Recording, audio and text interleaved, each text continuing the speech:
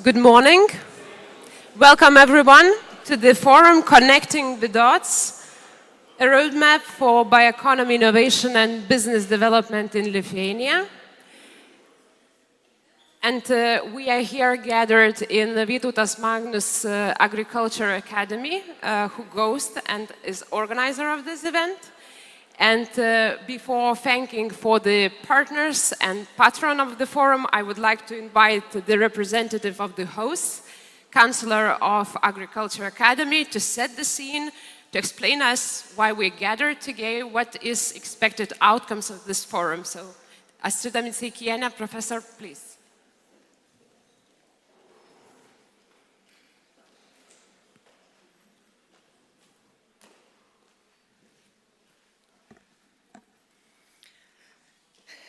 Dear representative of science, business and state sector, those gathered here in Vytautas Magnus University Agriculture Academy and was participating remotely.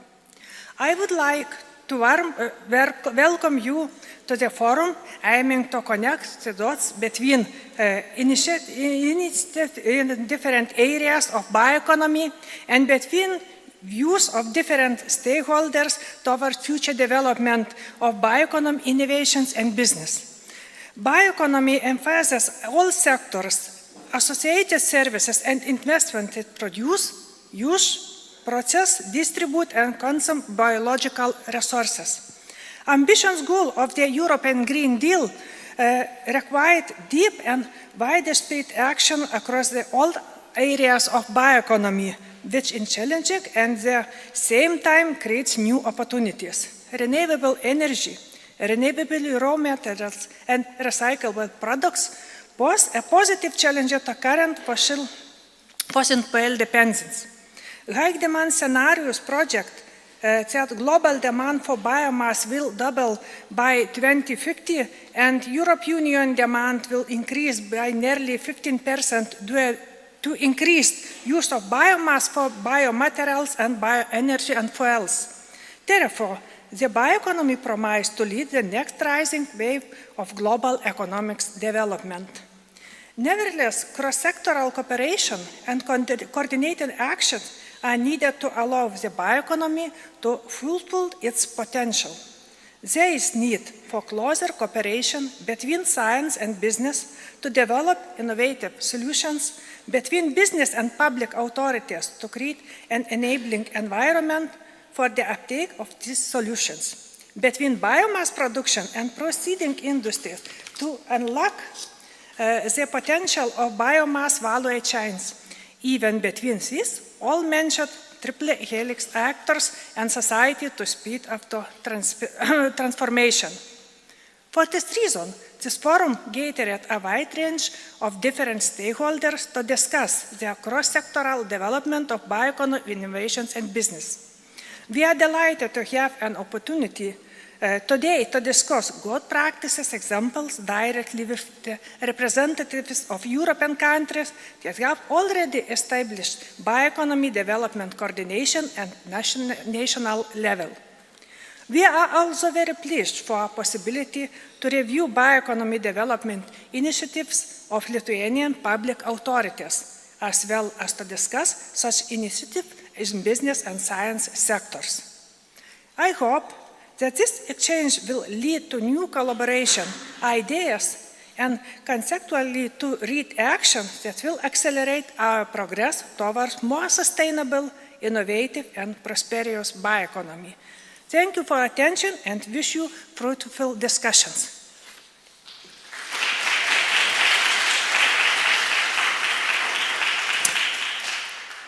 Yes, and also we would like to thank for the partners of the forum, for Association Lithuania Bio, which is an association uniting biotechnology and life sciences, business and science, for Agri-Food Dich Lithuania, which booth is actually here near in the forum, and you can visit them and know what technologies we are developing. Also for Competence Center Forest 4, which is a new project for the development of IoT and AI solutions for smart forestry.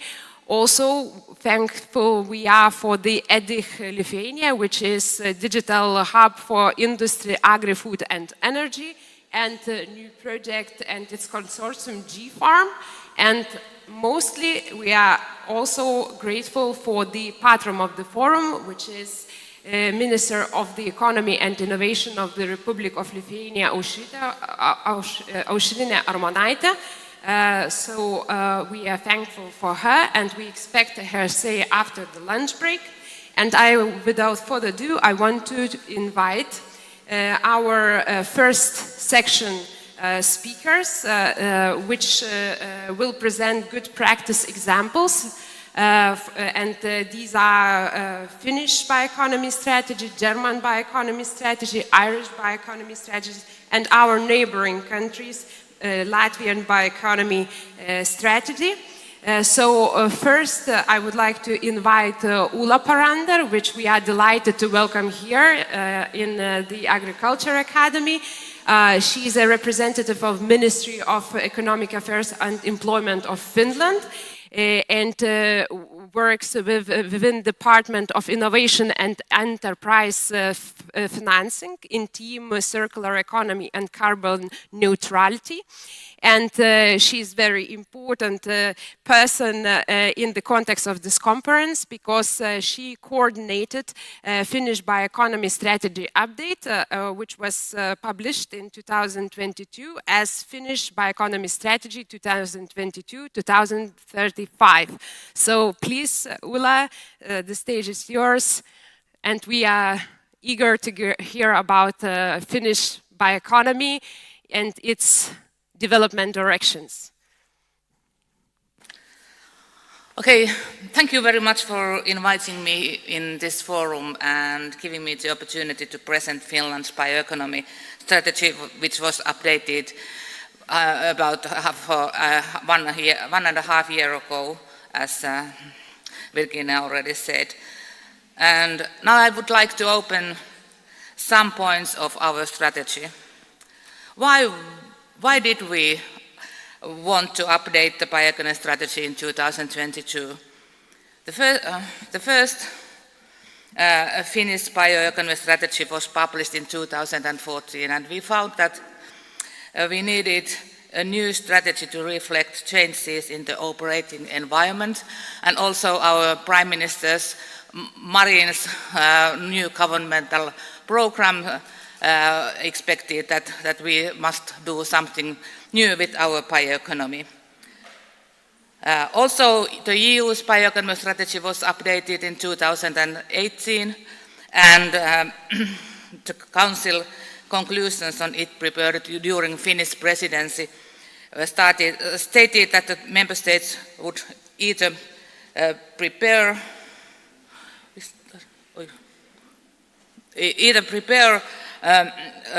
or update their own bioeconomy strategies. But how did we organize the update process?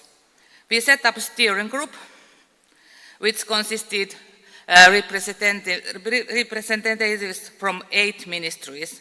Its task was to steer the progress of the bioeconomy strategy update and outline the key guidelines for the preparation of the strategy. We set also a coordination secretariat, also consisted of 8 ministries, and it was responsible for the practical progress and timetable of the strategy work, and as well as for writing the actual updated bioeconomy strategy. We set up also a bioeconomy panel. Its work was to participate in the preparatory work and in drawing up policies as an advisory board. It had members from about 50, 60 organizations, science, and so on. This allowed for comprehensive dialogue with stakeholders and made it possible to get the entire field to commit to the objectives and measures and implementation of the strategy. During the first steps of the update process, we asked, if the answer is bioeconomy, what is the question? Bioeconomy is an answer to a huge number of policy questions. Now you can see here the most visible policies in EU level which have an interface with bioeconomy. When we were trying to outline the policy or strategy for our bioeconomy strategy, we had to ask ourselves, where is the space for bioeconomy? It is connected to so many things: climate change, biodiversity, circularity. It is the beauty, but also the curse of our policy work in this connection. But we realized that an area which has been neglected in other policies is the value-add opportunity which bioeconomy offers. That's a clear change in direction to the 2014 bioeconomy strategy, in which the strategy objective was to significantly increase the amount of bioeconomy production. By adding value through bioeconomy, we give important opportunities for both Finland and for the whole Europe.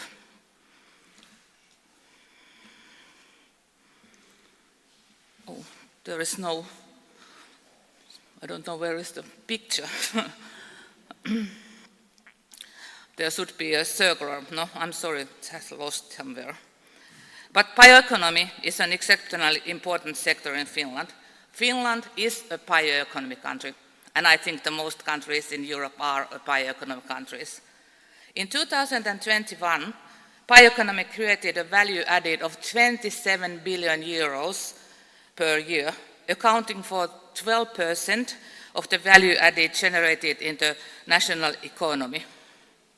In Finland, bioeconomy refers to an economy that relies on renewable biological resources in a resource-wise manner to produce food, energy, products and services.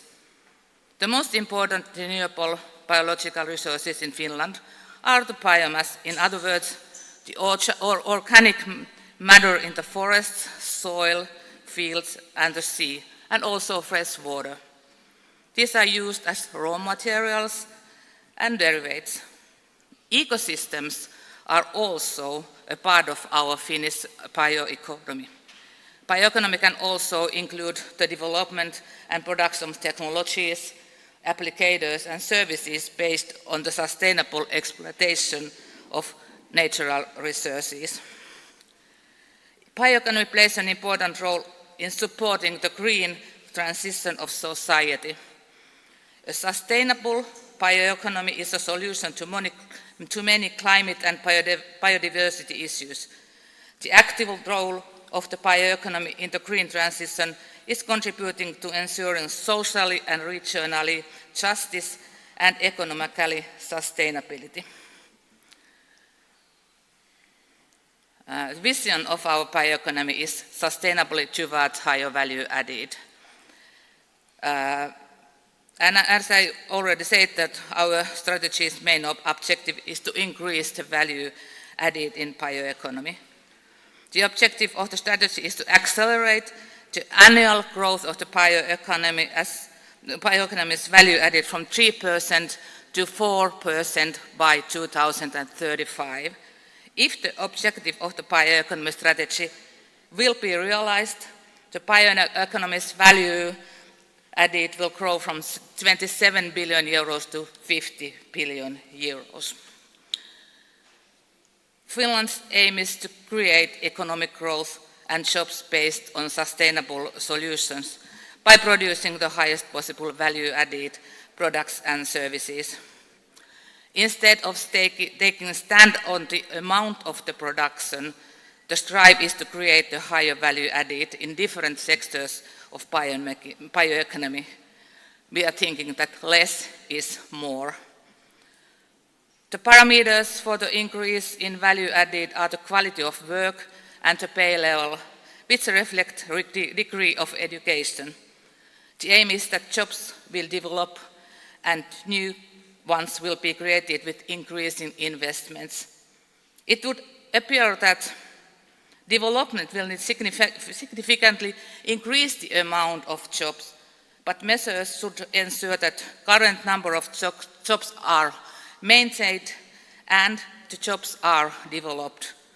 Growth will be generated through productivity growth in work based on technological development. These solutions can be used both in Finland and as engines for export growth.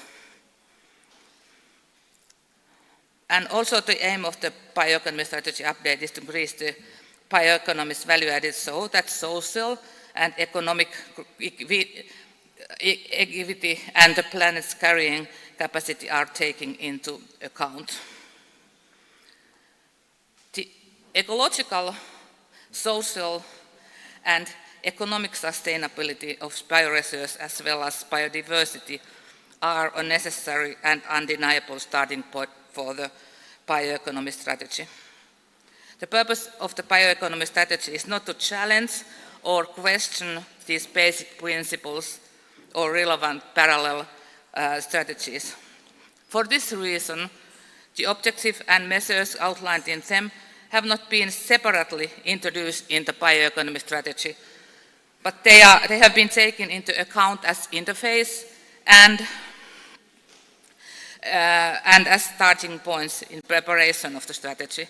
Some of them also act as accelerators of demand for new products, services, and solutions. Sustainability objectives and the sustainability limits for the use of raw materials are largely defined in other strategies, such as forest resources in the forest strategy and the side streams of agriculture in their own programs. The objective of the bioeconomy strategy is to produce as high added value as possible from the sustainable starting points and sustainably produced volume products that support the achievement of climate objectives. The bioeconomy strategy aims to direct Finland towards a carbon-neutral society in a socially and regionally fair manner. Finland should be carbon neutral by 2035. The approach that relies on the holistic sustainability of the bioeconomy strategy is based on cooperation between different sectors and the system transformation that it enables. Demonstrating the sustainability of the Finnish bioeconomy is a key issue for the success of the future bioeconomy. Socially sustainable bioeconomy. All members of society are guaranteed opportunities for a good life, health, education and employment.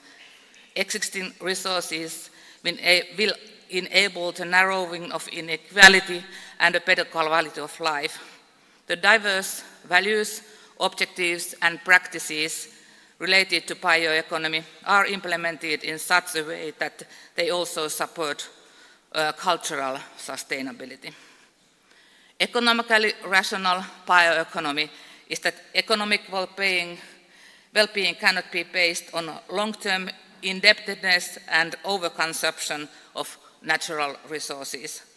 Strengthening the doing more from less principle of the circular economy will enable the growth of well-being without increasing the consumption of natural resources. The change towards a more sustainable economy is based on the efficient use of natural resources, strengthening expertise and increasing the number of jobs. Ecologically functional bioeconomy means that ability of society to act within the limits of the planet's carrying capacity. The aim is to safeguard the functioning of natural systems and their capacity for renewal now and in the future. Achieving climate and biodiversity targets as well as reducing the overconsumption of natural resources will require ensuring the sustainability of the raw material base and strengthening the utilization of side and waste streams as well as extending the life cycle of products and planning and operating models in accordance with the circular economy. The measures of the bioeconomy strategy are divided under 4 headings, which are higher value added from the bioeconomy, strong competence and technology-based, competitive operating environment, and usability and sustainability of bioresource and other ecosystem services. And we also had increasing value added in different sectors. And the industrial structure of the bioeconomy is increasingly cross-sectoral. And the introduction of solutions requires the creation of new types of value chains across traditional sectoral boundaries. The ways and means that we have addressed in the strategy are obviously the R&D component. It requires that we need to be investing more in research, development, and innovations. We have to ensure that Finland is a dynamic place to not only develop, but to invest and scale up these new opportunities.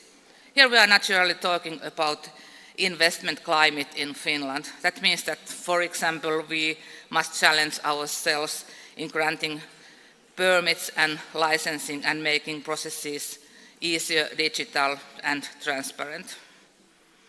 Our government's goal is to increase R&D investments to highest level in Europe to 4% of GDP by 2035. This obviously requires that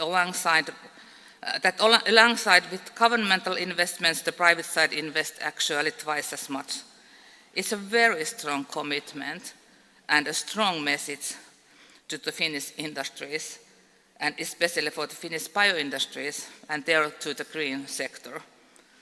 Our forest companies have not been strongest investors in R&D compared to turnovers. The government is increasing the investment across all sectors, and there is now a great opportunity to the biosector.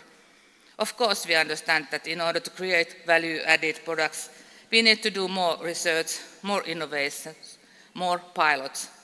I think that at least the resources are now here, and we just have to hope that this recipe works. Being able to, for example, replace fossil-based or cotton-based textiles for sustainable bio-based and forest-based solutions is a huge market opportunity.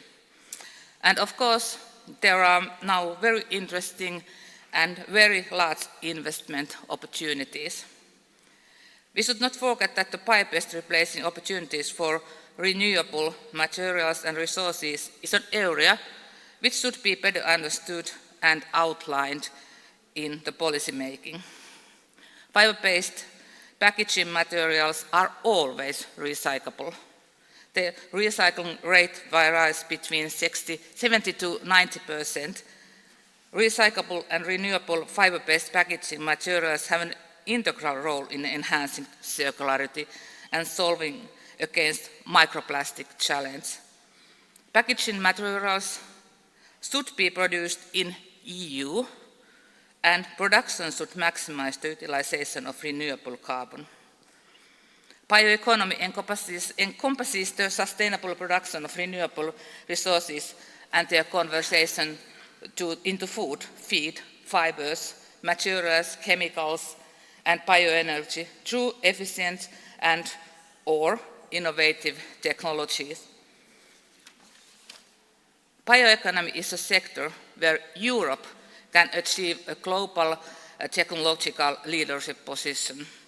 For this, bioeconomy should be an elementary part of the EU's industrial policy and its existing instruments. There is a need for swift transition from producing bio-based raw materials to producing high value-added bio-based products in Europe. New bioeconomy will deliver bio-based high value-added renewable high-tech materials components and end products from sustainable bioresources for key European value chains.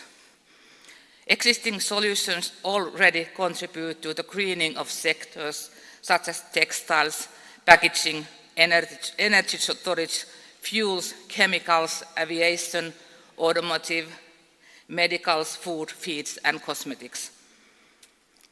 A large number of sustainably produced products are needed for the implementation of the Green Deal. The bioeconomy is the industrial dimension of the Green Deal, which supports the EU's green transition and sustainable growth. Bioproducts are renewable and can be produced in Europe. And finally, a few words about food. We should not just look at the high-value opportunities as such, but make more opportunity of clean, healthy food production services from Finland. Food exports are not as high as they could be and should be. We must think about it nationally, and we have opportunities to increase the yellow component of the bioeconomy as well. This is my introduction to the Finnish bioeconomy strategy, and I hope that you got a picture from bioeconomy in Finland and our thinking about it. I wish you success in your own bioeconomy work. So thank you very much for comprehensive and very valuable. One moment.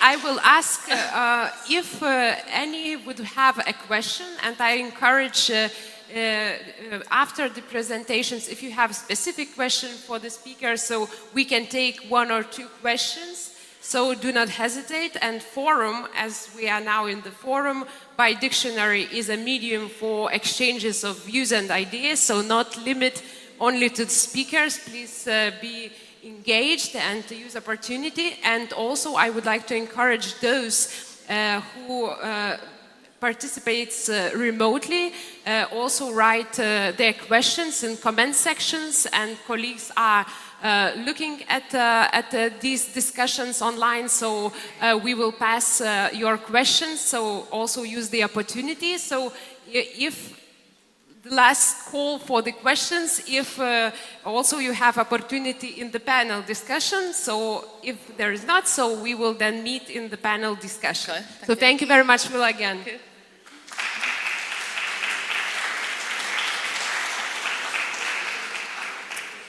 Yes, and the second example is Germany's bioeconomy strategy, and here we see the speaker, Katja Zborowski. She is from Federal Ministry of Education and Research and is a head of a division for sustainable economy and bioeconomy, which is not very common in small countries, that to have a dedicated division on such matters in education and research public authorities. So it's interesting to hear, and actually Finland talked very much about the need for investment in R&D to accelerate the progress. So the stage is yours.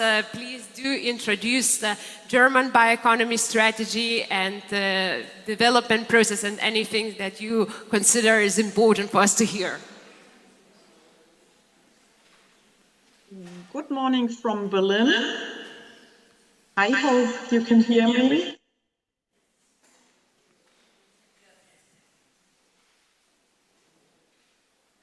Or maybe it's a question. Yes, can you hear me? Yes, we hear you.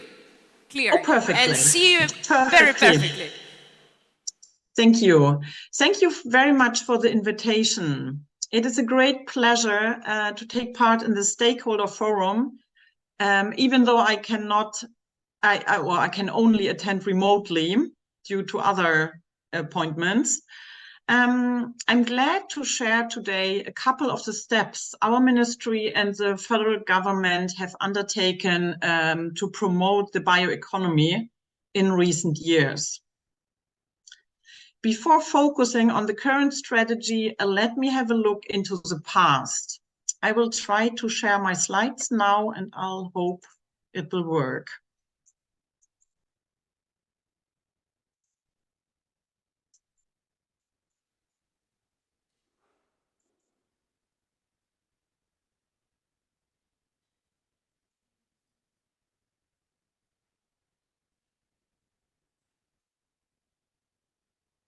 Yes, we see your slides. Thank you. Okay. But now not in the full screen mode, in editing mode. Ah, okay. But because otherwise I will not be able to see my notes, unfortunately. I will check whether I can skip this. Would it work like that? No, it's probably not. Hang on a second, please. Yes, actually, we see the, now it's... Maybe we can work like that, if it's fine for you. Okay, let's proceed in this manner, yeah. Yeah. So, hang on, this is just a bit tricky with all the slides and the conference, but here we go. As I said, the National Bioeconomy Strategy, it has a number of predecessor strategy and programs. The earliest was a funding program for biotechnology, published in 2001. You can see it here on the left side. Already then, biotechnology was identified as an enabling technology with immense potential. At the beginning of 2007, under the German EU presidency, several workshops were held. Experts discussed what would be named the knowledge-based bioeconomy. The resulting Cologne paper was published in May 2007 in Cologne at the conference En route to the knowledge-based bioeconomy. I suppose some of you know this process. In 2009, an independent advisory body, the so-called Bioeconomy Council, was established in Germany to give advice to the government in order to foster the development of a bioeconomy. In 2010, the National Research Strategy 2030 was published. And in this strategy, for the first time, the Research Ministry laid out its plan to bring the bioeconomy forward through the funding of research, development, and innovation. The strategy defined key areas of funding. It had a strong participatory and an international dimension. In 2013, a policy strategy on the bioeconomy was published by the Agricultural Ministry. This strategy outlined a number of action areas for supporting the development of the bioeconomy. For instance, about increasing policy coherence over all relevant policy areas.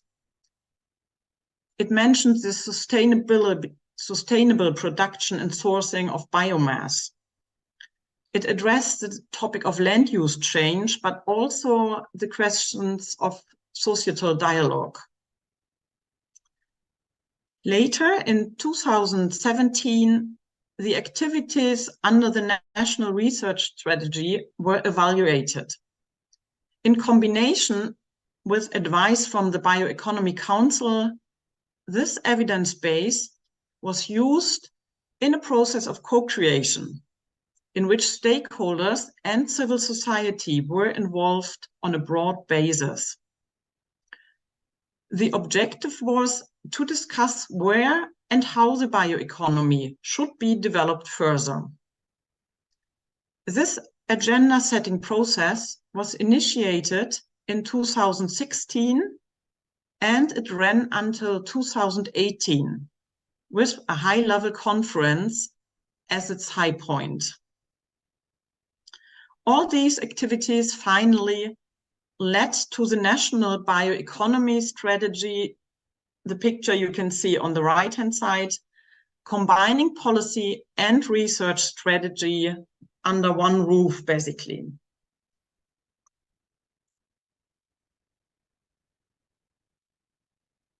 As I said, the strategy was adopted by a cabinet decision in mid-January 2020.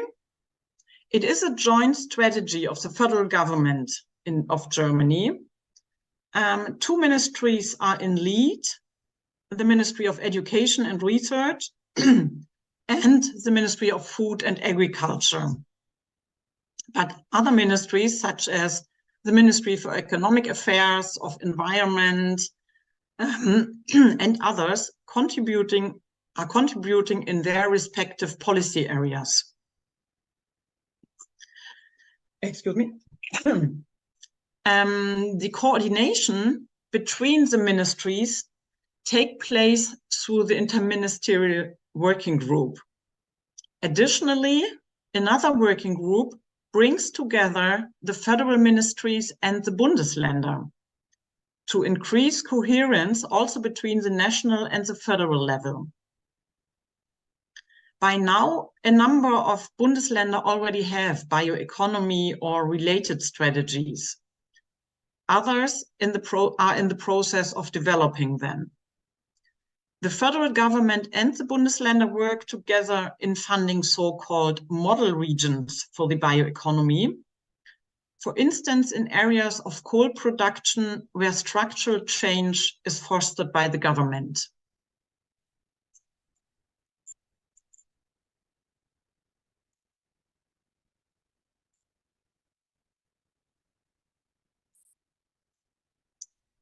So let me say a few words on the background and the rationale of the strategy. I guess all of you agree we are facing huge challenges, and we all know that we urgently need solutions in order to safeguard good living conditions for future generations. The bioeconomy is, as already stated by the previous speakers, it is central to the most important issues of the 21st century. How can we ensure food and resource security for the growing world population?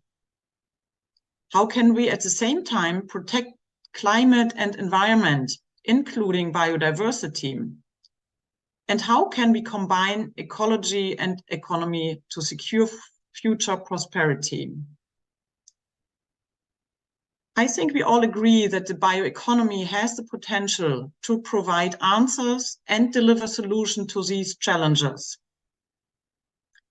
Therefore, the bioeconomy is a central pillar of the German sustainability policy. And against this background, we have developed a new German bioeconomy strategy.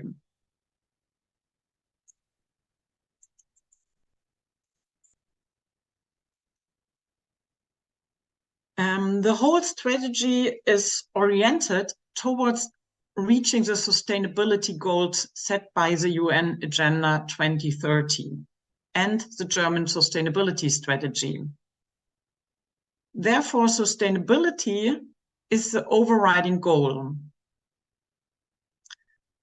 As I said, Germany was one of the first countries to launch a dedicated bioeconomy strategy over 10 years ago. Since then, progress has been achieved in developing new technologies and building up novel strands of science. Within the framework of the new strategy, we aim at bringing together the knowledge and experience generated during the last years. We want to advance coherent policies and a systemic approach in research and industrial production. One crucial aspect in promoting the bioeconomy is the participation of society.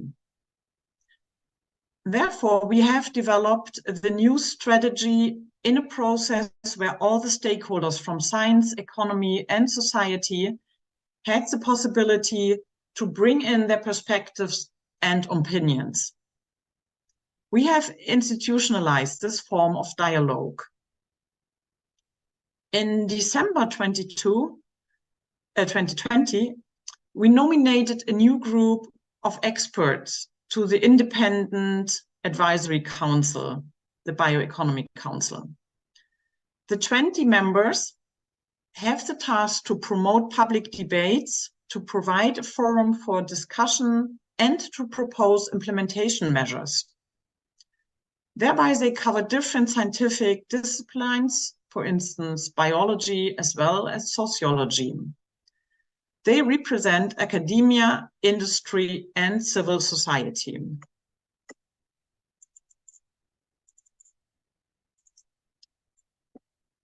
As you can see on this slide, the National Bioeconomy Strategy in Germany is framed by two guidelines you can see on top of this picture. The first guideline emphasizes the role of biological knowledge and advanced technology. They are the pillars of a future-oriented, sustainable, and climate-neutral economy. The second guideline relates to the material basis for the industry and the need for a sustainable and circular economy. Biogenic resources are key to this approach. The German bioeconomy strategy addresses a broad spectrum of objectives at different levels of society. They can be summarized in 6 common strategic goals. You can see here, numbered from 1 to 6. So, to develop a bioeconomy solutions for the 2030 Agenda for Sustainable Development is an objective. To recognize and harness the potentials of the bioeconomy within ecological boundaries is the second objective. We would like to enhance and apply biological knowledge, number 3. Also, it is important for us to establish a sustainable raw material base for industry, number 4. Number 5 focuses on the promotion that Germany is a leading location for innovation in the bioeconomy. And last but not least, number 6, it is important to involve society and strengthen national and international collaboration. Each of these strategic goals is concretized by corresponding implementation goals. And with the next slides, I would like to give you an overview what we are doing under the roof of the research program on bioeconomy, or in the area of research. As you can see on the slide, the research program is structured along 6 building blocks. And the first building block deals with biological knowledge as a key to understand and model biological systems, to develop novel and innovative bio-based production systems, and to generate biogenic resources sustainably.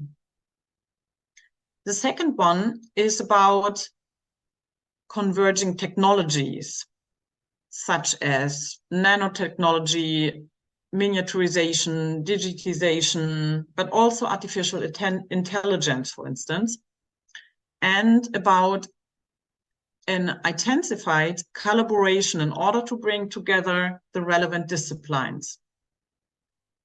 The third building block addresses the limits and potentials of biomass productions at a regional level on one hand side, but also on the national and global scales on the other side.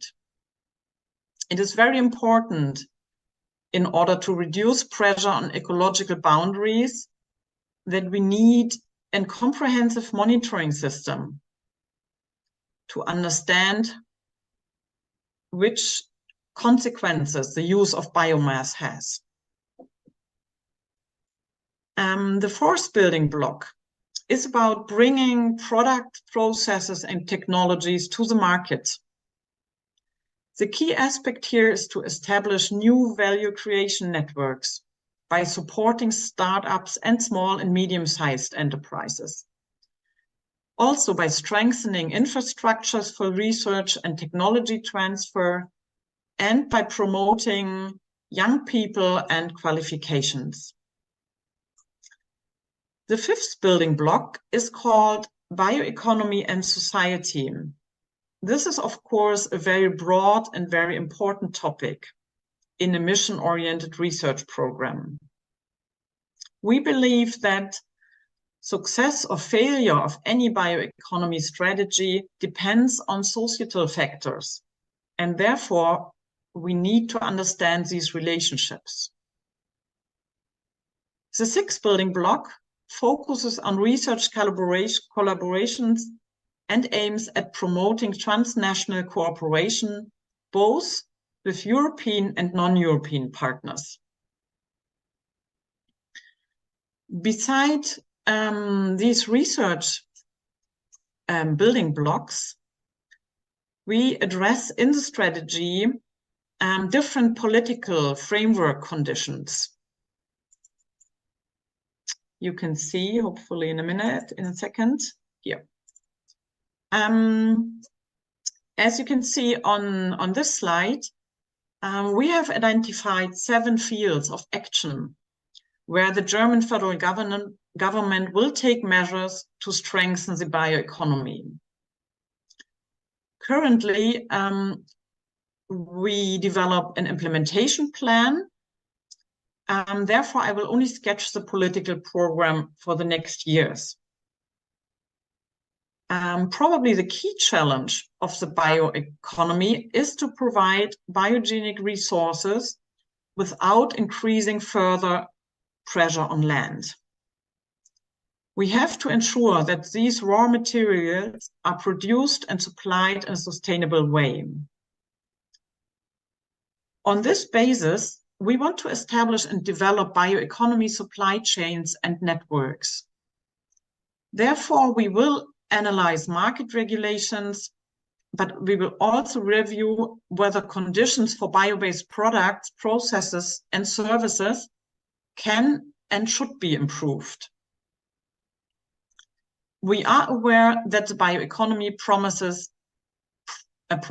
benefits, particularly for rural areas, and this will be a focus of our future politics. Furthermore, new technological approaches create new opportunities for the bioeconomy.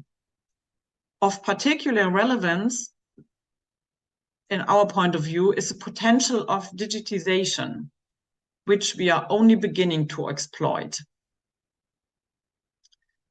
Last but not least, to be successful in these fields of action, we need coherent policies.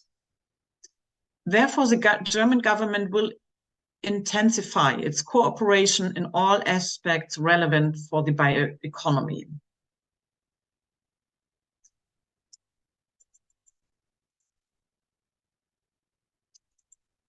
Saying that, as the speaker from Finland also mentioned, the bioeconomy is a cross-sectoral topic or industry. Therefore, there are a number of strategies and programs in Germany that dovetail with the bioeconomy strategy. You can see some of them here on this slide.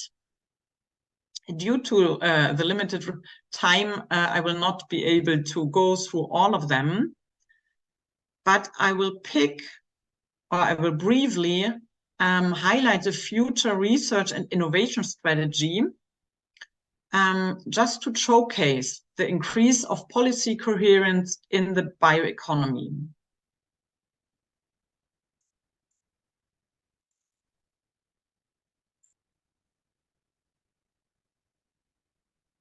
Before talking about the picture you see here, just a quick note on the general research and innovation strategy in Germany. At the beginning of this year, the coalition government adopted the new so-called Future Research and Innovation Strategy. The strategy was developed under the leadership of our Ministry of Education and Research, and it forms the foundation for the federal government's future research and innovation policy. The strategy has a mission-oriented approach, and it is inclusive in the overall governance of the inception and implementation. It bundles the activities and resources of the federal government with regard to research and innovation. The future strategy formulates 6 building blocks for the targeted further development of science, research, and transfer. Here on the slide, you can see them in the dark blue honeycombs at the top and the bottom of the figure.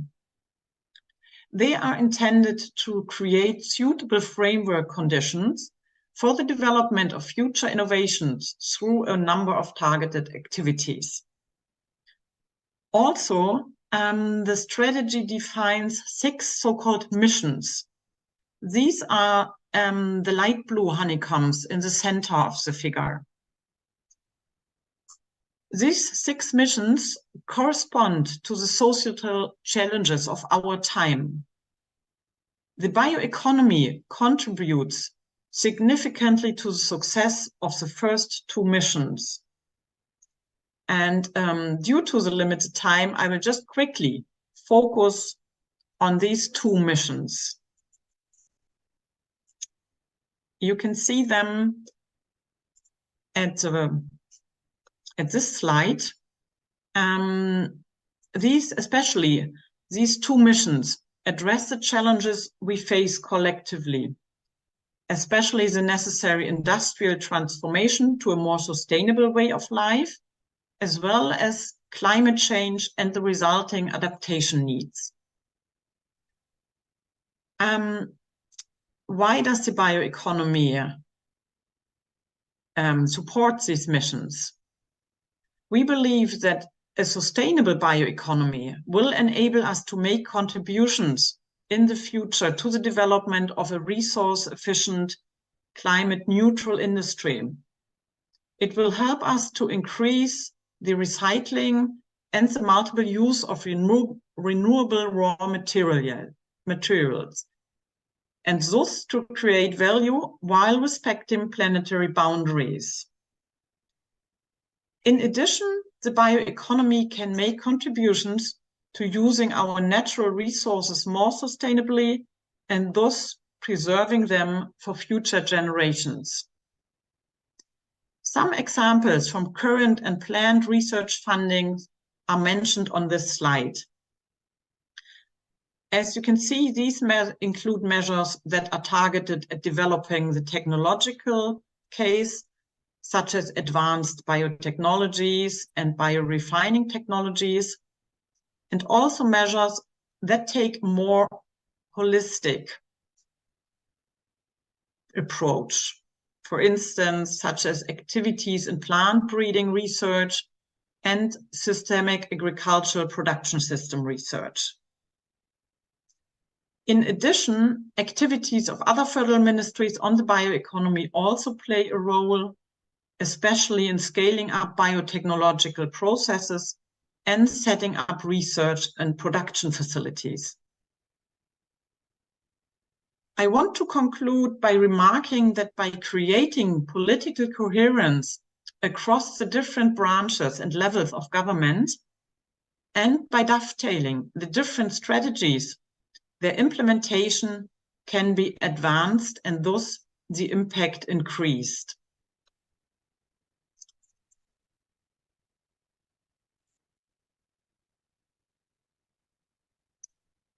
So, with regard to developing the bioeconomy further in Germany, I would like to share some lessons learned, just in a nutshell. In our point of view, it is crucial to communicate about what you value, where you want to go, and what you want to achieve, and how you plan to go about doing it. The stakeholders hold different views about these issues. There needs to be ample time and space to discuss the different views in order to find common ground, but also where views diverge. Coherence is also about joint commitment, so that everyone can contribute what they are willing and what they are able to do. With these lessons learned, I would like to close my presentation. I thank you for your attention, and I'm happy to answer questions. So thank you very much for also comprehensive introduction to German bioeconomy strategy. Actually, we have questions from remote participants, but I leave them to the panel because these could be addressed in a group, and maybe it should be. But I would like to follow up because we are looking how these strategies that we are discussing today are different and similar. And Finland has like this very, how to say, specific target on the doubling their bioeconomy value added. And it's quite mobilizing, yes? So how Germany government will measure success of the implementation of the strategy? What is the, because there is many measures, and what is, how you measure success? Is we will achieve this, it was successful process. This is a tricky question, and to be honest, we still discuss about measuring success. As I said, we are currently developing a so-called implementation plan. And in this plan, we will try to address this question. Okay, so good. We see similarities, differences is important. So thank you again. And then I would like to invite our next speaker, Laura Broomfield from Ireland. She is from Department of the Environment, Climate and Communications of the Government of Ireland. And here she is. And we would like to hear about Ireland's bioeconomy strategy and what are directions, what emphasis you give for what things, what you learned from the process. So the stage is yours, please. Thank you very much, and hello from Dublin. I'm very sorry not to be there in person, and want to thank you very much for both giving this opportunity for Ireland to present how we're moving on bioeconomy, but also to allow us to do this remotely. So thank you to Virginia and the team there, and we greatly appreciate it. So I'm going to share my slides. Yes. Okay. Yes, it's connecting. Now we see your slides. Yes, and it's in full mode, and we see you, we see your slides, so please. Okay, thank you. And I ask also that you bear with me. I have just recently joined the Department of Environment, Climate and Communications, and I'm working in the Land Use and Marine Sectoral Division in Bioeconomy and Circular Economy. So just to give a little bit of context, why develop a bioeconomy strategy in the first place? It's seen as having a major untapped potential to support climate change mitigation and adaptation, to help with the transition to a circular economy, to help with creating jobs, and also to try to reduce and prevent waste and to meet the potential of the biomass.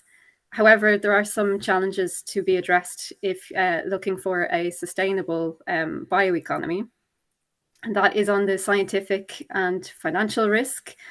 So such things would have a long-term view, the development of technical capacity, and then also on how to scale up practices and technologies, and how to develop a basis for a cooperative approach. So this is just the start and the context behind why developing the bioeconomy. In Ireland, then, the approach to developing the bioeconomy was to look at what needed to be done. So, for instance, in certain sectors, they require transformation. We need to look at novel green sources of income. Certain industries will need to be modernized. Our cities, regions, and communities will need to look at their bioresources and how best to use them, and also how best to use them to address biowaste challenges.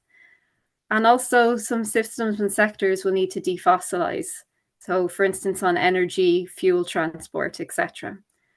And in order to do this in Ireland, we needed to enable this through systemic thinking. So this involves having a principled approach. For example, using the principle of cascading value use of resources. Also to ensure knowledge, research, innovation, and skills are aligned in order to help to develop the bioeconomy in the country. As everyone has mentioned so far, this is a cross-sectoral policy. It meets so many different sectors across the country, so we needed to make sure that those sectors were involved. And through that also to have a bottom-up approach and to integrate local development, local partnerships, and key to everything, cooperation and collaboration. So the vision then for a successful bioeconomy in Ireland was to become a global leader, and is to become a global leader for the bioeconomy through a coordinated approach that will use our natural resources to exploit opportunities where available, but also to avoid unintended consequences. We wanted to look beyond the compliance target and carbon mitigation to take a more holistic, sustainable economic development approach and see how the bioeconomy can help us to transition to a low carbon and to a circular economy. And that the bioeconomy itself should promote circularity through its solutions and through the use of innovation. And this was the vision from government, but it came from that ground up, that bottom up approach, and it came through collaboration. So just to give some of the historical context, in 2018, the government published the first national policy statement on the bioeconomy. This has long-term support through our National Development Plan and our National Planning Framework. So this provides the long-term basis for it. It's coordinated by two lead departments, which is the department I'm in, the Department of Environment, Climate and Communications, and also the Department of Agriculture, Forestry and Marine. So this shows the cross-sectoral importance of this, that we have the two departments co-leading, but also we have implementation groups that form all across the department and across government and involve departments, different departments and different agencies. The national policy statement also mandated a consultation approach and a collaboration approach to developing the bioeconomy. And in this, it is set in motion the establishment of the Bioeconomy Stakeholder Forum. This forum is designed to bring together collective knowledge and build leadership in the area of bioeconomy. And the forum is currently made up of 33 members from across civil society. So NGOs, industry, primary producers, community groups and innovation clusters, for example. And then the policy implementation, the policy statement itself provided us with an implementation framework that look at three key areas. One being research, innovation and skills, which I think is repeated from colleagues in Germany and Finland. The second is to reinforce policy coordination and stakeholder engagement. So this really does need that collaborative approach. And finally, on developing markets and competitiveness. So just to go a little bit into the practical side of the research, innovation and skills. Over the years, there has been over 60 million euro investment from across government departments, agencies, etc. This investment has been to build our expertise and our capacity to hope to increase engagement with industry in areas such as biorefining, fermentation, etc. And also to give an enhanced role to our research centres, to state agencies and local authorities, and to encourage the emergence of innovation clusters and clustering itself. So people working together. And some examples here on the screen, you'll see, for example, Bioorbic, which is a research center for sustainable and circular bioeconomy, and the Circular Bioeconomy Cluster of Southwest. So they're just some examples of what has been developing over the years. We'll look a bit further into the second pillar, which is the reinforced policy coordination. As mentioned, the approach has always been about collaboration and stakeholder engagement, but also that area of looking into unintended consequences means we also involve technical experts. So, for example, the Bioeconomy Forum itself met several times in 2021 and produced a report in 2022 on the Irish bioeconomy situation. So this included a map of the different actors in the bioeconomy throughout the country, and also gave suggestions on how to develop bioeconomy products, markets, etc. So, for example, gave the suggestion of demonstration initiatives such as living labs, etc. And then we have the input from our technical expertise. For example, the Environmental Protection Agency's research report on circular bioeconomy outlook study on how the bioeconomy can support climate action, sustainable food, and bio-based systems. So this is just an example of the two, of the expert side. Along with our stakeholder engagement, then all of this input fed into a bioeconomy implementation group. And the bioeconomy implementation group is that group that I mentioned earlier, which is cross-departmental. It involves several government departments and government agencies. They meet 4 times a year. They're now the Bioeconomy Implementation and Development Group, which I'll explain in shortly.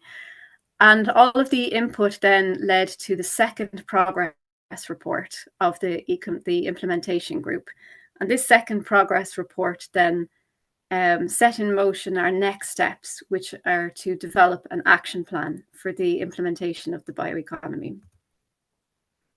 So just to give a recap on the timeline, we have 2 phases, as you can see here so far. Our starting phase, which began with the EU Bioeconomy Strategy in 2012 and ran along to 2018, where there was an updated bioeconomy strategy. And nationally, we had our bioeconomy policy statement. So as I mentioned earlier, this was the policy statement that set the framework for how we would be developing the bioeconomy in Ireland. The next phase then is the building phase, and that began with the Bioeconomy Implementation Group's progress report and the launch of the Bioeconomy Forum. And all of this research, all of this building has led to this second progress report in 2022, which then became the Bioeconomy Action Plan in 2023. So our next phases are more on implementation and development. So that would be the third phase that we're moving into. The Bioeconomy Action Plan then itself is running from 2023 to 2025. When it was drawn up, it was put out for public consultation, and we received 49 responses from across civil society. It takes into consideration EU and international developments in bioeconomy policy. It's again, we have a joint lead between my own department and the Department of Agriculture, Forestry and Marine. So we work very closely, the 2 departments work very closely on this. We co-chair the implementation group meetings. It is multi-departmental and multi-agency. So there are government departments and government agencies who have responsibilities for the actions within the plan in order to recognise this cross-sectoral nature. We have developed the idea on the basis of balancing the bioeconomy between 7 pillars, which I'll go through quite shortly. And we're currently awaiting cabinet approval, so it's not yet published. We're just waiting for our cabinet approval, which we hope will be in the coming weeks. So to give you an overview of the action plan, it is, as I said, it's balancing between 7 pillars. So governance and awareness. This is who has ultimate responsibility for it, tracking and monitoring what we're doing, as well as raising awareness on what the bioeconomy is and how that impacts on people's lives. Research, development, and innovation, another key pillar. The nature, climate, energy, and circular economy. So, for instance, how the bioeconomy feeds into these other strategies. For example, we're working on a national biomethane strategy at the moment for Ireland, which obviously bioeconomy would have quite a good emphasis on. Our fourth one is on agriculture, food, forestry, and the marine. The fifth on communities, regions, and cities. So again, emphasizing the need for a collaborative, bottom-up, local grassroots approach to building up on the bioeconomy. The sixth is on industry and enterprise. So this is where we see more of the third pillar of the original policy statement on how to develop markets and increase competitiveness. And then finally on knowledge and skills. So knowledge and skills is on how to embed bioeconomy in all levels of education, from primary up to tertiary education, and also for training, for work-based training. The action plan itself then sets out a number of actions under each of these 7 pillars, states what these steps for delivery are for each of the actions. We have a time frame to work to, and also it states who is responsible. So it is not just with the Department of Environment and with the Department of Agriculture, but for instance, knowledge and skills actions, they are the responsibility of the Department of Education. So it really is a collaborative cross-departmental project. So as I mentioned earlier in here, we have the research, development, and innovation. So if I give you, I'll just give you a couple of examples of this in action. One is the project to accelerate bioeconomy piloting and demonstrating actions. So this was a suggestion that came from the Bioeconomy Forum, the stakeholder forum, on developing something similar to living labs, which were how to develop demonstration initiatives so that you could see the bioeconomy in action. The funding for this, we have a 10 million euro funding, which is being managed, and the initiative is launched by the Department of Agriculture. The funding comes from the EU Just Transition Fund. The applications are open at the moment, and for now it focuses on one of the designated territories. So this is our Midlands territory in Ireland. So to see how the bioeconomy can be demonstrated and for its use and implementation in our Midlands. A second project then is through our Shared Island Fund. This, we have a 7 million fund. Again, it's being launched and managed by our Department of Agriculture. And the fund itself is towards capital and operational expenditure. And it is based on investing in a sustainable and innovative bioeconomy on a shared island basis. So the aim is to look at the agri-food sector and how to create jobs and how to create a sustainable community and sustainable economy in our coastal and rural regions. So these are just 2 examples of the actions from going back to the policy statement, coming through the forum, the stakeholder forum, through the implementation group, and on into the bioeconomy action plan. So thank you very much. My email address is there. As I mentioned, I'm fairly new into this department, so please bear with me. I will answer your questions as best I can, but if there's anything I can't answer, please don't hesitate to contact me, and I can get in touch at a later stage. So thank you very much. Thank you, Laura.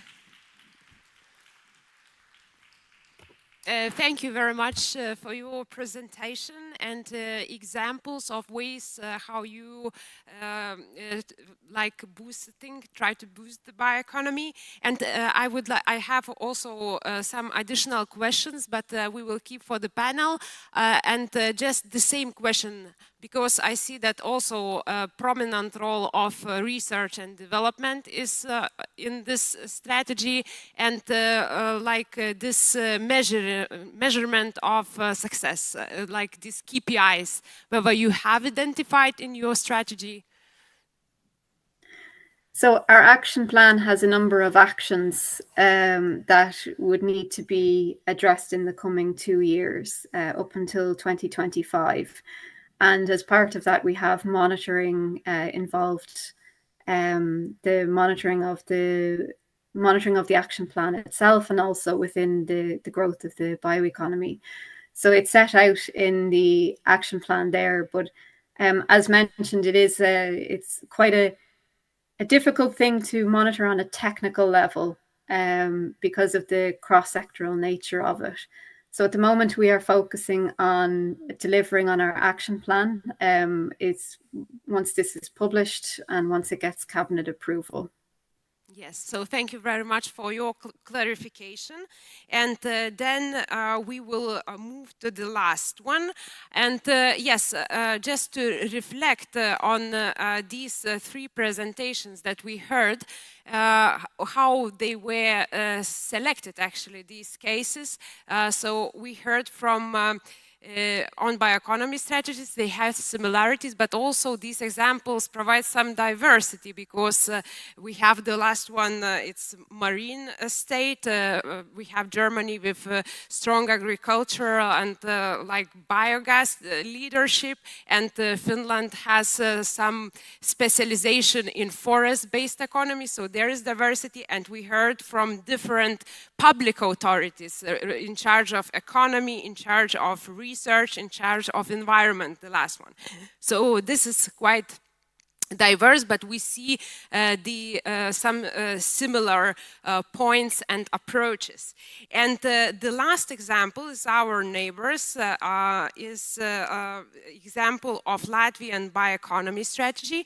And I would like to invite the rector of Latvia University of Life Sciences and Technologies to present it. She is involved in the development of the strategies as a stakeholder. And please, the stage is yours. Yeah, dear colleagues, it's great pleasure for me to be here and present Latvia's bioeconomy strategy achievements in the last years. But before I'm starting, I would like to thank you, conference organizers, about such kind and good organization of conference works in 3 days, very broad issues, and thank you a lot. And now I'm ready to start. Yeah, we heard already 3 countries' experience, and these are leading countries in bioeconomy strategies issues.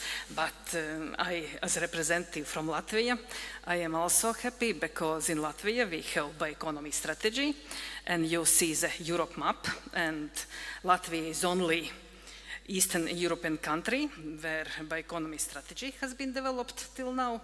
And of course, our bioeconomy strategy include all sectors which we know about bioeconomy sectors. And if we are looking on our bioeconomy strategy, it was developed in 2017, already 5 years is over. And you see here that Virginia asked about key performance indicators for the strategies, and we have 3 main indicators regarding our strategy. You see the export value, added value, and employment in the bioeconomy fields. And if you are looking on these 3 small pictures, you see this red line, and this is our target for 2030. But of course, we monitored also our strategy implementation. And you see that from 2017, our bioeconomy sectors developed, and you see the good results in the export value. Till the last year, the growth is increasing in the export value and reach already 8.8 billion euros per year in all bioeconomy sectors, but you see the target is 9 billion euro, and I am sure that we reach this target a little bit earlier than 2030. And a little bit less growth is seeing in the added value. And also the figures are good, but of course we need to increase this added value for the next years to implement this strategy. But if you are looking regarding employment, this figure we will not reach, as I see today, because thank you to innovations and technological improvements in all bioeconomy fields, the number of employments will be reduced.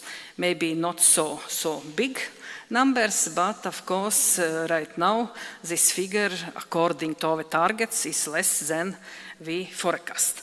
But I represent university, and of course for university and scientific institutes is very important that we have this horizontal target for our bioeconomy strategy, and you see this horizontal target is research excellence in traditional bioeconomy industries and efficiency transfer to the knowledge.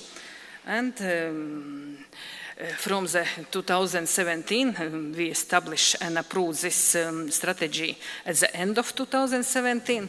We have some new documents which we have in place because European Green Deal policy changed a lot also in our country.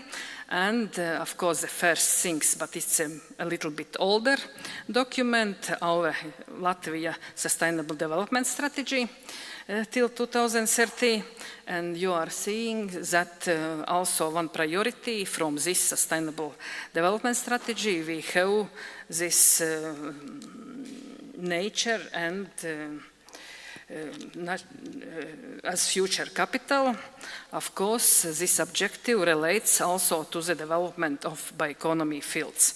And priority from this document, which relates to also our bioeconomy strategy, you can see the 4 main directions of the action directions: management of natural capital, creation of market instruments, capitalization of natural assets, and promotion of sustainable life cycle.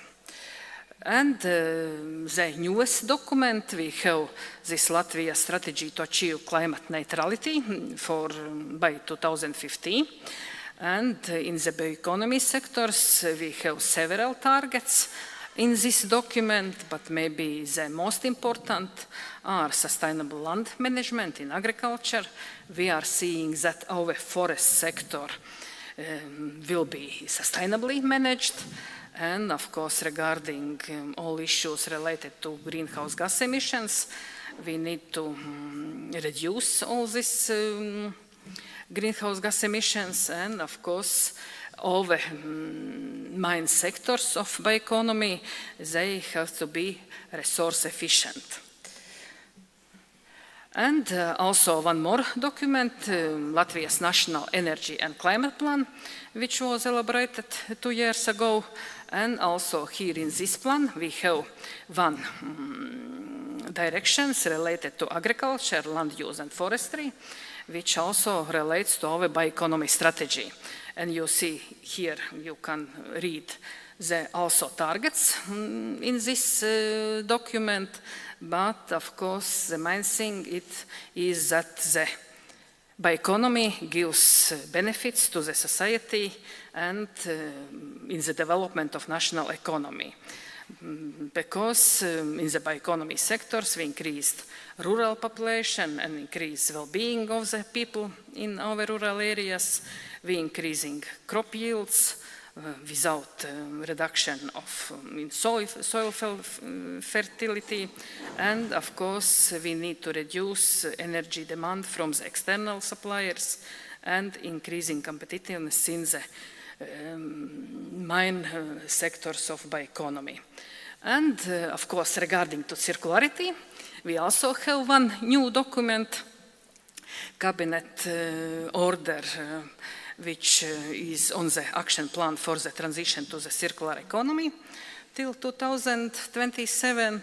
And also here you can find some targets regarding bioeconomy sectors. First of all, about waste prevention plan, about improvement of food donation system, about prevention of food waste in production, and of course we need to change also patterns of our consumers. And also one more priority, which is rather new, a little bit more than 1 year are working, because under our Investment and Development Agency of Latvia, government established smart specialization strategy monitoring groups. And you see our 5 directions of the smart specialization strategy. And of course, one priority is knowledge intensive bioeconomy group, and I am the manager of this group.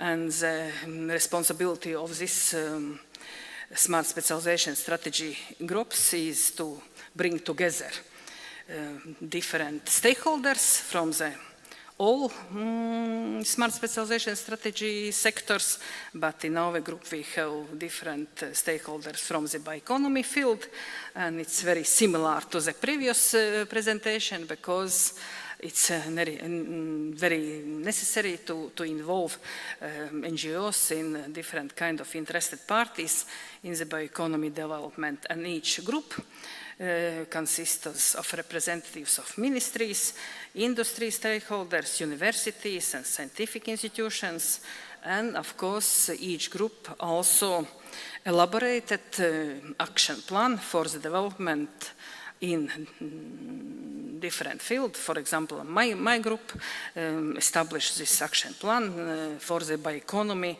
for 2027. But as I represent Latvia University of Life Science and Technologies, I would like to tell one example how our scientists to develop bioeconomy sector innovations and different kind of technological solutions to find best possible solutions for the introduction.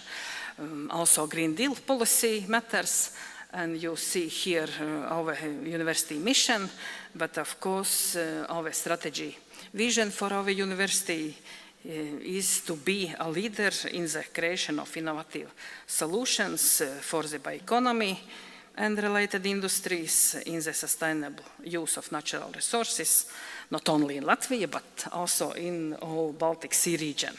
And in our university we have 3 main specialization fields, because we are science university in Latvia.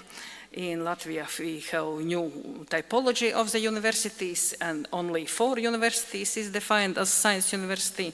In our university the main issue is to create innovations and solutions in the research. And also I put here on this slide the main directions of our scientific work. And also in the next slides I will present the main projects in the related fields, but you'll see we are doing this research in the fields of bioeconomy regarding alternative and climate neutral farming practice, about sustainable soil management and biodiversity, about water quality and sustainable management, about forecasting and greenhouse gas emission reducing, and of course sustainable management of agriculture residues. And in the first priority regarding alternative climate neutral farming practice, we have several projects, EU Horizon or in the future Horizon Europe projects. And of course, you can find all this information about these projects also in the project homepage. And one more very good initiatives which we had together also with Agriculture Academy of Vytautas Magnus University. This was BioEast project and for Central and Eastern European Initiative for Knowledge-Based Agriculture, Aquaculture and Forestry in the Bioeconomy. And you see that our main task for our university was to write strategic research and innovation agenda for all Central and Eastern European countries which were involved in this BioEast project. And right now this project is finished, but we have the other one which continues this development of the research in these Central and Eastern European countries. And some other projects, Biomonitor, which develops the set of the bioeconomy indicators, and of course Bio-Rural project, which also develops different things regarding bioeconomy development outside cities in the rural areas. And it's very important in our countries to have these rural areas and small-scale bio-based solutions to increase the bioeconomy growth in our rural areas. Regarding sustainable soil management and biodiversity, we also have several projects, not from Europe, but from Interreg projects, Org-Balt, which deals with sustainable management of organic soils, which elaborates a lot of greenhouse gas emissions, and of course some other projects regarding soil quality and different similar issues.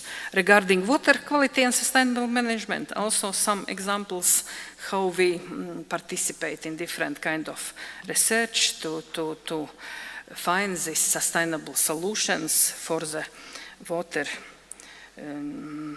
resources. And about sustainable management of agriculture residues, also we have several projects. You can see here some examples. And of course you can find information also in homepage.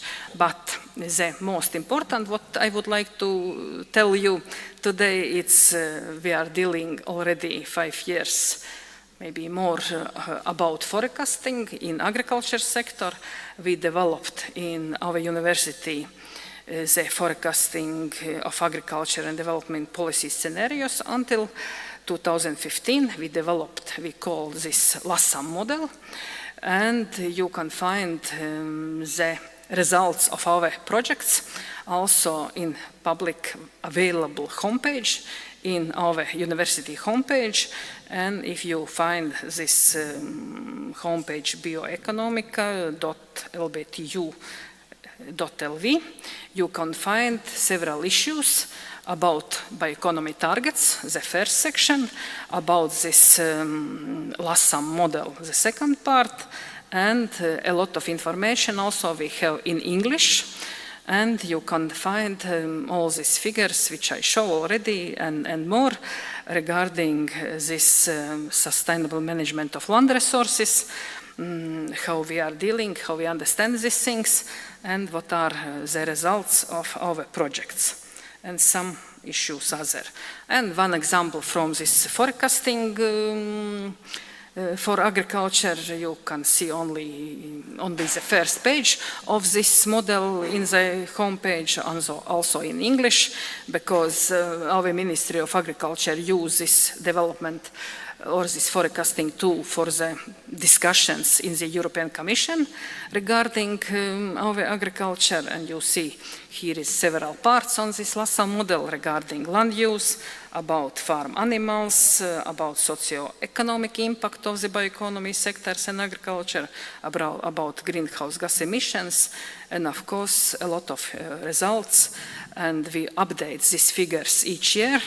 And the newest figures you can find about our forecasts till 2025 based on the actual situation and actual data in this homepage.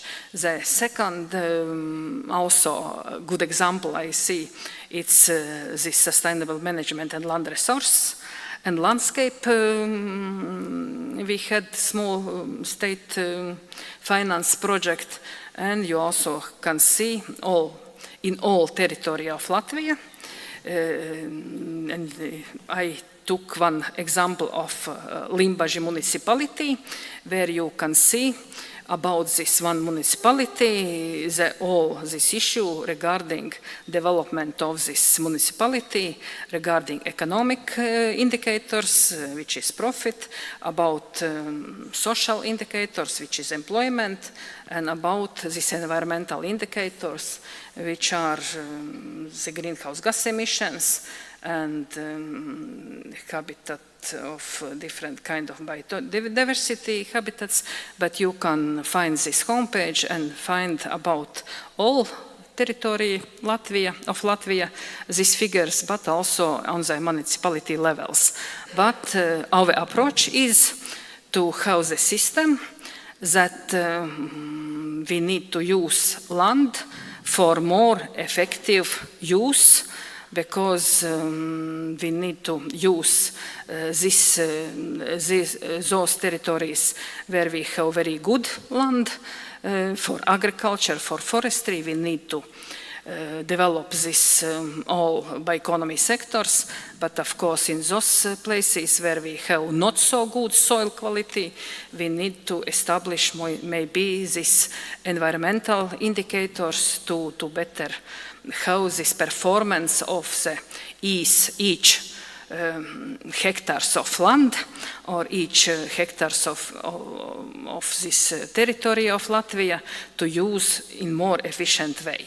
And of course, we have a lot of challenge regarding this issue, how to balance this economic situation or economic indicators with these environmental indicators. And you can read also some of our publications, scientific publications in open access journals regarding bioeconomy issues. And of course, we have more this publication, but of course I put only some of them where I, as author also or co-author, we have this in Q1 and Q2 publications. Thank you a lot.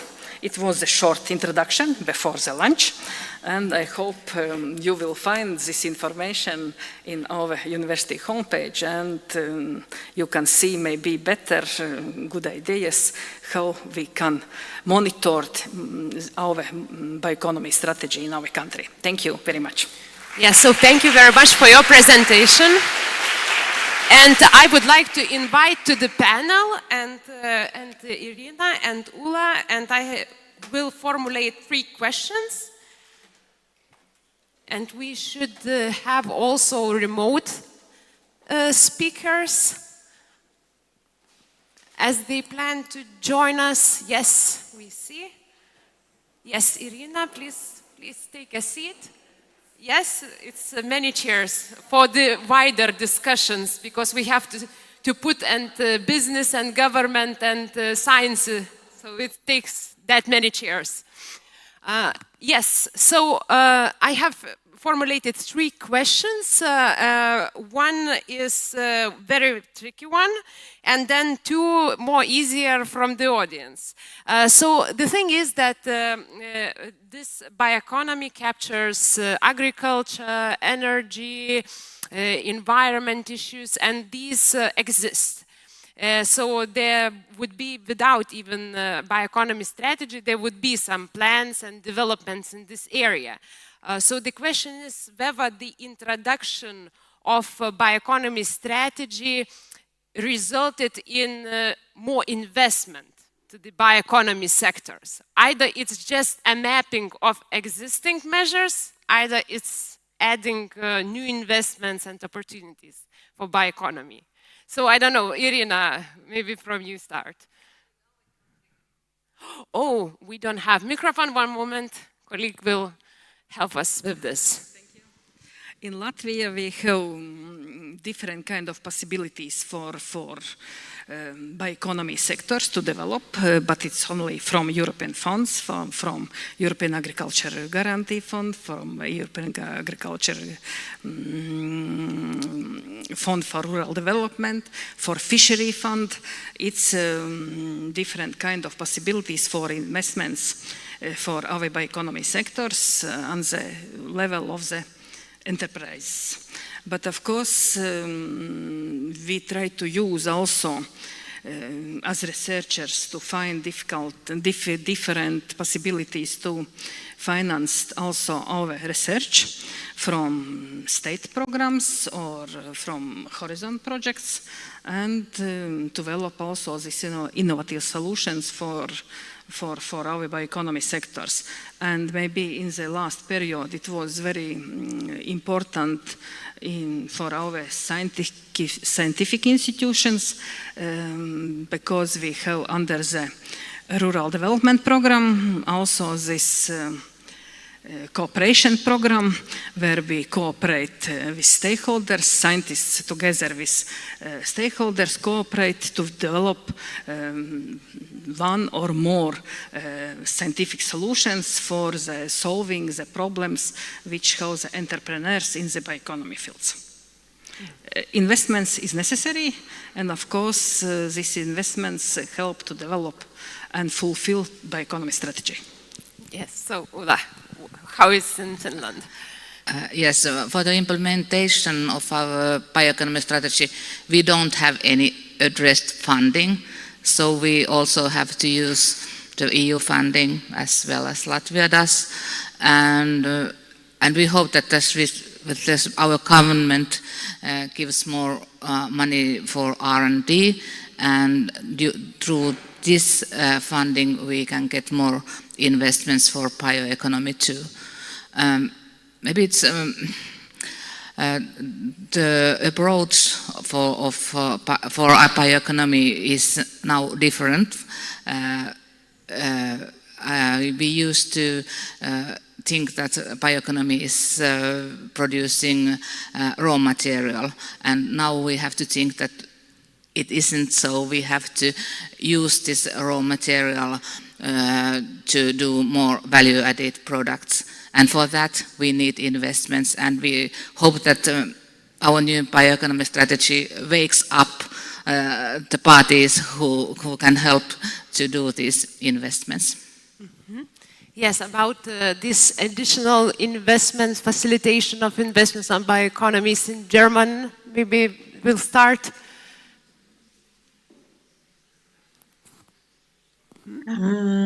We do have a certain funding for R&D and innovation measures. I would say, looking at the last years, I'm sorry, it's kind of a stable budget up to rising a little bit. Under the roof of the structural change law, luckily, there's another budget for transforming regions into a more sustainable or towards a more sustainable economy. And here we have quite a huge amount of money which is supported or supporting several actions in the regions regarding the transformation towards a bioeconomy. And also with regard to the activities at the Länder level, I would say that there's a rising budget for bioeconomy activities. Mm-hmm. Yes, and in Ireland? I think we do. We have funding in other sectors as well. For instance, in R&D, we have EU funds through the Just Transition Fund. It's not so much that the fund itself would be bioeconomy based, but the bioeconomy strategy has helped to focus some of the calls for funding under those funding possibilities. So, for example, as I mentioned in the slides, one of our demonstration initiatives has 10 million in funding through the EU Just Transition Fund. And that came about from our bioeconomy stakeholders and through our engagement with them. So I think I think the strategy has had our strategy approach and our policy has had a positive impact in directing funding towards the bioeconomy. Yes, and actually it's very good point that like this you mentioned and project that in business is involved, and Finland also addressed that it's important this business contribution, and actually connecting with the question that we have from a remote participant, this support for the business, and I maybe a bit switch that question, not that is intended, but we do have discussion on who to fund. There is startups, but it's risky. At some point they don't generate how to say revenues, and then there is established business who how to say makes this GDP. So who will drive as bioeconomy development relies on R&D? How is important like these new companies, startups, and these established business? Either it's both are important. Either there's a contradiction, emphasis, or it's important to support everyone. Maybe we'll, yeah. Yes, I think it's important to support everything which is possible. Maybe the one difficult question is that we make innovation, but how can we commercialize these innovations? And I hope somebody finds the answer to this question. Yeah, I think similar, because both are important, but of course in our country we rely more on the already existing entrepreneurs.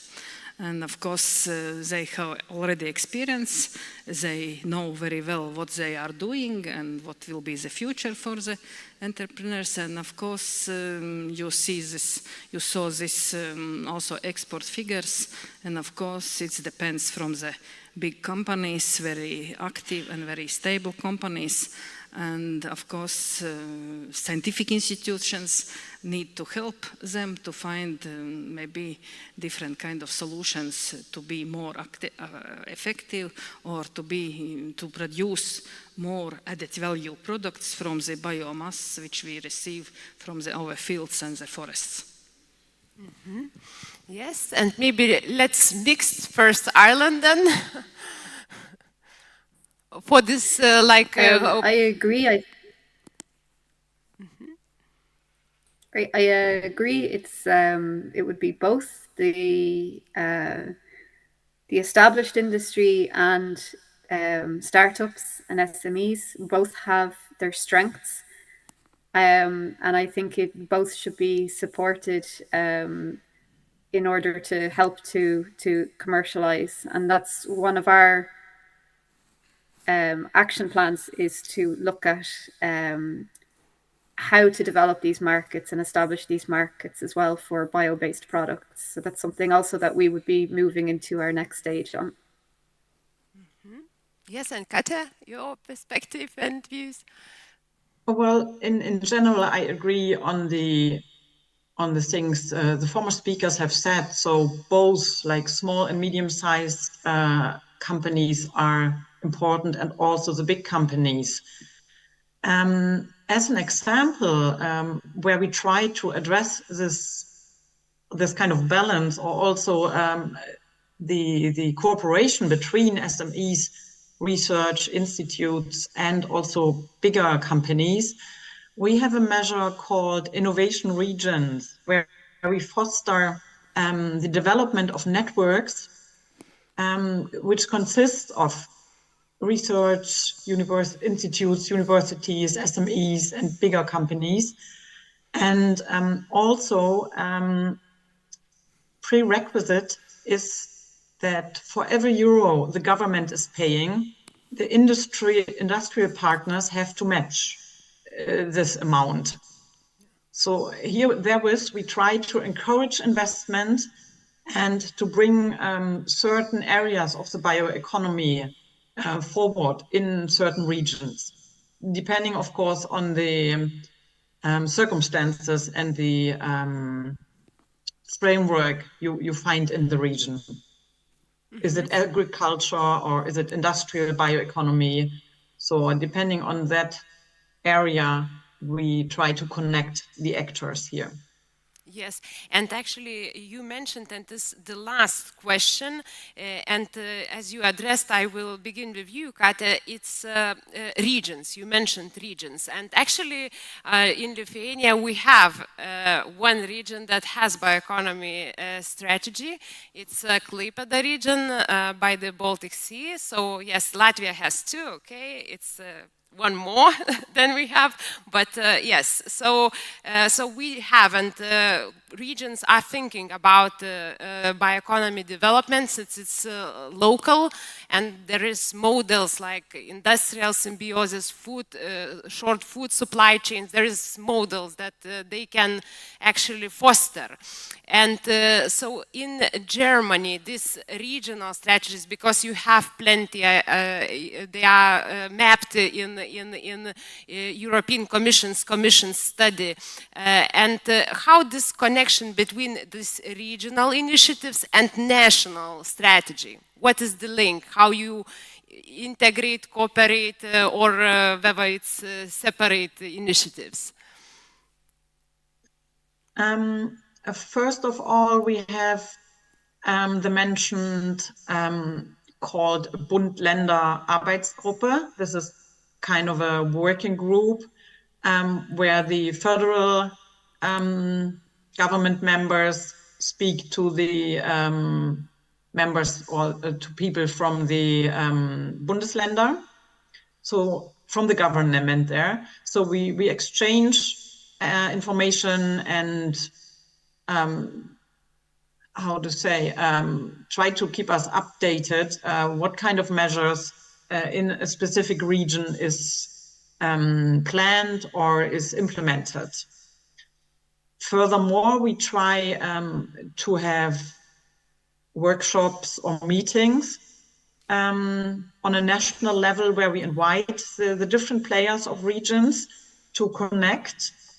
And as I said, with regard to our measures at the Ministry of Research and Education, we foster certain topics or certain areas of bioeconomy, and there we have also events and workshops and try to connect people.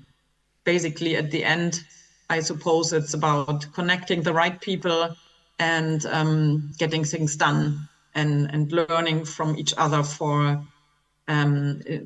by exchanging best practices and taking into account the specific regional characteristics also. Mm-hmm. And Laura, how is in Ireland this connection between the regional initiatives and this national strategy?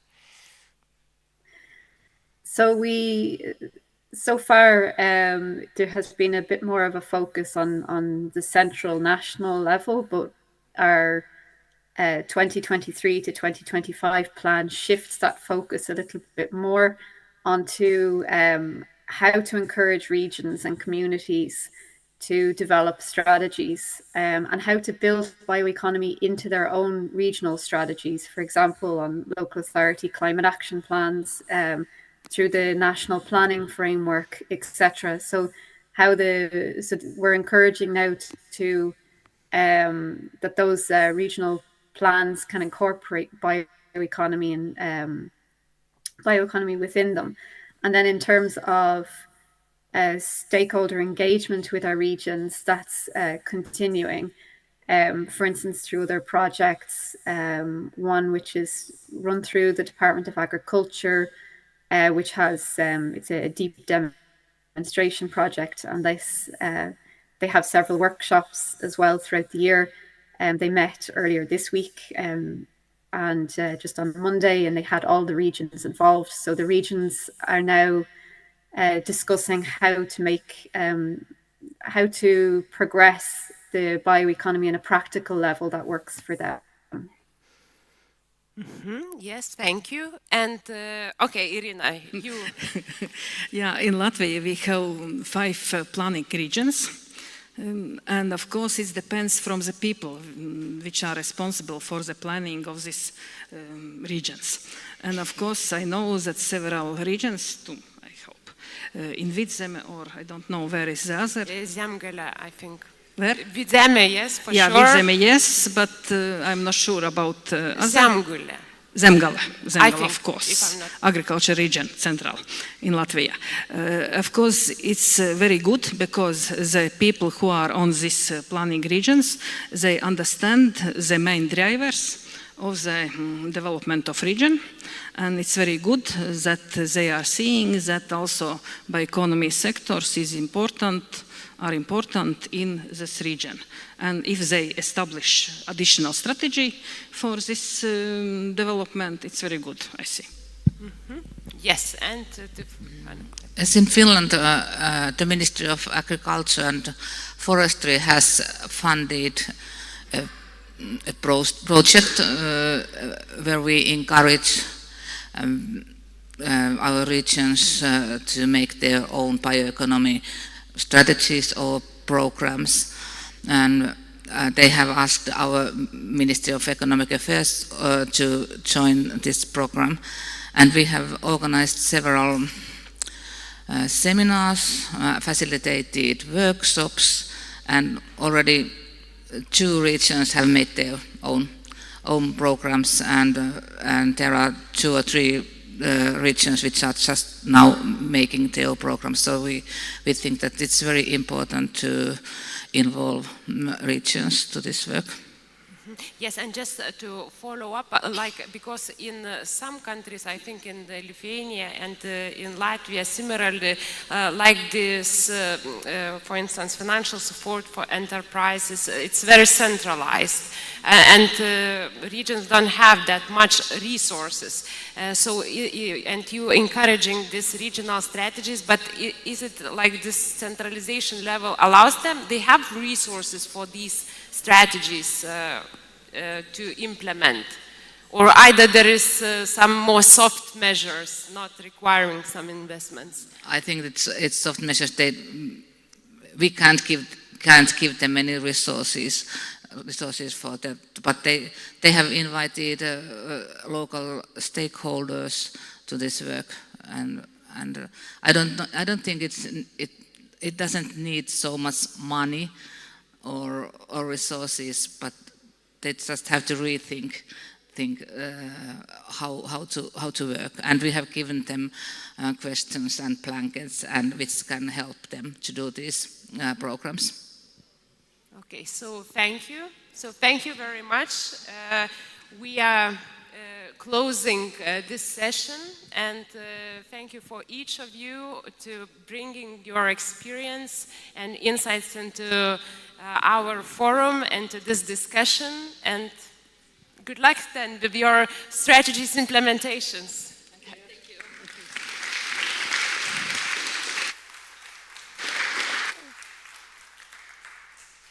And we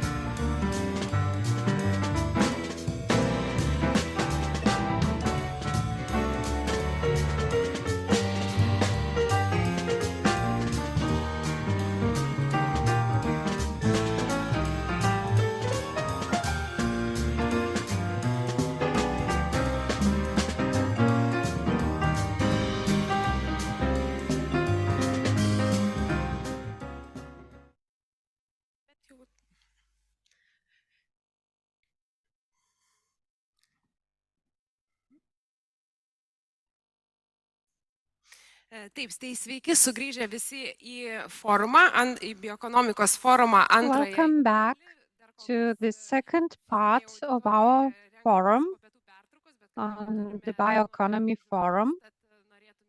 We are gathering back after the lunch.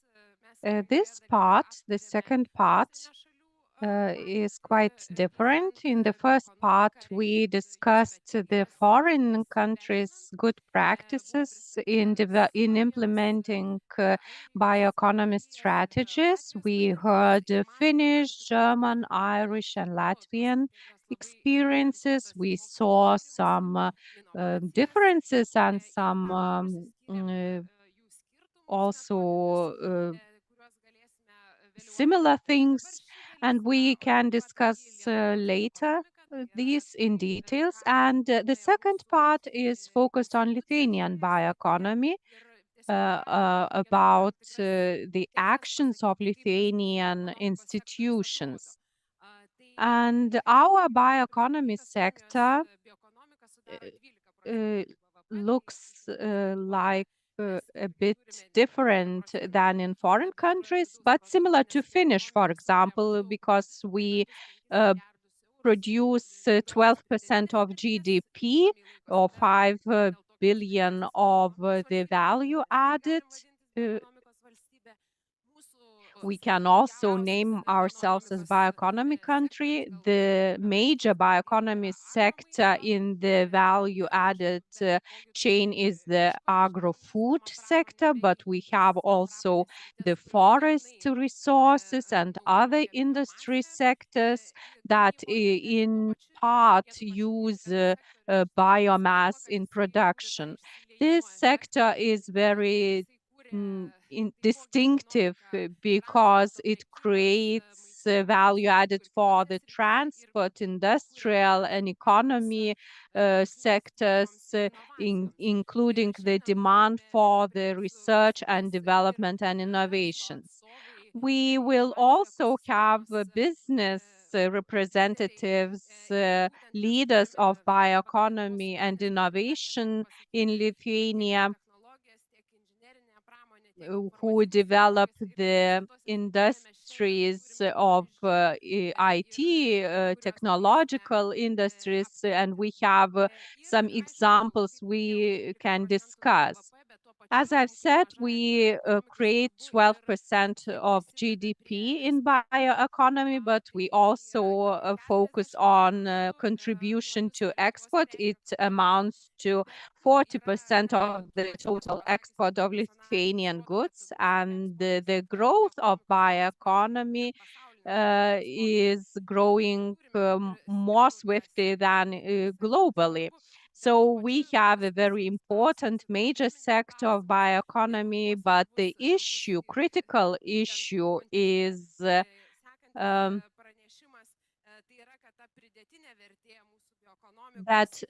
value added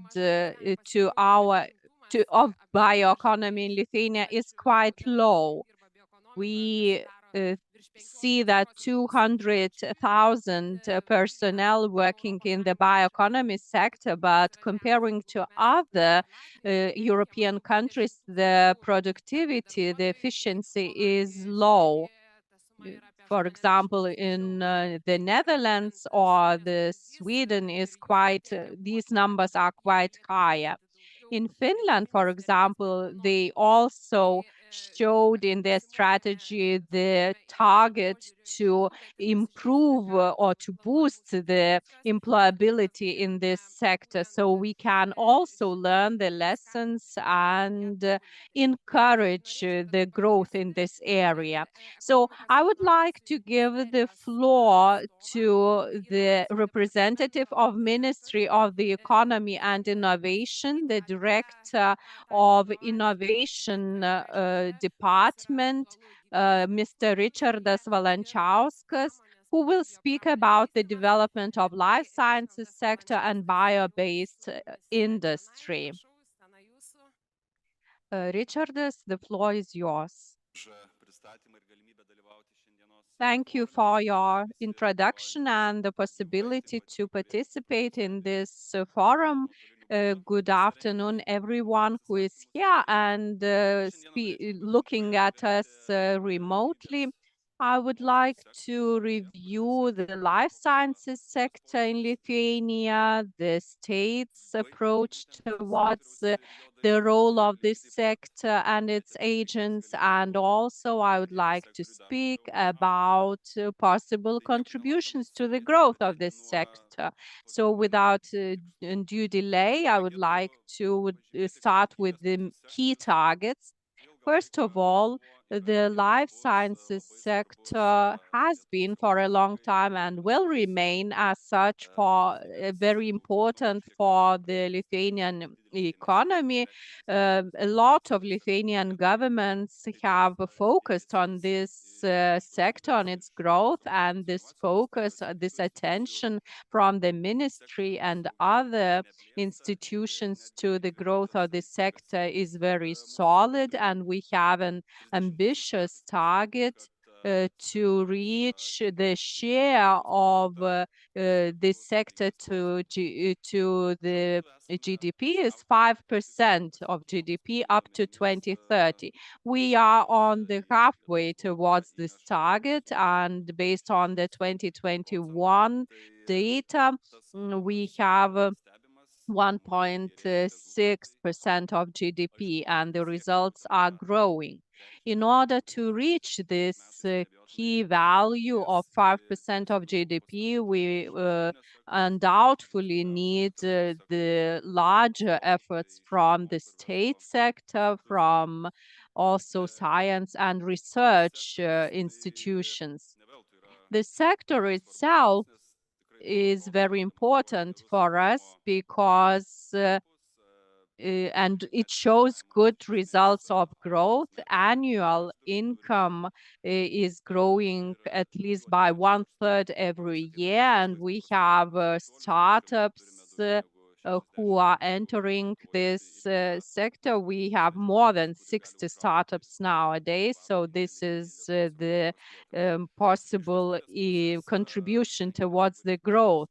From the government side, we try to help the sector growing as much as possible. One of the initiatives is the corporate tax relief for businesses and enterprises who invest into research projects. So the state relief and state compensations are very high in this case. Speaking about the money, which is a very important aspect, during this period, there are a lot of resources, including EU funding and relatively new relief instrument. So in total, we have more than 400 million euro budget, which is dedicated not only exceptionally for life sciences, but also to biotechnologies and smart specialization priorities, which shows direction to be followed by the sectors who having the most potential for growth. So these resources are available, and as we see from the statistics, although life science sectors is competing with other sectors unequally but due to these resources, to these fundings, the life science sector is preferential. These are also statistical data showing the right pathway of the sector. You see here several indicators pointing out the development of the sector. We see that in 2021, 2022, the growth was significant because the sector was involved in the fight against pandemics. But of course, we can see also long-term trends starting from 2015. In some areas, it is more prominent, in others, less prominent, but the key performance indicators are income, which is growing by 1/3 annually, and comparing to 2015, the income earned by the sector tripled.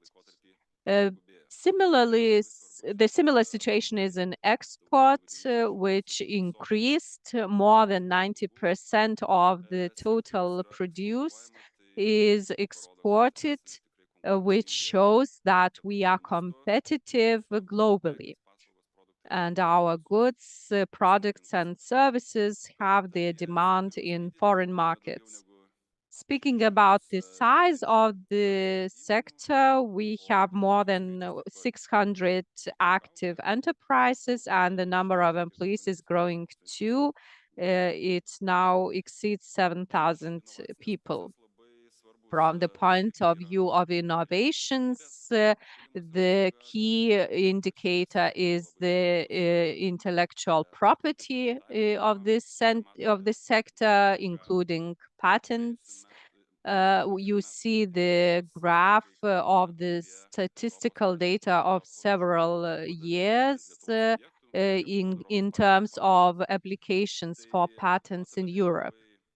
So we see that the growth is undoubtful during the recent years, and I would like to express my joy that more than 1/3 of patent applications were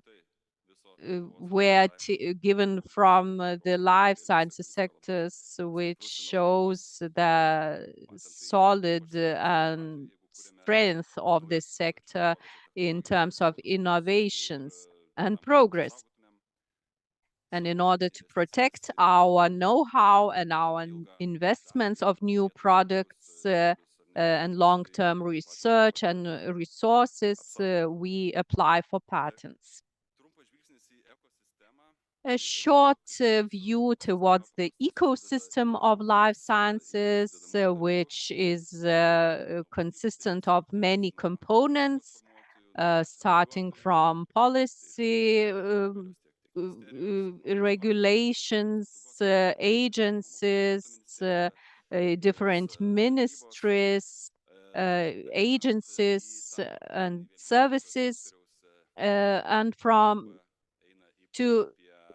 to support component of the state sector, which contributing to development of products and services. I mean, the Lithuanian Science Council, also Innovation Agency, providing one-shop service to the business. So we have quite a lot of institutions and actors in this area. Further on, we see support elements from private sector, working together with the public sector, such as science and technology parks, which contribute to practical implementation of theoretical knowledge. I mean, also starters, incubators, who have worked for several years or emerging recently. And they provide services contributing to the growth of the sector. Of course, the scientific academia community, researchers and students as future researchers, specialists and professionals working in the life sciences sector and doing research work in this area. The last but not least, I'm sorry, is the organizations representing companies and business themselves that contribute meaningfully to the life science sector and welfare of our state. Talking about the future, we have targets, objectives, indicators, but we also must know the map or the pathway to reach them. So in this place, I would like to present the roadmap of life sciences, which was approved in summer quite recently. The development of this roadmap was quite a long process in order to gain the best quality possible, to map the current situation and to provide the action plan for the improvement. We had various discussions. A lot of experts and specialists participated, both from public sector and private sector. But I think that the most important thing is the content of the roadmap.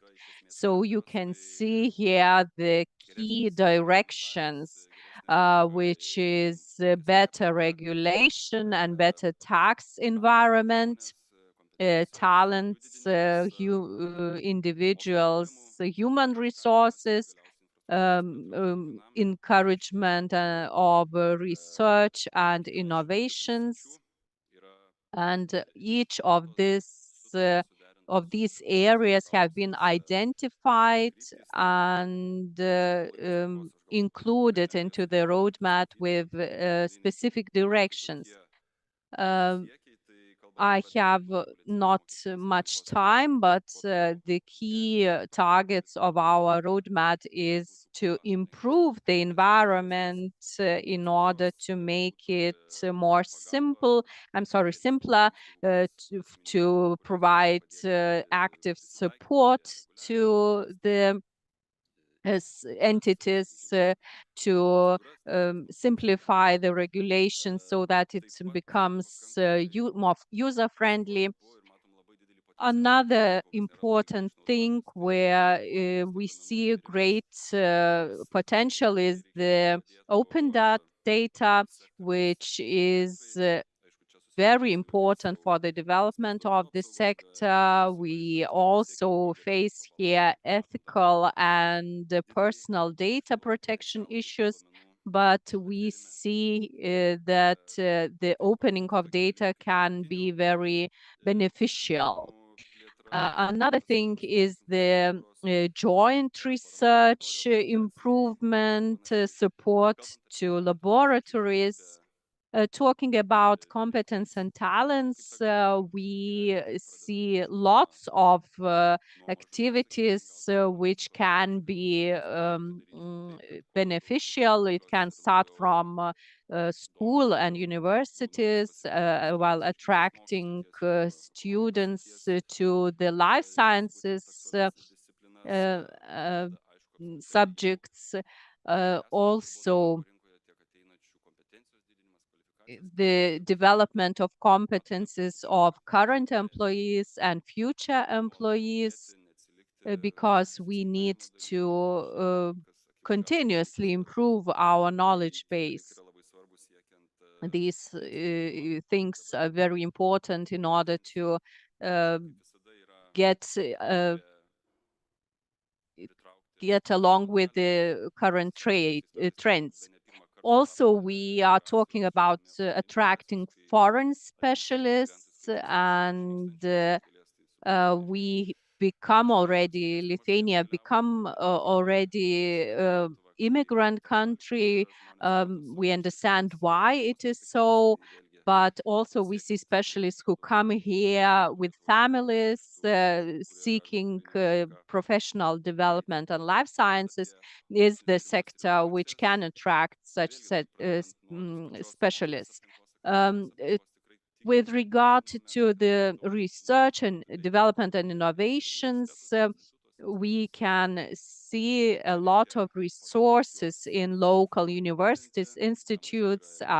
They are those raw diamonds which need some support, some financial aid and institutional help, assistance in order to start shining. Of course, the aspect of internalization is very, very important, because competition is important not only nationally but also internationally, because we still have some space where we can be included into international supply chains. And finally, infrastructure, both physical and less physical or soft infrastructure, like incubators and valleys, science valleys. So it needs to be created and developed for support to business and life science sector. I thank you very much for your attention, and I hope to discuss these in detail during panel. However, if you have some questions, please proceed. Don't hesitate to ask your questions if you have it for the specific presenter.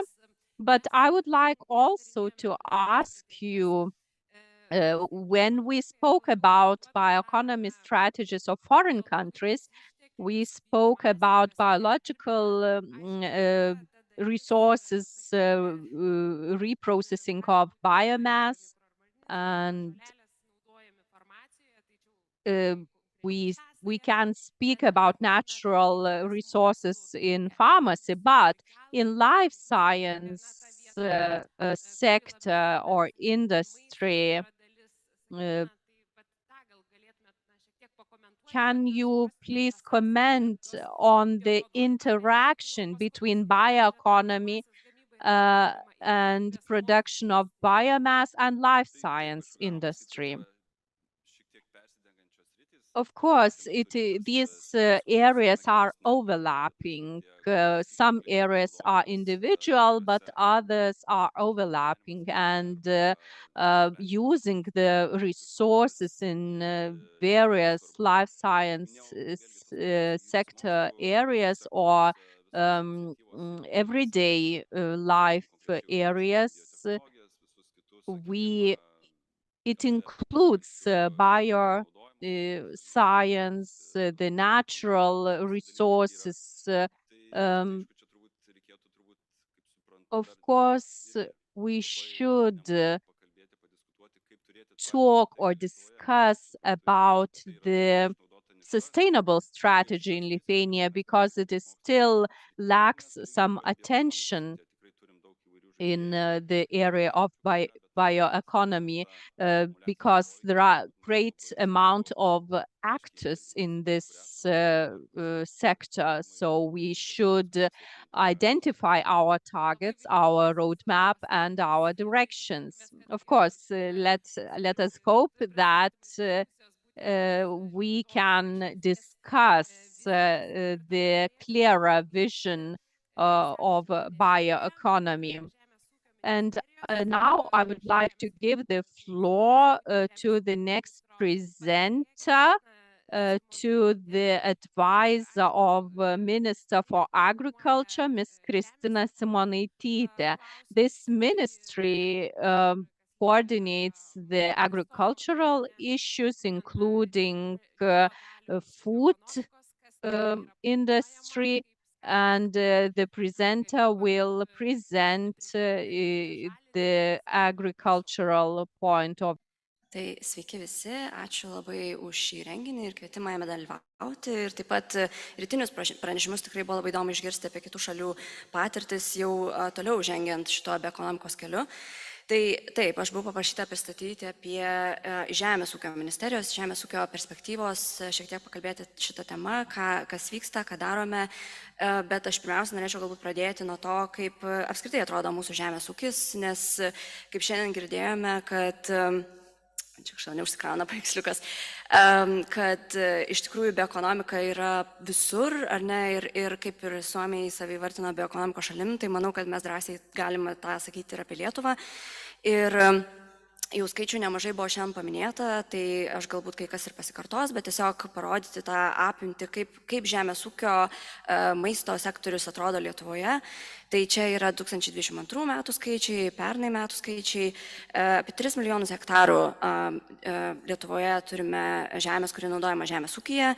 We have 3 million hectares that are used in agriculture, 6 million tons of cereal harvest and the gross value added generated in agriculture, forestry and fisheries amounted to almost 2 billion euros in 2021, and that amounted to almost 4%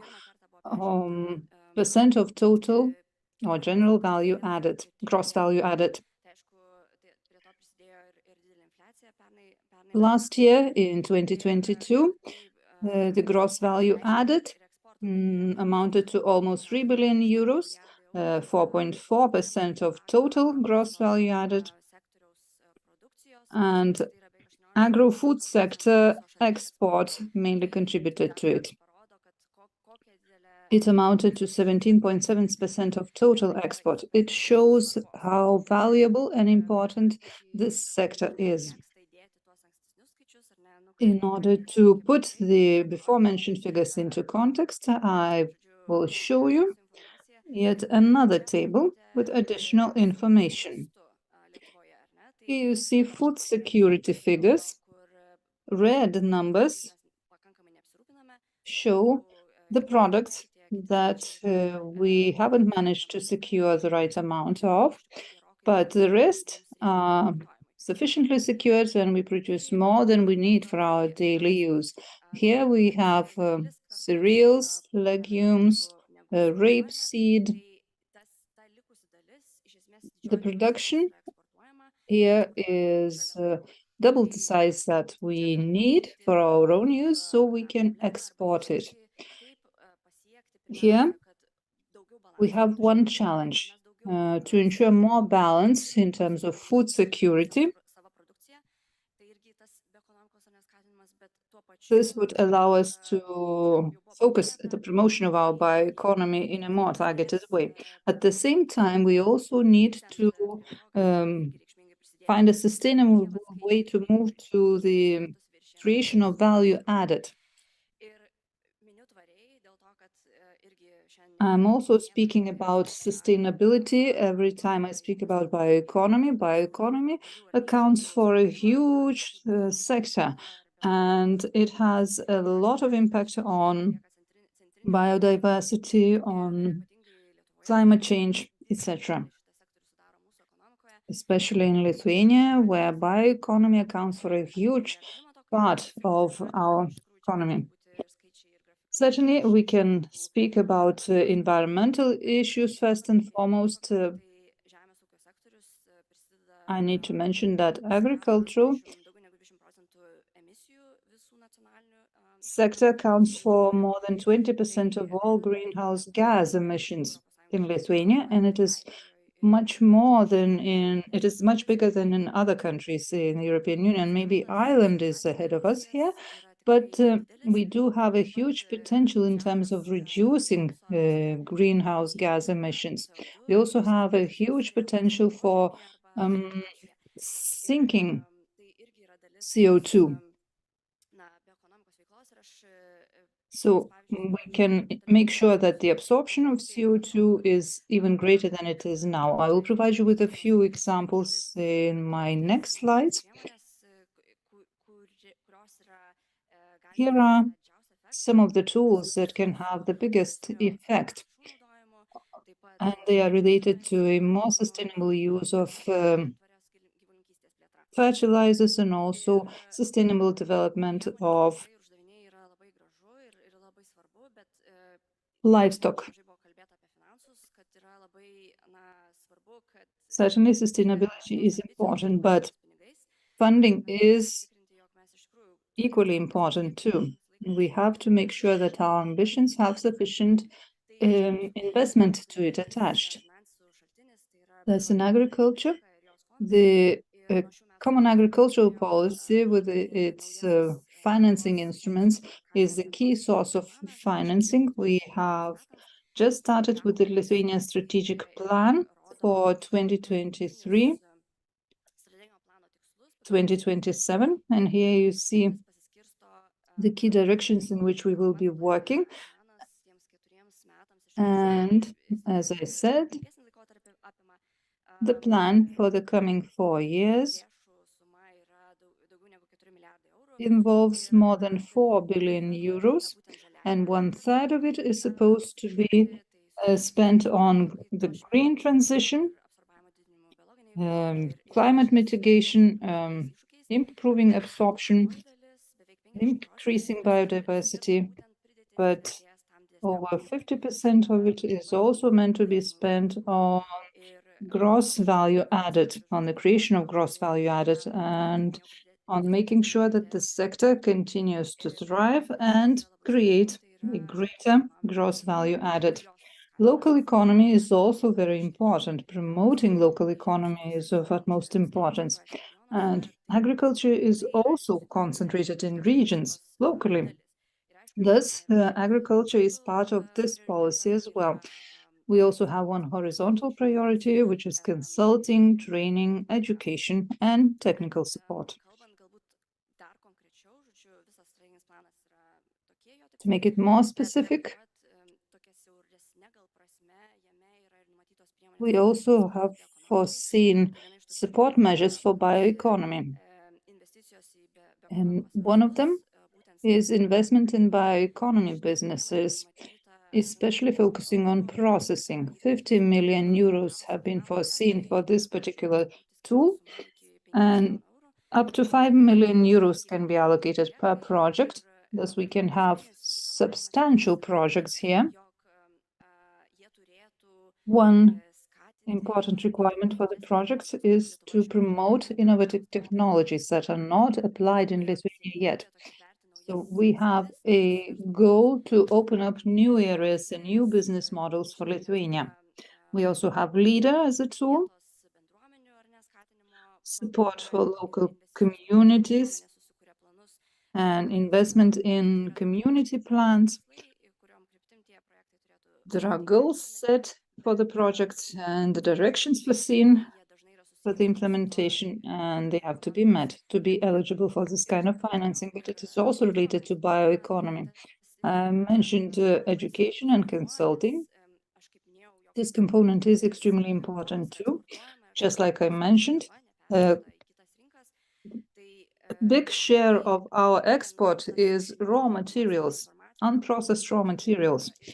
And the lack of knowledge, lack of information does not allow our manufacturers to engage in processing, produce products of higher value and export them instead.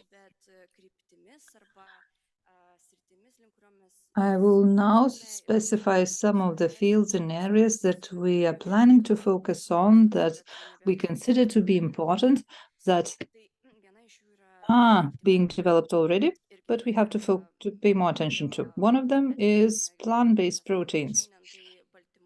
Bioprocessing has already been mentioned for a number of times. Plant-based proteins and protein processing has to do with the feed mainly now in Lithuania. Certainly, it has a number of additional benefits. Plants, protein-producing plants, they are improving soil. And we have an example of one project that we financed. It was a project by a cooperative of farmers, which was meant to process plants containing a lot of protein to produce feed. And this cooperative of farmers received the financing to withstand the fluctuation in prices. There are also opportunities to increase value added even further and to produce products of even higher quality, including food for people. Yet another important area is biomethane, production of biomethane and the development of the overall ecosystem of biomethane. Last year, the European Commission published the REPowerEU communique, which said that by 2030, the production of biomethane is supposed to increase tenfold. Lithuania will contribute to that too. We have quite a number of public investment allocated to the construction of biomethane power plants. Last year, in Pasvalys, in northern Lithuania, one of the biggest biomethane plants was put in operation. So we are major players here in this field in Europe, but we have one problem, that is the use of biomethane, especially locally. This plant that I mentioned in northern Lithuania will supply biomethane to gas pipelines, but biomethane as a fuel can be used locally as well, and it is much more environmentally friendly than fossil fuel. We can use it to power agricultural equipment and machinery. So we are planning to contribute to the development of the infrastructure to make sure that biomethane, the produced locally biomethane, is accessible locally for use. We're also speaking about cooperation between ministries. Biomethane is a good example of that cooperation. We have a working group established, an interministerial working group or task force, and they're working on a plan related to methane that will be presented in a separate event in the foreseeable future. Yet another important area is restoration of nature. When speaking about bioeconomy, we are mainly having in mind the use of biomass by creating more value added. Previous presentation was focused mainly on life sciences, on high technologies, on research, whereas in agriculture, we are facing two challenges related to land use and the generation of additional biomass and what to do with it. One of them has to do with grasslands and restoration of grasslands. Some of you might not have heard about this problem, but recently we have grasslands deteriorating very rapidly in Lithuania, and grassland deterioration is related to climate policy as well.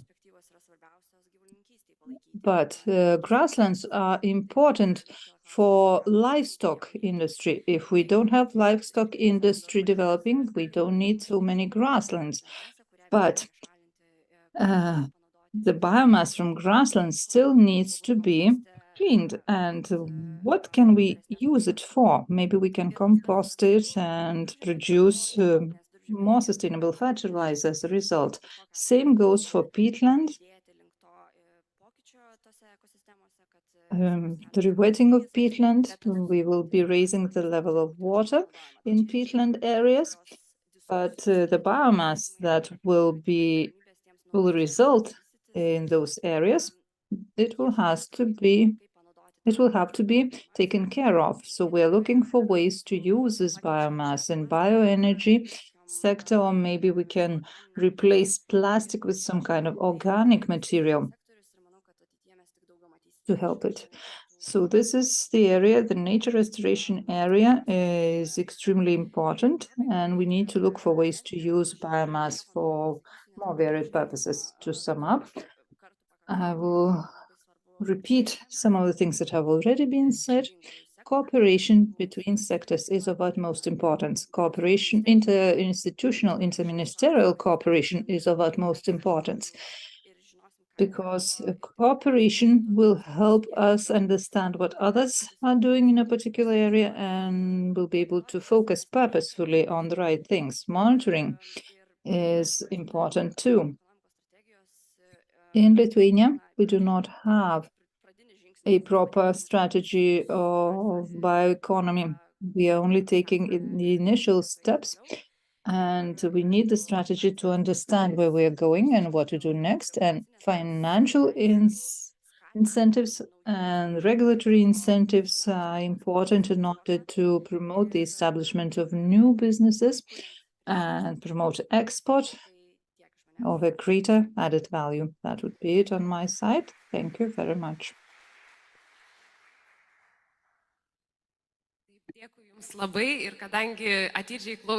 Thank you very much. Since you listened to the previous presentations attentively, you made all the connecting dots, you put all the connecting dots in the right places. Thank you very much. And now I'm inviting our next presenter, who will be speaking about the forest industry, forest sector. The Minister of Environment couldn't attend today. Thus, we will have a person replacing him and speaking about the forestry strategy. Deputy Director of the National Forestry Service, Mr. Kasparavičius, will be replacing the minister and giving the presentation on the forestry sector. Good afternoon. Thank you very much for the presentation. I have a very complex mission to achieve. I had to adapt the content because I was told yesterday that I will have to be presenting something today. So I'm now talking about the State Forest Service, which is subordinate to the Ministry of Environment. I will start with a very simple question. Can you imagine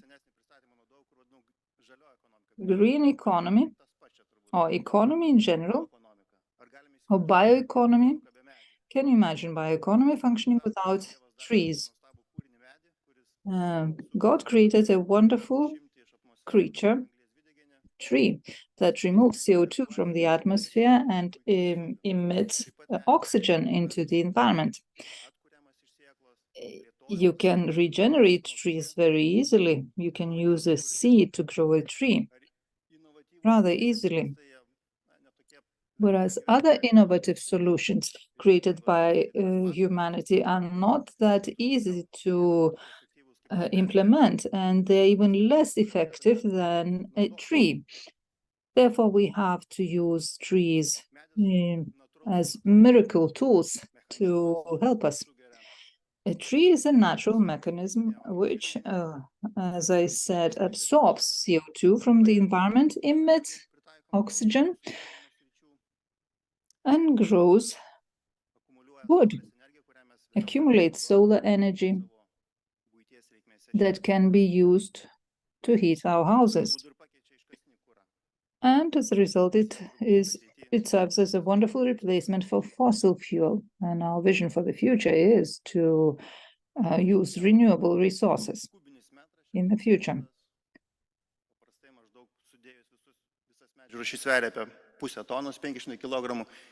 Wood is an excellent raw material. As you can see, its weight is 500 kilograms, and it has some quite a bit of carbon accumulated in it, 250 kilos of carbon.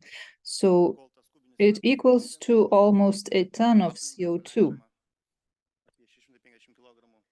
And throughout the life cycle, it emits some 650 kilos of oxygen into the environment. Wood always pays off because it is a light material, it is a durable material, a renewable source of energy. It holds carbon locked in it. In order to produce a kind of wooden product, we need to fell forests, and we think that we're doing damage, but at the same time, we must restore the forest within 3 years after felling. In Lithuania, when we fell a forest, we have to restore it mandatorily.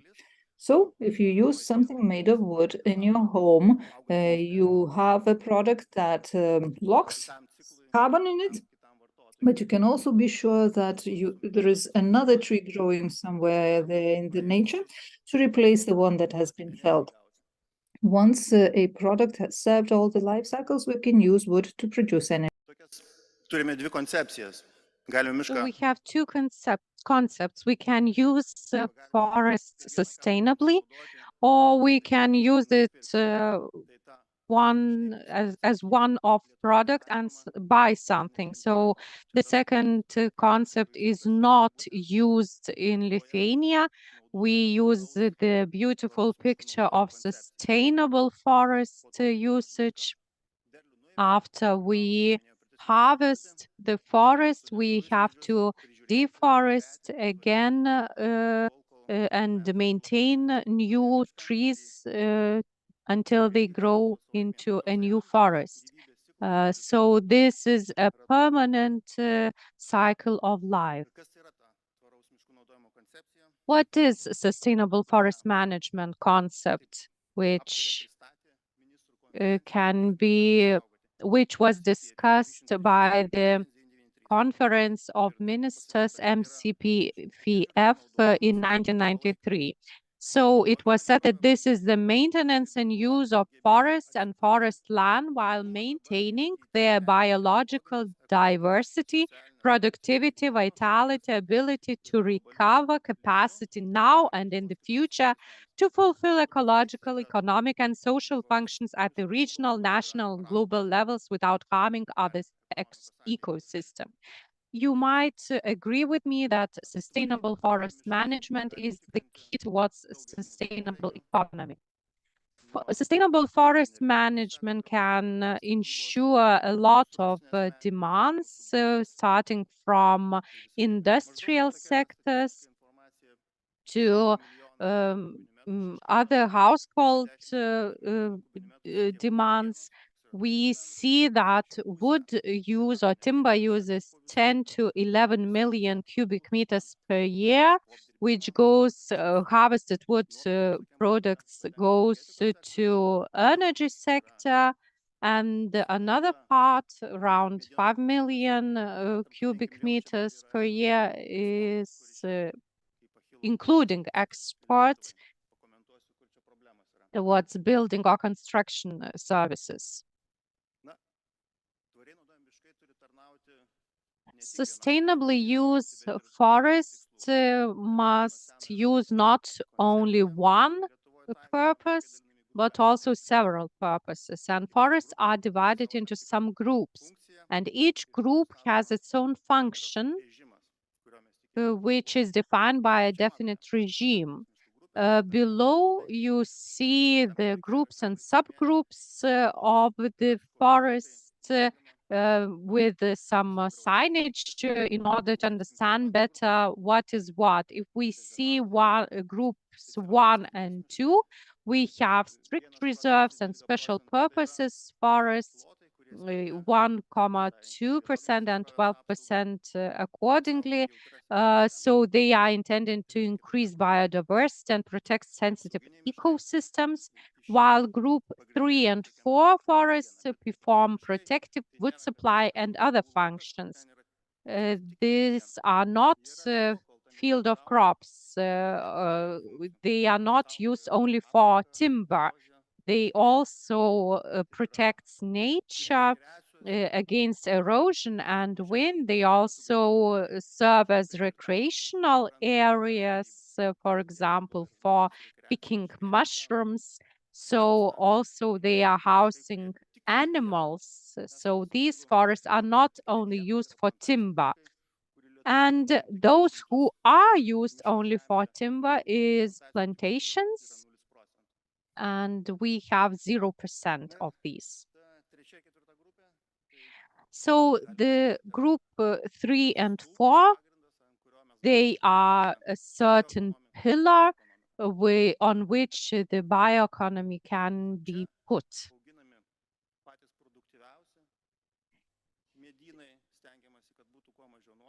The most productive trees are grown there, including the capturing of carbon.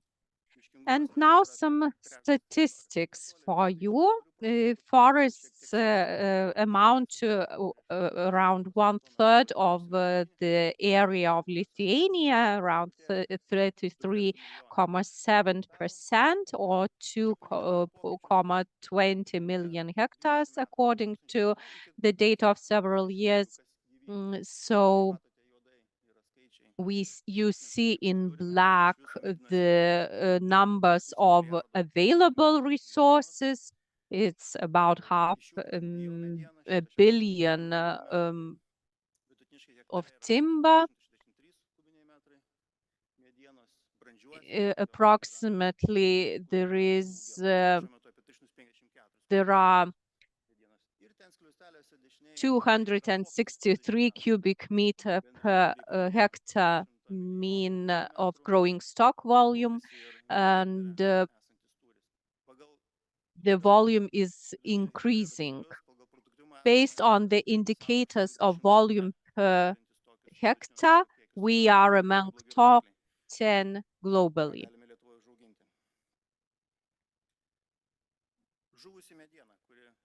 Now, the volume of dead trees, a good farmer would say that it is loss, but according to the regulation, we must leave some dead trees in the forest. So the new regulations allowed to increase the volume of dead trees, and it amounts now to 60 million cubic meters, and annually it increases by 3.6 million cubic meters. Around 1 million is used for fuel. Now, the distinction between the trees by the source, by the variety. So pine spruce can be used for construction. So more than a half of tree species we have pines and used for the construction. Based on ownership, 274 it belongs to the state. When I say that we use forests sustainably, I must prove with numbers. The Conference of Ministers discussed the indicators, and they introduces 6 sustainability indicators.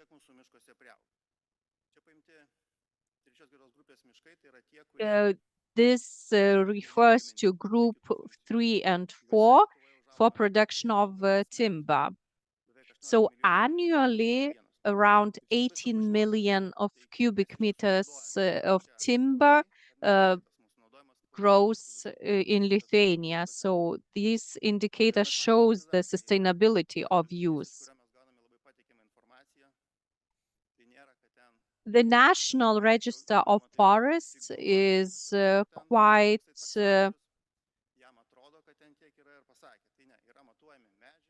a reliable source of information.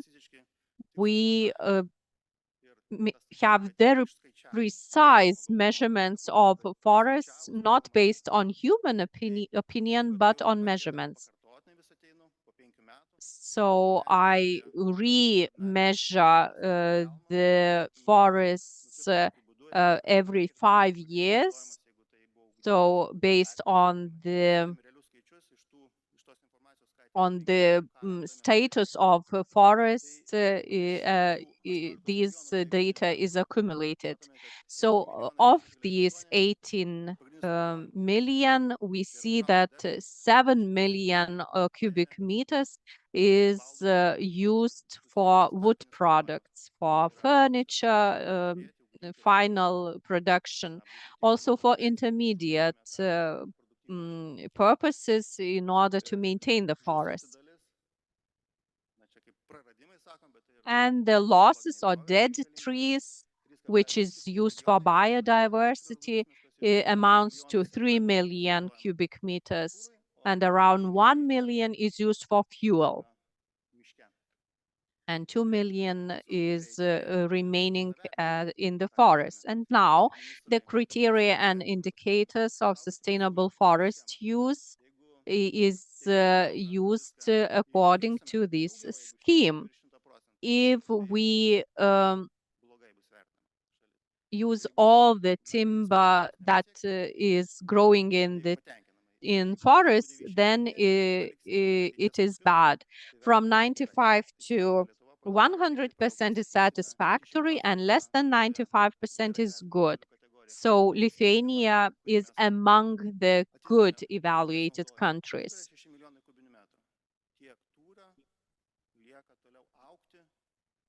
4.5 million cubic meters we have accrued in forests for future generation in terms of forest groups 3 and 4.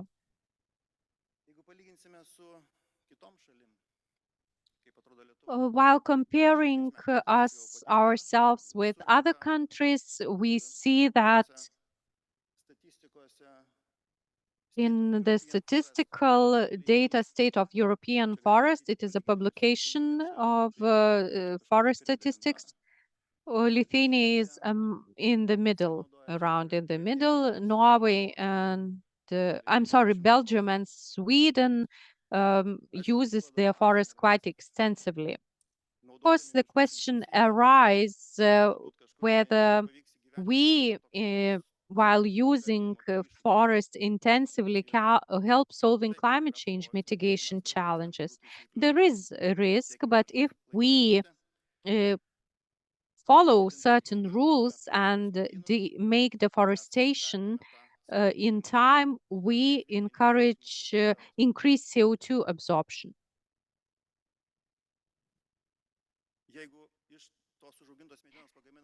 Also, if we use wood to make long-lasting products and keeping carbon locked in it for as long as possible. And finally, if we use wood residues and old wood products to obtain energy, replacing or substituting fossil fuels with renewable ones. So this cycle, this usage ensure that forests will be climate friendly. On the other side, we also raise question, is the intensive forestry compatible with the conservation of biological diversity? I took the statistics about the habitats of European importance. There were 147,000 hectares in Lithuania. I'm sorry, 260,000 hectares of these, including 147,000 hectares of natural forest habitats. So the farmers who engage in the sustainable farming, their targets, their aims also coincides with the natural biological diversity maintenance. Based on the principle of sustainable forest management, it is possible to harmonize the use of forests for wood and the protection of natural values. Of course, there is some part of forest which must be preserved, but in certain situations we can coincide the purposes. What are the unexplored opportunities in the forestry sector? Forests for the restoration of property rights, around 100,000 hectares, without real owner already more than 30 years. So the government decided to provide these areas to the state. So this is a potential for the improvement of bioeconomy. Large areas of grey alder were accumulated in private forests left for restitution.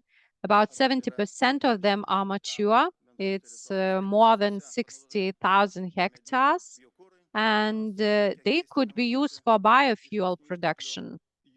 And in their place, it could be restored valuable stands with high productivity and more efficient in carbon accumulation.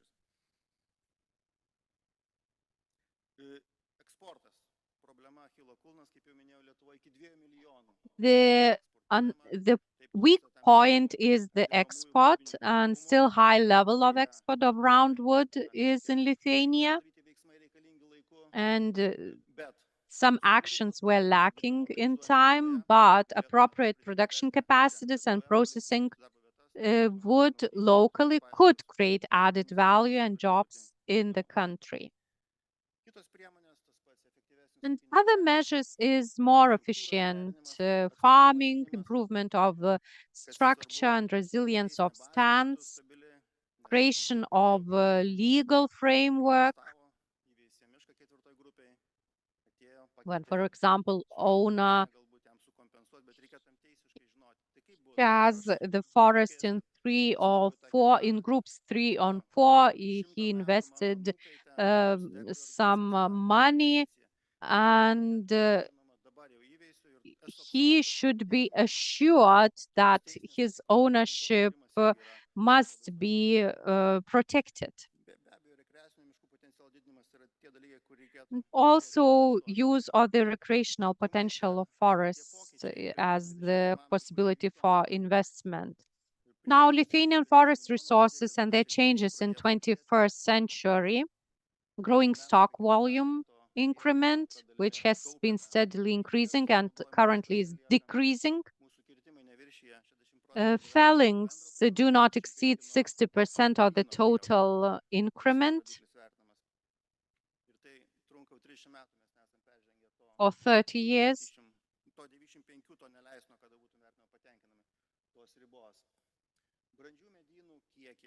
Resources of mature stands and they are increasing from 363 to 466,000 hectares. Also, there is a further increase in the volume of good stand, of mature stand in the future. due to the properly formed premature stands. So this is a contribution of previous generations. Areas of over-mature stands makes up to 1/5 of the area of mature stand. And good conditions are created that are beneficial for the stability of wood use in coming decades. All these achievements are the result of rational management activity and the scientific basis over the last generations. This makes our forests very diverse because we can use it for production, for biodiversity, for capturing carbon. We do not have to salvage the forest. It is already there. However, we have some risks, including a radical position. The society is very actively discussing about the forest policy. After 2023, we hear such risk. Will we use forests sustainably? But should we use them for wood products at all? Maybe the forest should be captured and we can use other resources. I, as a forest specialist, encourage use forest for wood, for timber, change some parts by the renewable resources.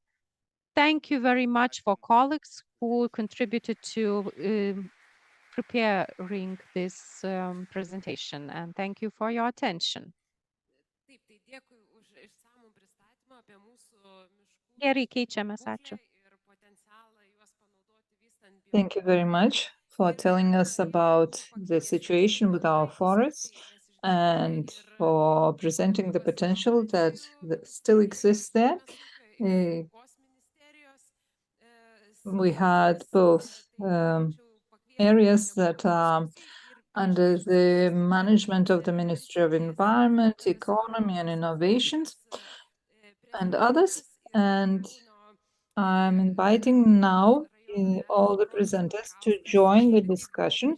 Bronius Markauskas will also join us in the discussion. Lithuania doesn't have a strategy for bioeconomy, but Klaipėda region has a development plan, bioeconomy development plan, and this was mentioned in the European Commission report, which listed all the regional bioeconomy strategies. So I'm inviting the representative of Klaipėda region to join us here on stage as well.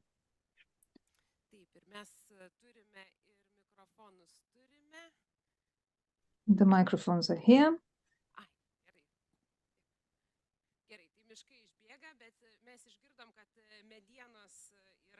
The forest sector representative has to leave, but by now we already know that wood is available to us all, and we will do our best to make use of it.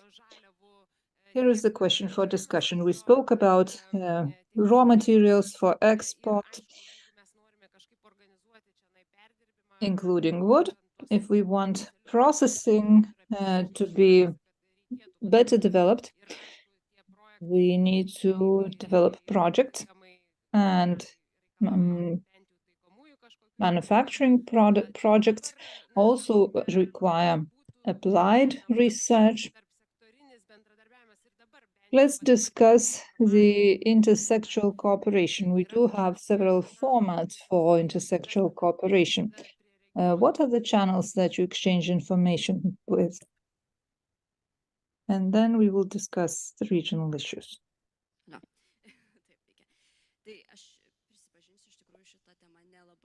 I have to admit, I'm not that familiar with this particular field because I'm mainly working with issues of climate and ecosystems.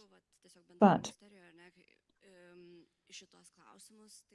our ministry does coordinate the issues that you mentioned, and I'm sure that we can do better in terms of cooperation, both on the issues that you have mentioned and on other issues.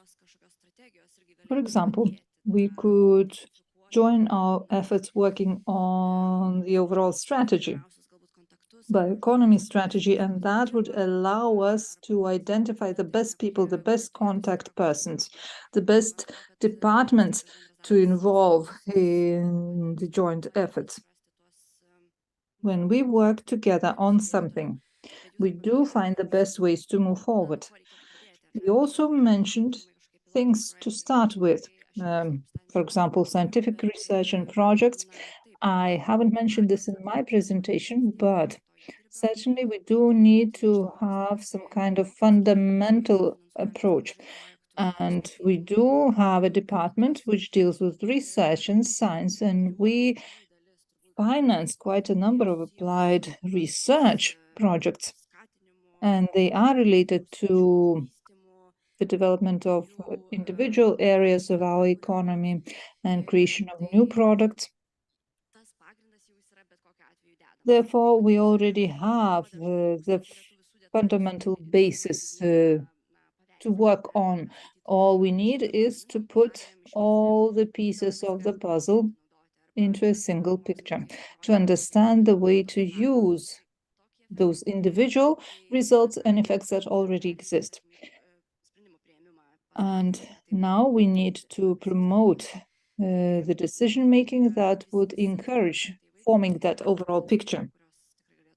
There are various components, various actors that could contribute to the overall development of the system.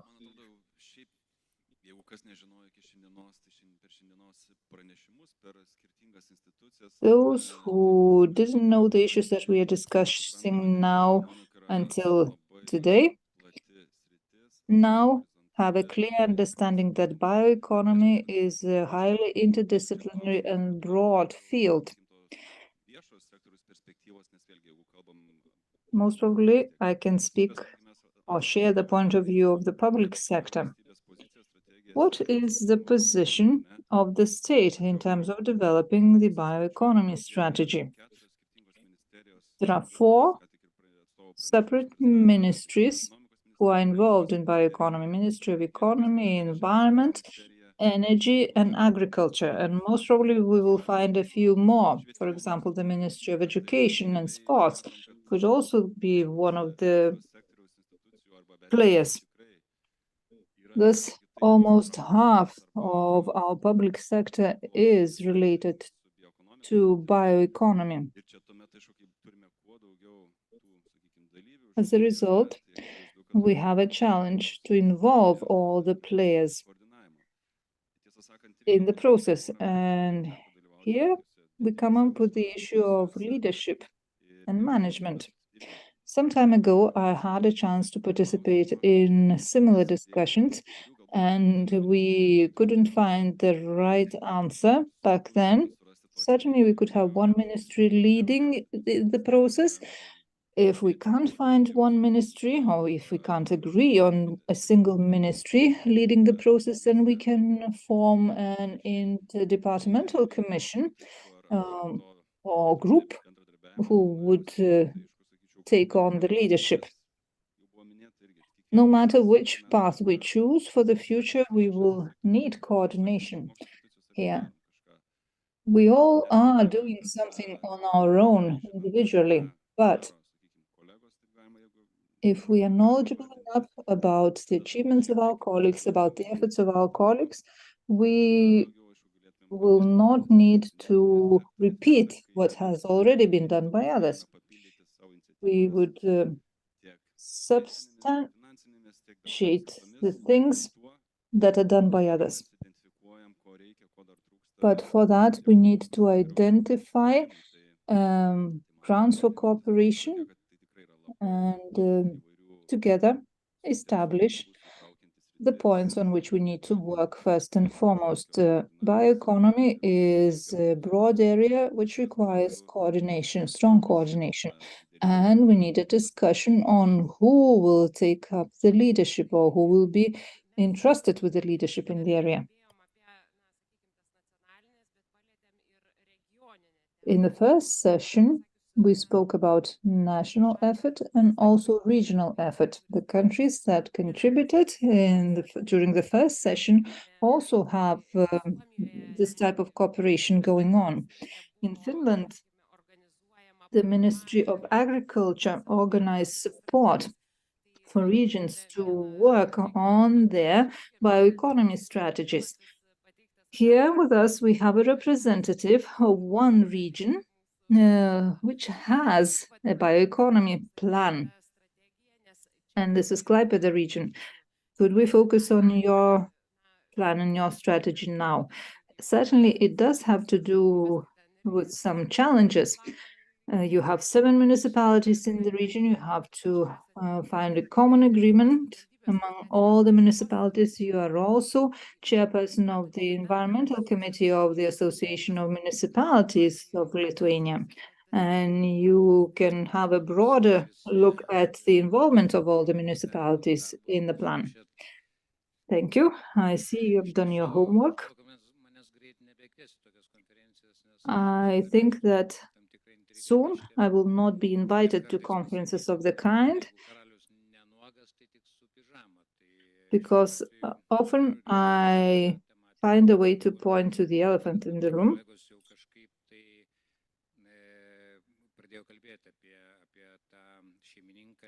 We certainly do have problems in the field of bioeconomy, and one of the key problems is leadership and ownership. Every single topic needs to have an owner, so that when political heads are changing, we have to start all anew.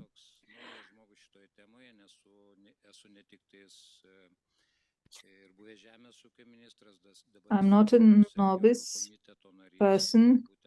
I'm a member of the regional committee, and I'm also a member of the Natural Resources Committee, and in the European Union, I was also working with the Committee of Regions on the matters related to this issue.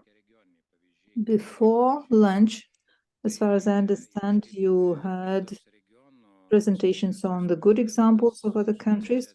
Me, as the president of the Association of Municipalities of Klaipėda region,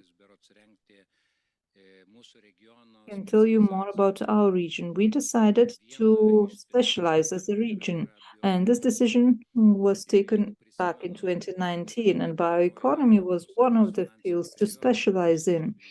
When we discussed the new budgeting period for 2020-2027, we said that regions will have more opportunities to choose their strategy independently, to choose the measures to implement their strategy on their own.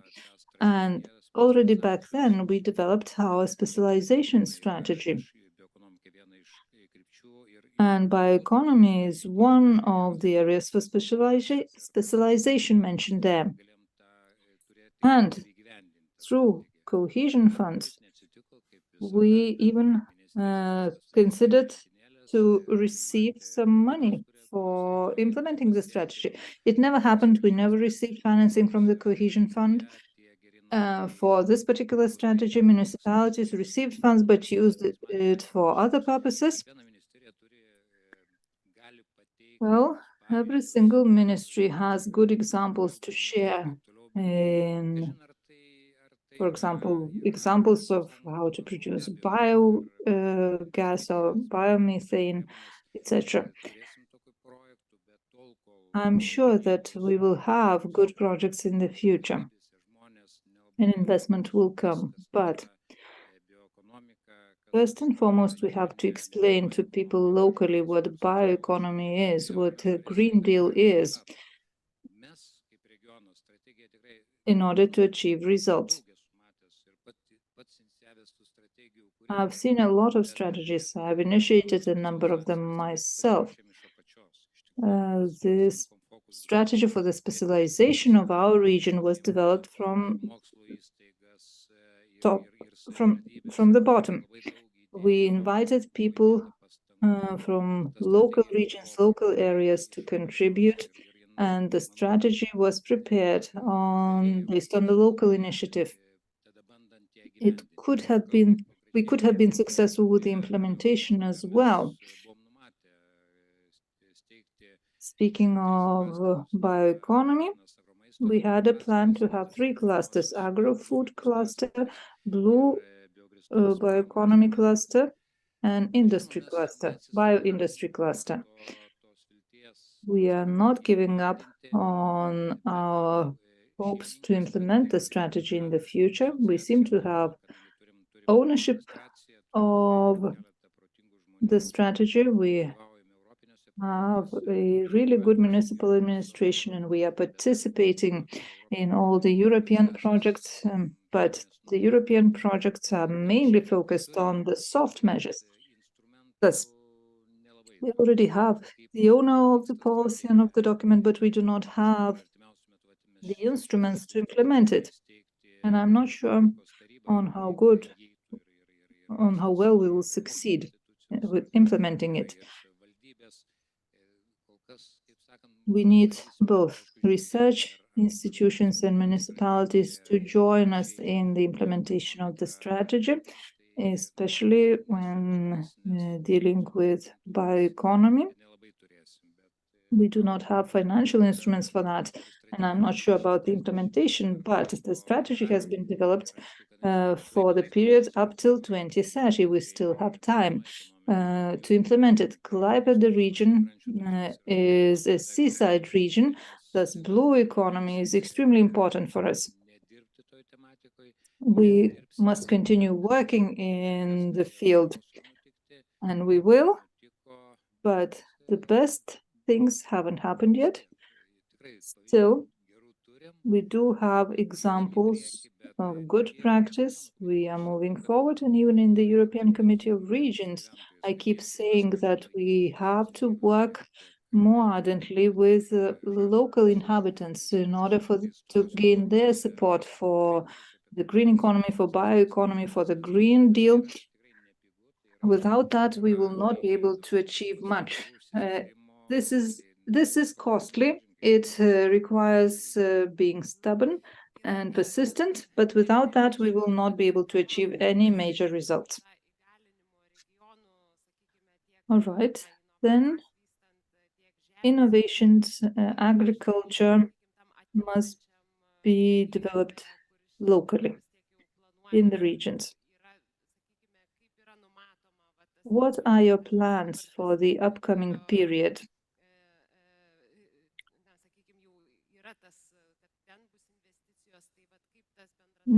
We are almost clear of where to invest, but what about this cooperation with the regions? I can only reiterate the previous speaker. What has been said by the previous speaker, we need to find ways to reach the people locally. We can create all kinds of goals, ambitious goals and plans.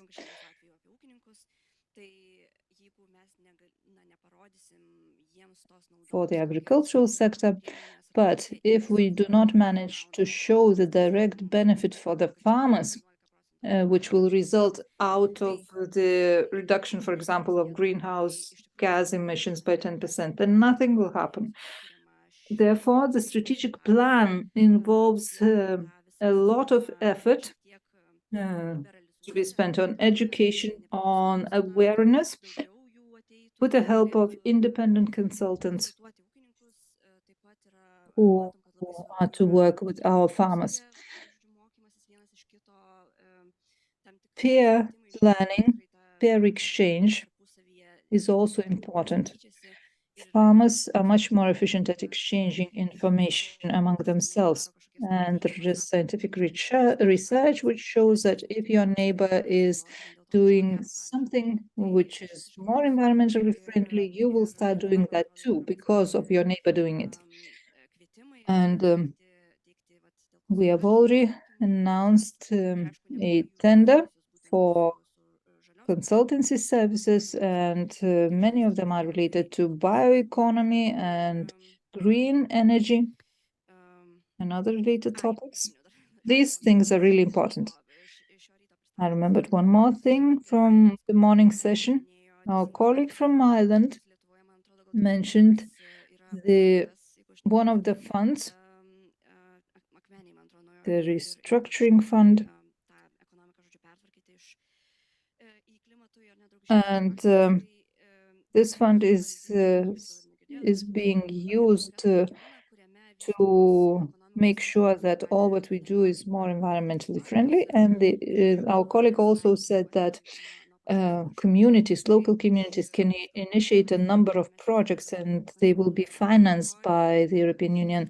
We must use this European instrument too more often in Lithuania. The tool of green transition can help us to become more socially responsible and more environmentally friendly, and we must use it more often in the future.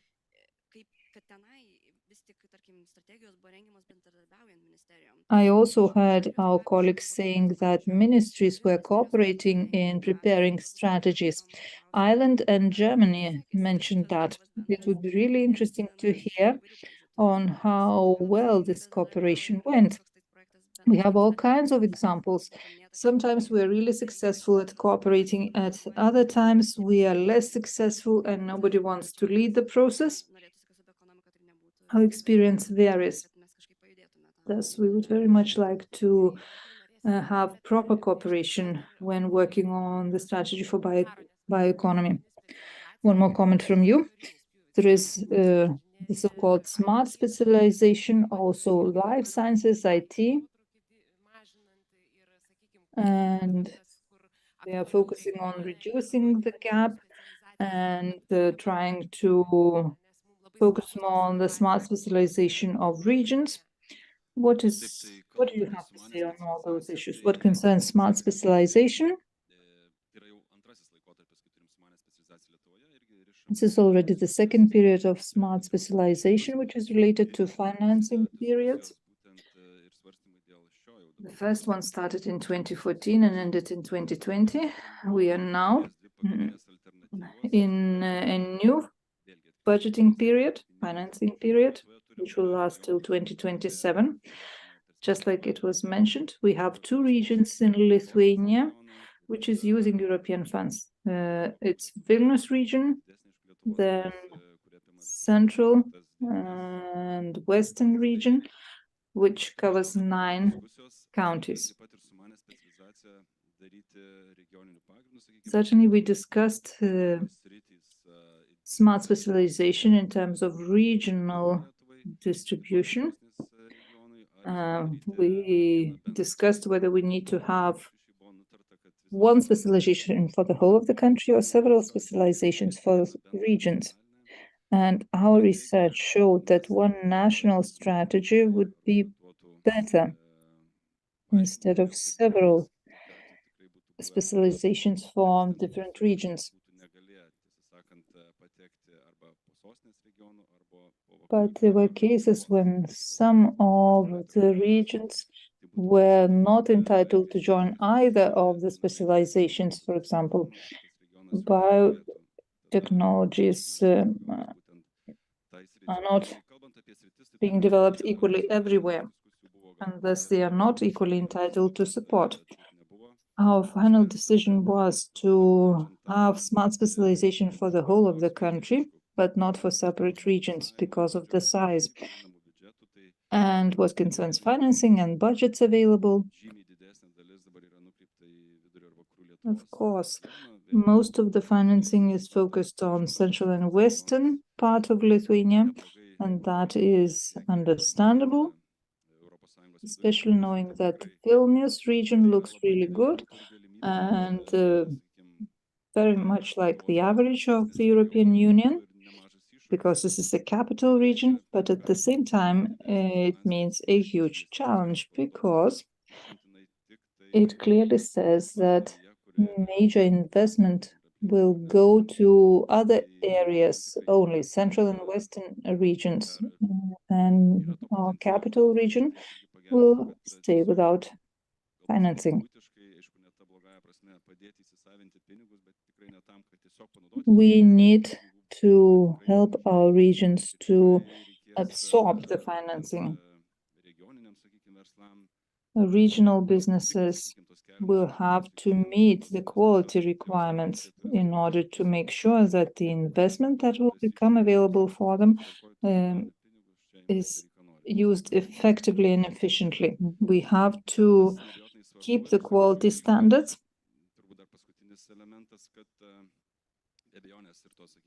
And that is important. Of course, the financing measures and the financing targets were developed together with the regions. But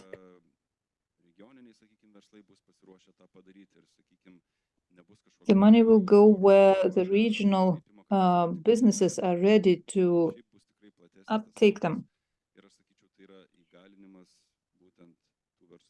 And now we have to think of how to empower those businesses to absorb the investment that is coming to them, the state support that is there for them. I would like to react. First and foremost, in terms of cohesion funds, we do have the figures already. 190 million will go to Klaipėda region over the 5 years to come.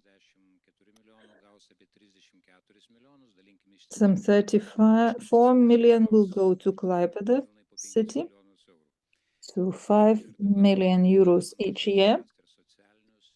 And we will have to deal with both social, educational, and water management issues. I don't know how to do it all, because the same money will have to be used to buy the school buses as well. Previously, they were bought by and provided by the Ministry of Education and Science. Certainly, we spoke about the RRF money and the recovery plan for Europe, but we stopped speaking about that already. What really is necessary is cooperation. We must cooperate. Currently, we are cooperating in a rather primitive way. We can speak about clusters, innovations, but let us talk about short food chains. The Ministry of Economy and Innovation actually contributed a lot to having the short food supply chains, and that is clear and understandable. From farm to fork is something that everybody understands, both locally and on the European level.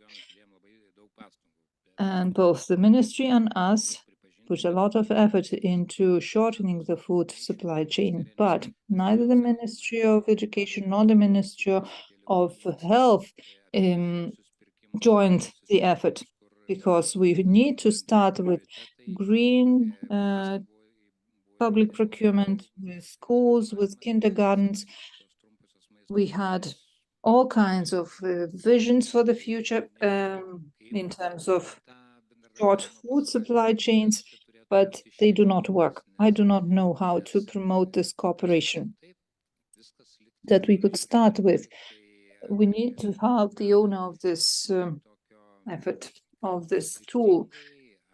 Who could this be? We do talk a lot about that, but we do not have a clear direction in which we all should be moving. Are there any questions in the audience? Yes, there are questions in the audience. I will ask my colleague to bring the microphone.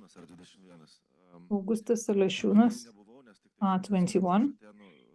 I missed the first session because I came straight from the airport.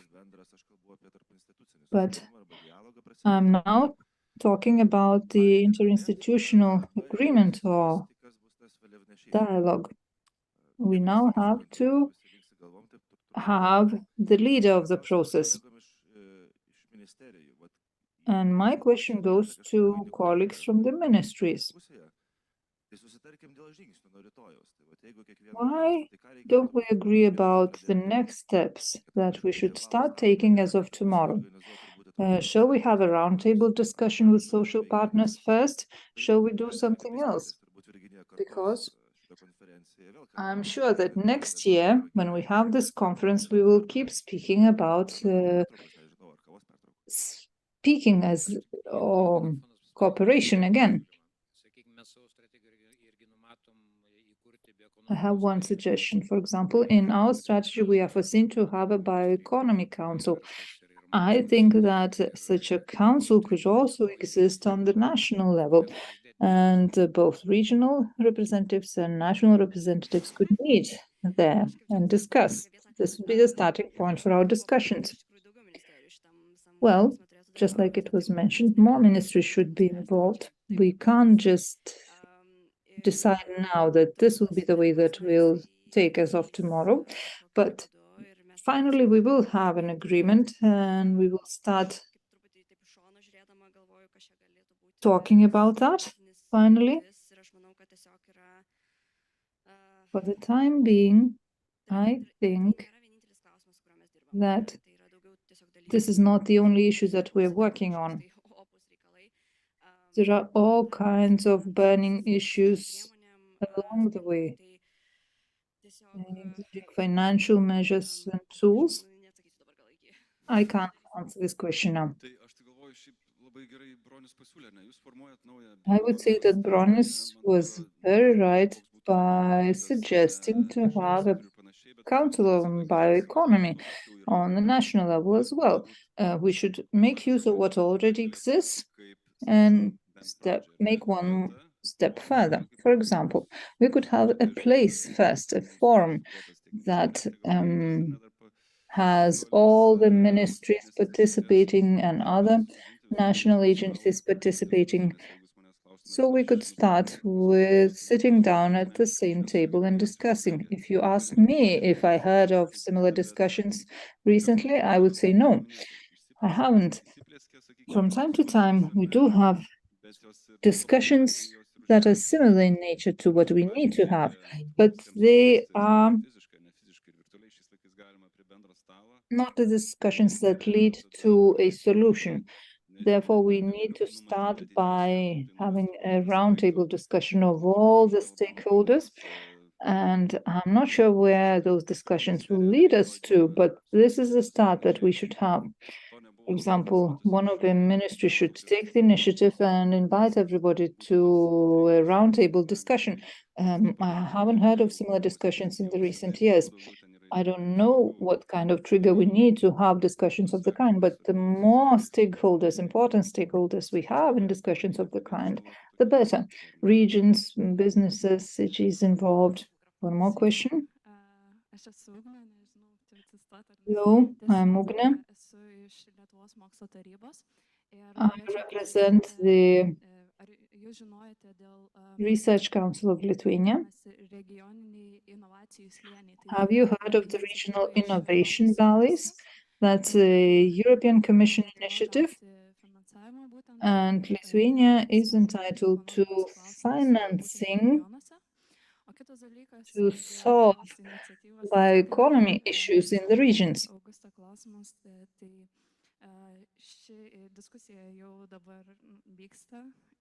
The discussion is already ongoing on the issues, and I'm sure that it will become more and more intensive with time. Soon we will start with interministerial discussions, and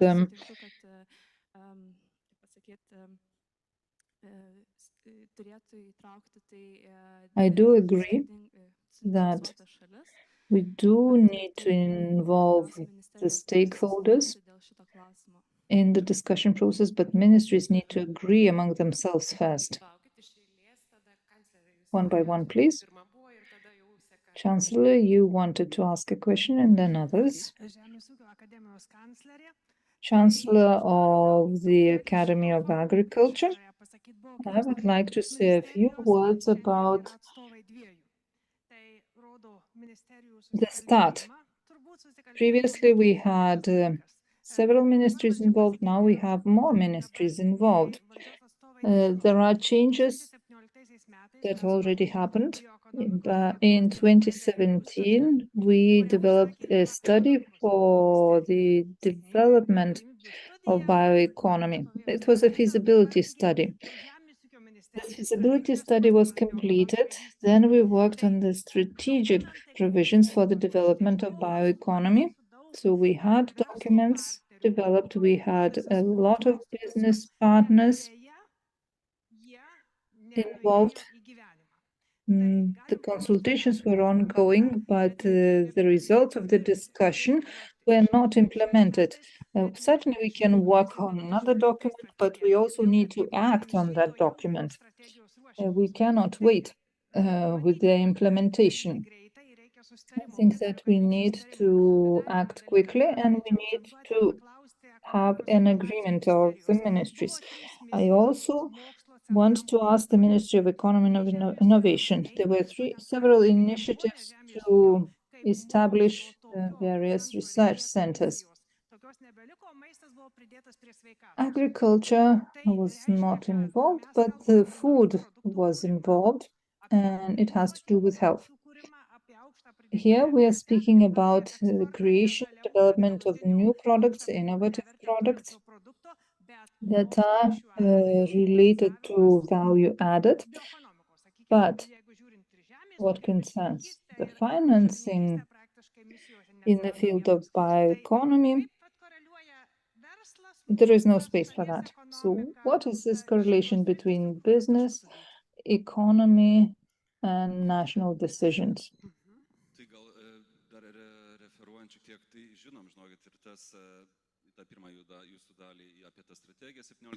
We are aware of the strategy for 2017.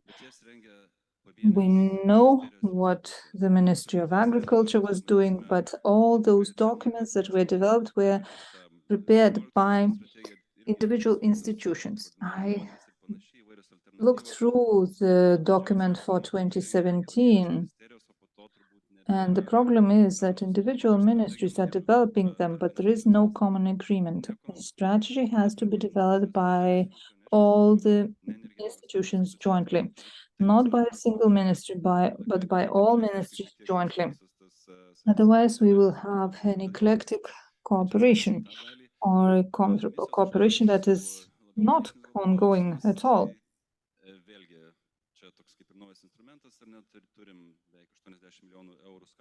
We also have almost 80 million euros to promote innovations. We have a lot of expectations related to those missions. We said that we need smart specialization, biotechnology, health technology. And as a result of all the discussions and suggestions, as a result of all the expertise, we decided to approve of the three fields: cybersecurity, safe Lithuania, secure Lithuania, and health. We do not have money enough for everything, and we never will have. Therefore, priorities need to be set. And certainly, the missions could also cover part of bioeconomy. But just like I said, these were based on local initiatives, and every time we have a mission, every time we think of something, we need to think of some core issues centers, core centers that need to apply with us, and then we will select the winner to act. The competition is really high and we will never be able to meet all the needs. But I'm sure that next time we announce an instrument, a mission-related instrument, we will also think of bioeconomy. But we still have an instrument of 100 million euros that can also involve bioeconomy representatives who are eager to develop innovations. Thank you very much. The idea is really good. We always expect ministries to organize things, to show initiative, but the initiative that comes from regions is also very important. It would be great if regions could create clusters, for example, and then we will join the initiative. If you have suggestions, please do come up with suggestions and we will be looking for money to implement it. We cannot generate all the initiatives and to know it all. This is why in both interinstitutional and broader cooperation with all departments partners is extremely important, because we cannot know everything, we cannot cover it all, and cooperation is the key word today. So it takes more than two to tango. There were other questions. I agree with what Mayor has said about regional specialization. Before the pandemic, I also participated in the process. I had a chance to work on the specialization plan for Tauragė region, and bioeconomy was one of the things included. All the things that you're saying are good, but today you're only speaking about two regions, two statistical regions, but I assure Mayor that all those initiatives should only go to the two regions that you have mentioned, or maybe we also need to have the traditional 10 regions, the councils of which are working on the renewal of traditional plans. In Tauragė region, our new strategy doesn't include anything of what we are discussing today, but what about your region? We have a plan to implement this strategy. Still, as I mentioned, we do have a number of European tools and measures. We have associations that we participate in. We also participate in a number of European projects, but they are soft projects. They are related to the dissemination of good practice, exchange of good practice, and association cannot be eligible for a business investment. I think that our government could have at least tried to allow regions to develop their specialization policies and to implement those policies, or at least to have a pilot project in Tauragė or Klaipėda region. Here we all need to admit that we all think we know best. I used to be a minister, I know, but back then I thought I know best. There is that syndrome of knowing best. Central government doesn't want to trust regions because it thinks that it knows best and can choose the right measures and tools best. Maybe in the future the situation will change for the better. And this is not only the problem of Lithuania. Other countries have it too. I do know that ministerial representatives are doing their best and with the goal in mind. We need to go down to the regional level, municipal level. People there do know what they need. Klaipėda region is a specific region because it has fisheries and blue economy. We, as the region, wanted to have a meeting with policymakers and to make sure that all those aspects are also reflected in our national strategies. For example, blue economy, marine economy is not being mentioned on the national level. I do understand that this is not that important on the national level, but still, we are a marine state, and blue economy must be important for us. We have to find a way to agree. Our association is a voluntary association. We do find money in our budget to support our association. We started with airports, but now we're doing more than that. We do have public transport zones formed and other initiatives. But for us to succeed, we need some effort from the national government as well, so that they wouldn't keep telling us what to do, when to do, and for how much. Thank you very much. Our time is up, and we still need to have a break before our final discussion. We already see a kind of overall trend.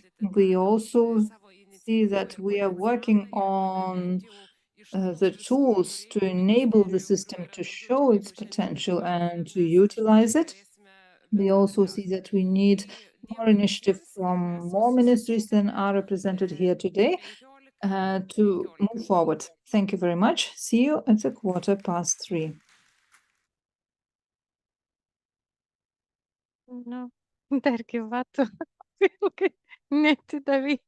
Gerai, dabar aš jau varysiu. Kai duosiu jau. Na gerai, pailsėk. Iki. Aha, eik. Iki.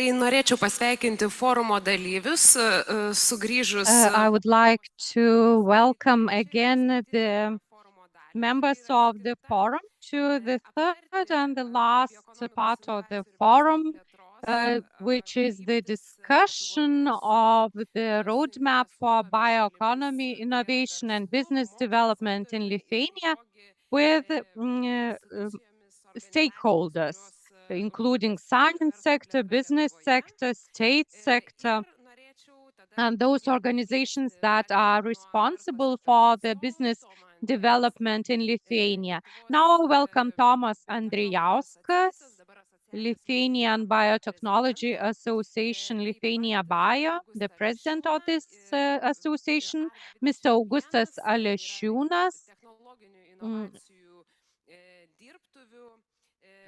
the representative of Agri-Food Tech Development House, R21. We also invited producers. I would like to invite Ms. Elina Barauskienė, who is manager of agricultural technologies and producer of more sustainable organic food Auga Group. And I would like to invite the representative of the group of wood industry companies, Mr. Donatas Venšneideris. He is the director of VMG Lignum Systems.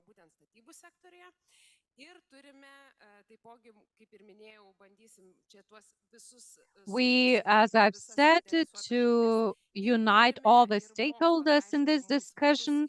So, of course, science sector is also very important for innovations. So I invite Ms. Astrida Miceikienė,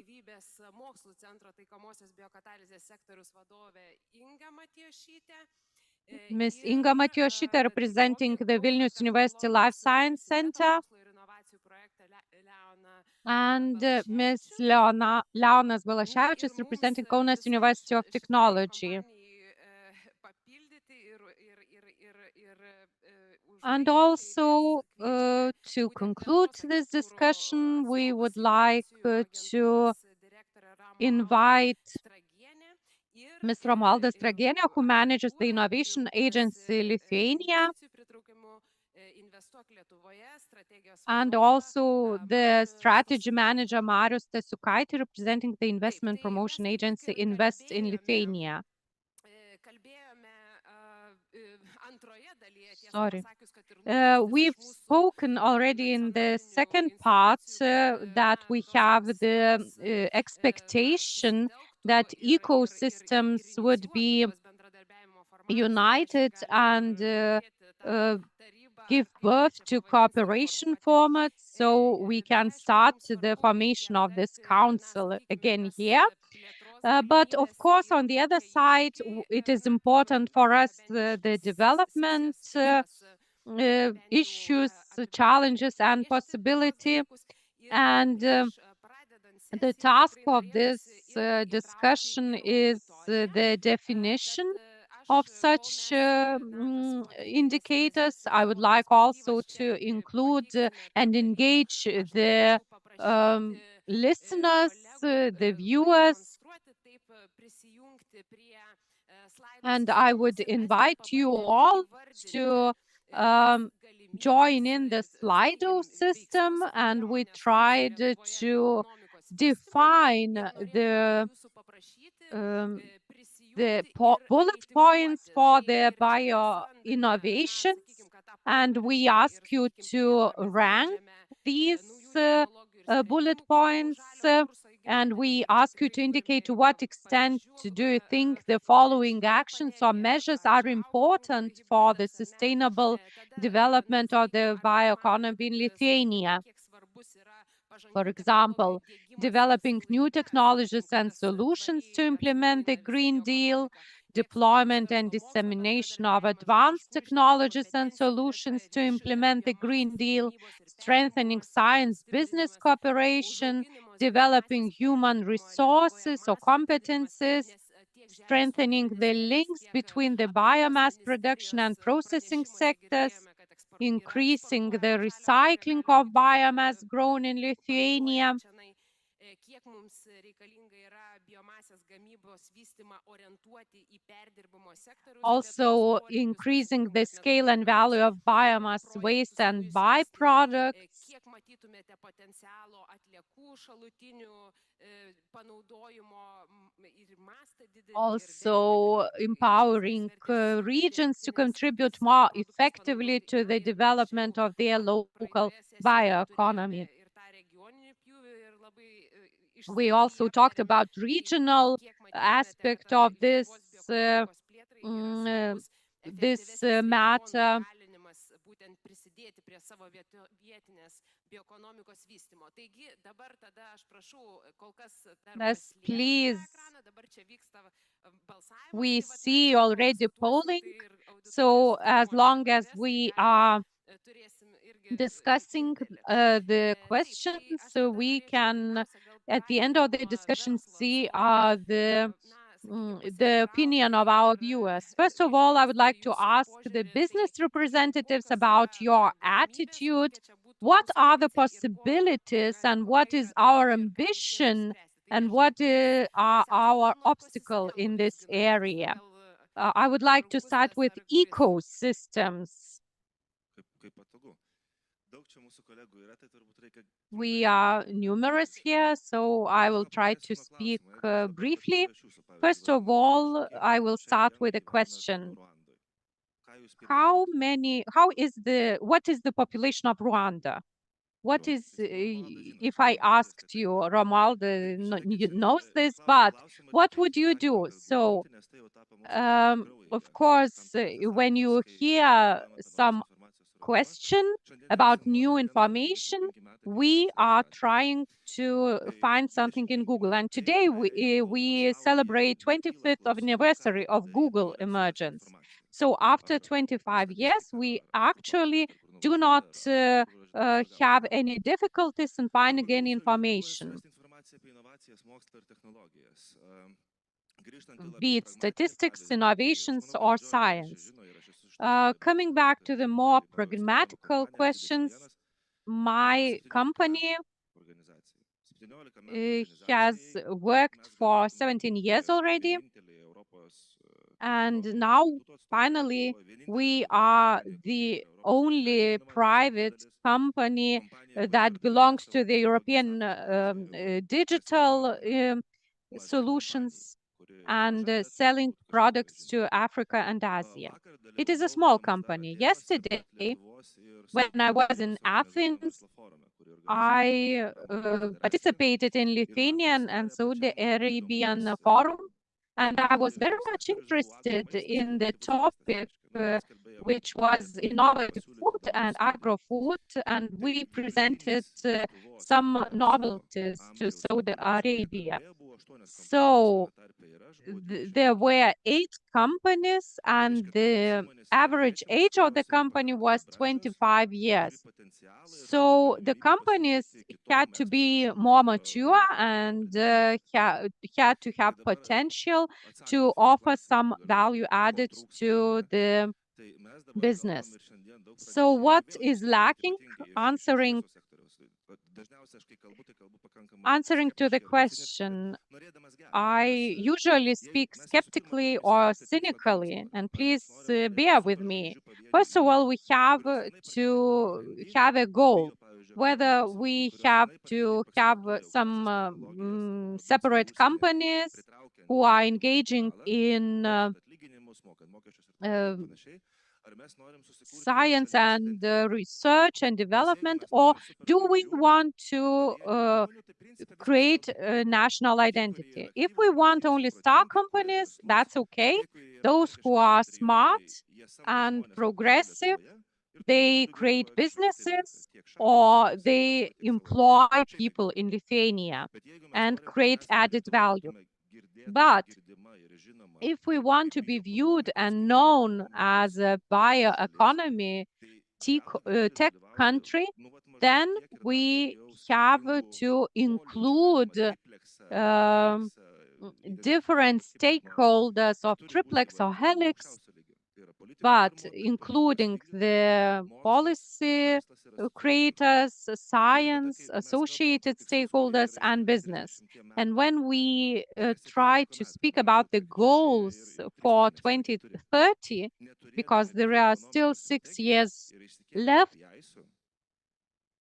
without having a bioeconomy strategy and KPIs, we are not going to be quicker or more progressive than Google Corporation. First of all, we have to understand what we want as a country.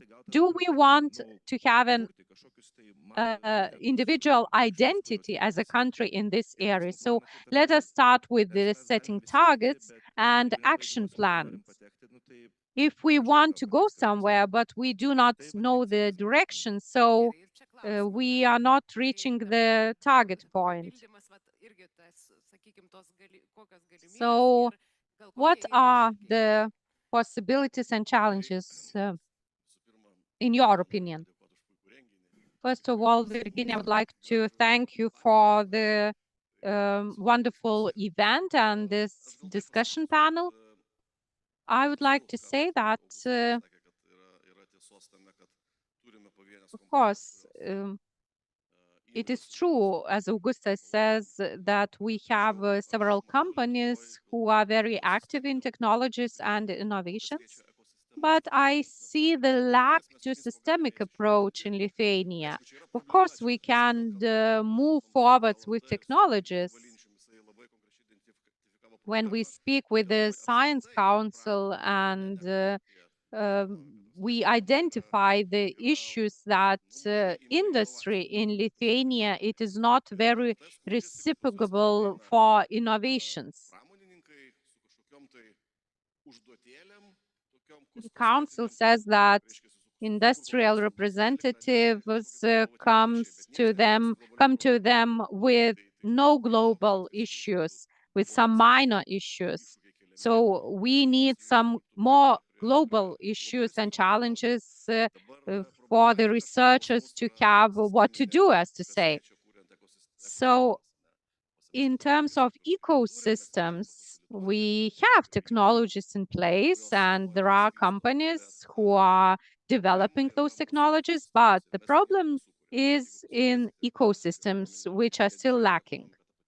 If we speak about circular economy, we have Germany and Denmark, where different ecosystems work together and complement each other.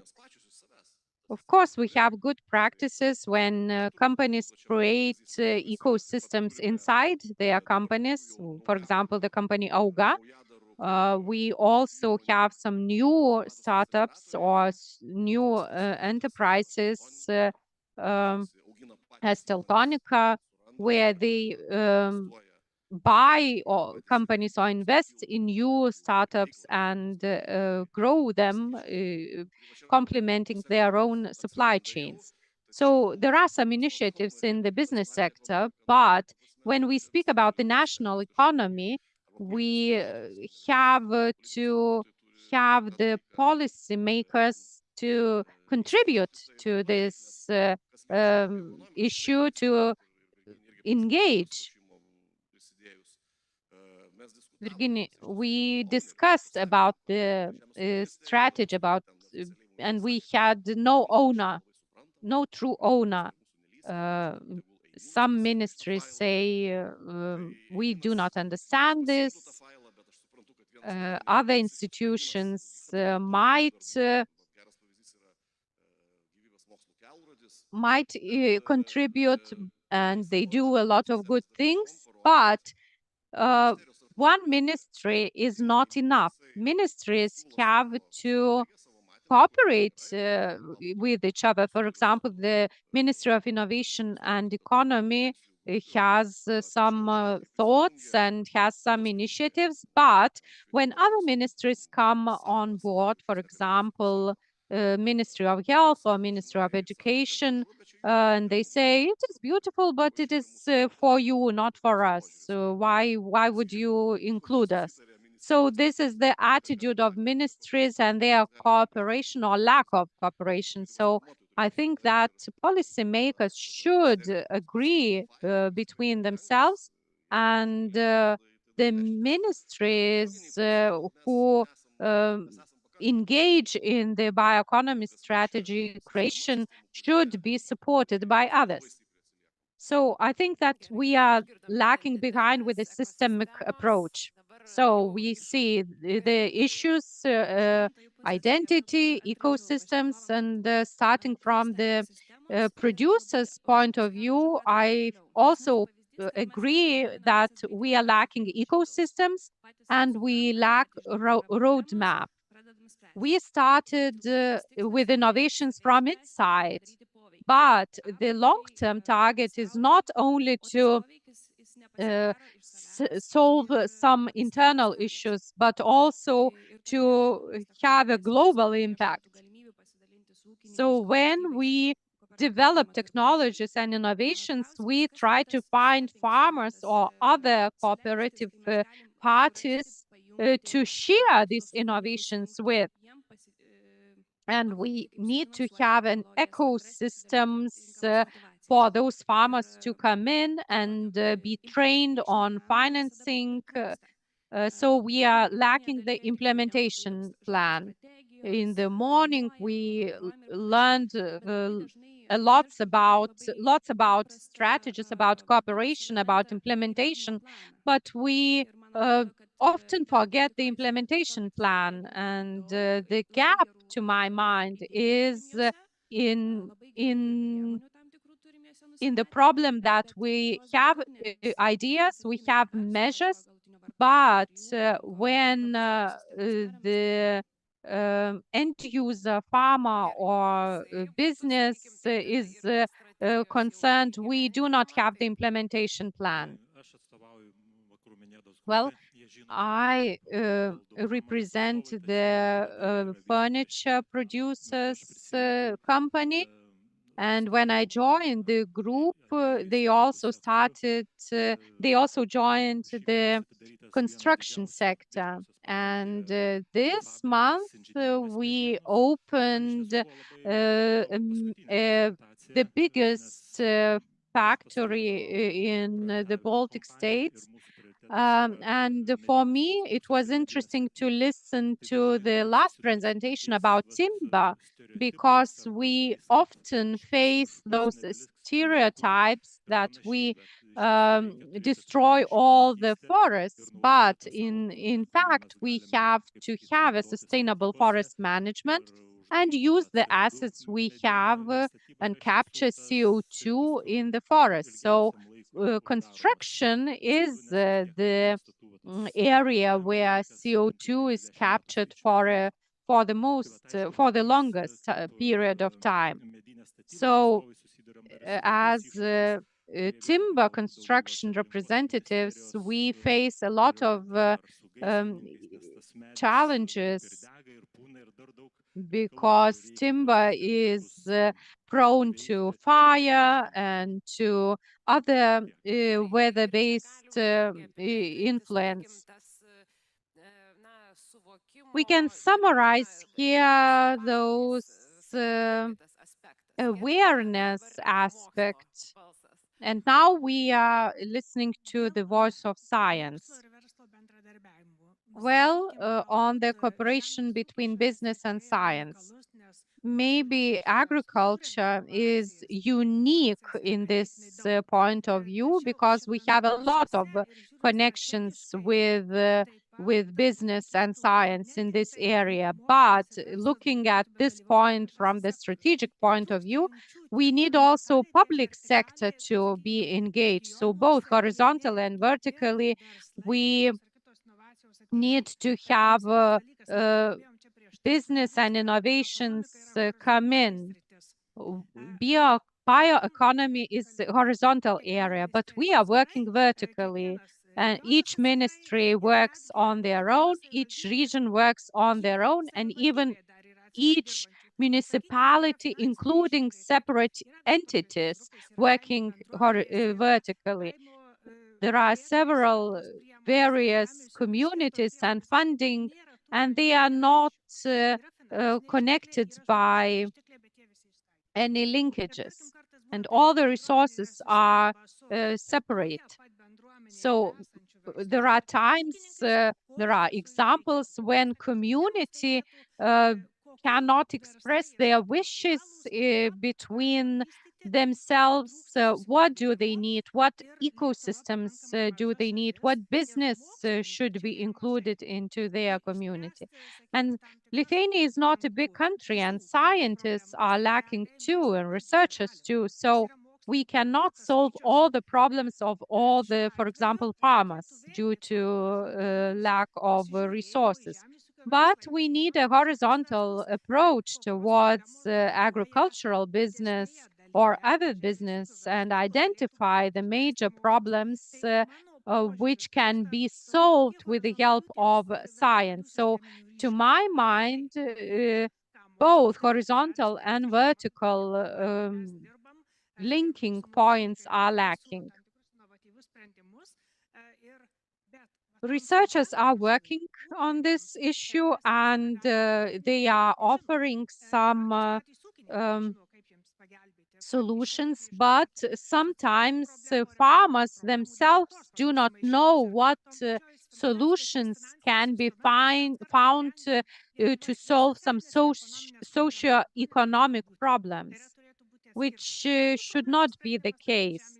Social problems should be separated from the economic problems. However, the situation is as it is, so I think that setting the links, the interfaces, because we must find out what areas are key for Lithuanian, as we are not going to develop the entire bioeconomy strategy or roadmap in Lithuania.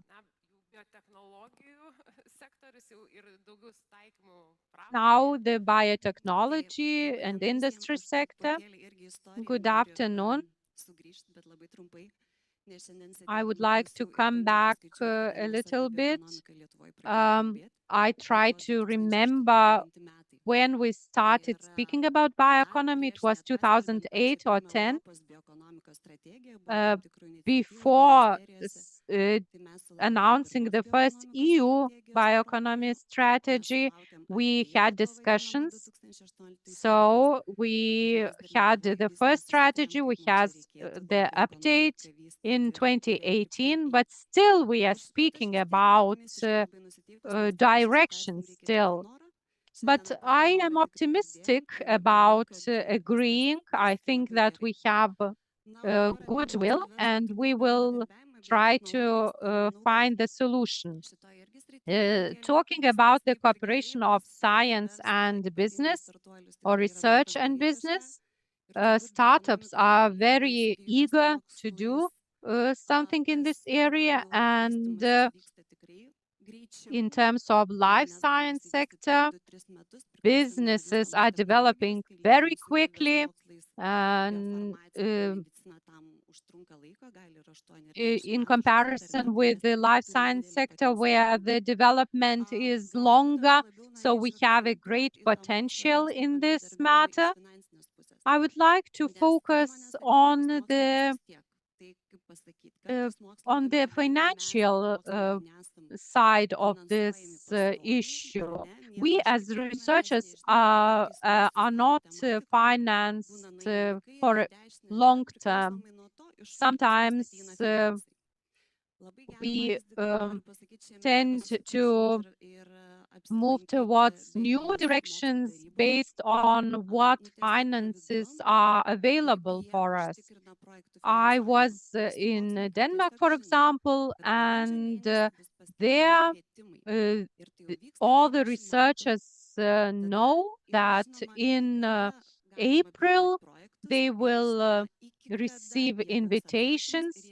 They know for sure that they go when they are going to get the funding, and every year this timetable is going on and repeating, and they've been doing this for 20 years already. So in 2 years, they can find the idea, find the business, and create the implementation plan.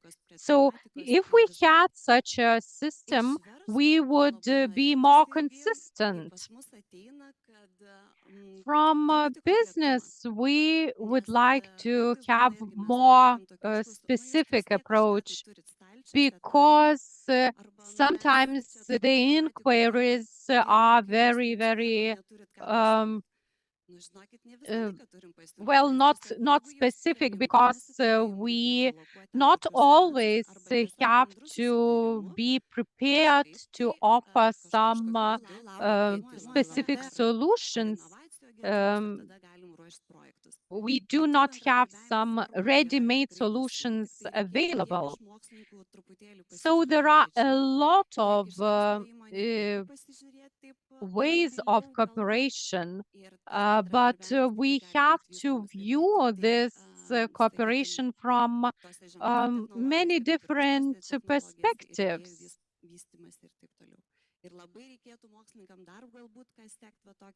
And of course, we have to follow up the global trends.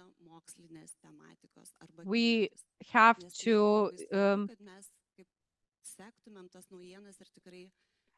to monitor the news, and we also must focus on the innovations just from the start in Lithuania. Good afternoon. I would agree with all the remarks. We must remember, however, that Lithuania belongs to the Nordic Eastern region, which is very similar between the countries, but also different. And when we had the guests from the USA,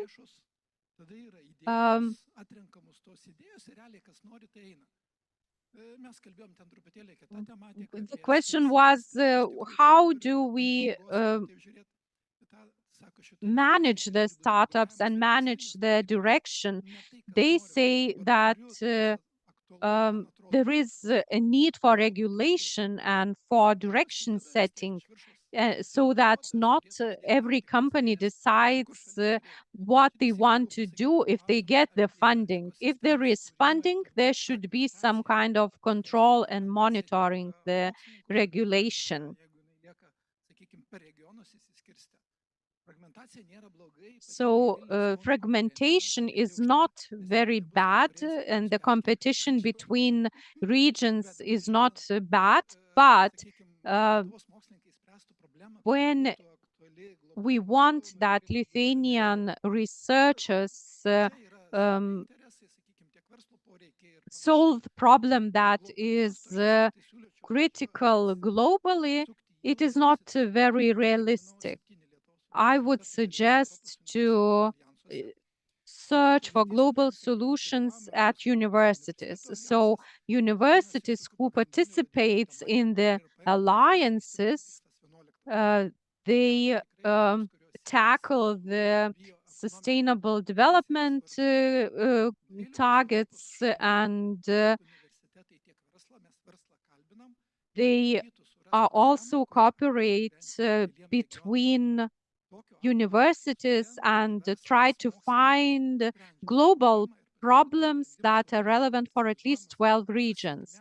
And the solution then in turn can be more beneficial for the global aspect. So this element is very important, and I would like everyone to remember it. Also, I would like to react that it is not as important to have a sustainable funding for researchers, but it is also important that business can access the funding resources. especially for research, development, and innovations. Because we see in recent years that there is a shortage of funding for business, and contracts are struggling because there are issues, there are financial issues, and there are not enough available funds for business. And universities can support business in application processes. I wanted also to react to the remark that business was without funding for some time. It was like this, but that was only regional problem. And there are no policy makers here on this panel, so we can speak about them or find out solutions where they must implement them. And we must talk about non-cooperation, both horizontally or vertically. And our agency is a good example. Three agencies were united, and one-stop shop was created for business. And everyone can get support in our agency. It should be like this. But if some farmer comes in, even the largest farmer in Lithuania, he will not become the client of ours because we cannot give the grants to farmers. There is another agency, another system, and of course, the farmer can register his own company, and he has to pay taxes as an usual business, and then he can become our client. Another example is lyophilized berries.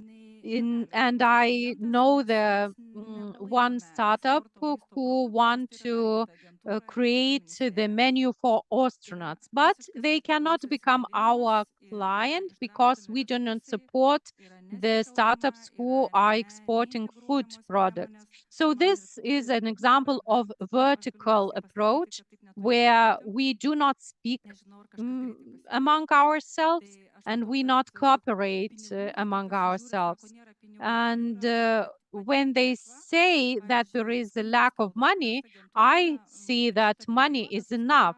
For example, during the last reporting period, Lithuania gets 7 billion euros, and we would get 700 millions.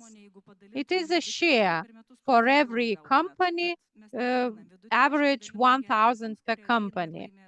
But we give money not for everyone, but for the best who are successful in our tenders. And when we see the Horizon Europe, they get 9 billion euros. So much money in that pocket, and we can support, we can advise where to go, but we are not able to help all the customers, all the companies.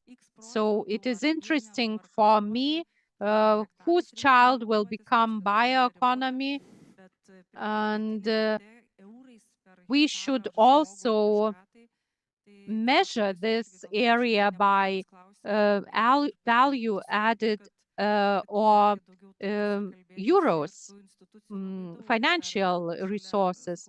Of course, there are a lot of institutions and sister agencies. So the question is, what are you doing? It is a good question, and I would like to view this discussion as a simple speech from the point of view of foreign investments. Is Lithuania compatible with global investments? Speaking about the first questions, is it worth investing in Lithuania?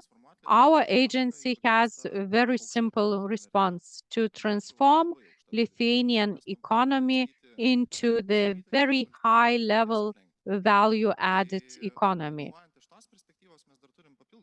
From this perspective, we also have additional criteria, and we see that the investment would lead to sustainable job creation and contribute to Green Deal, to green transformation, to add to new innovations and business trends. I would dare say that there are investments, there are potential investors who comply with these criteria. So another question is, what are the niches for Lithuania? And speaking about this, I would set two criteria. It is not important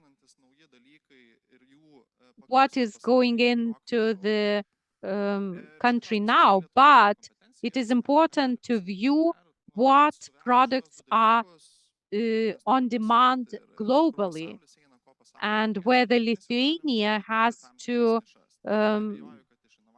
these products available and can offer them.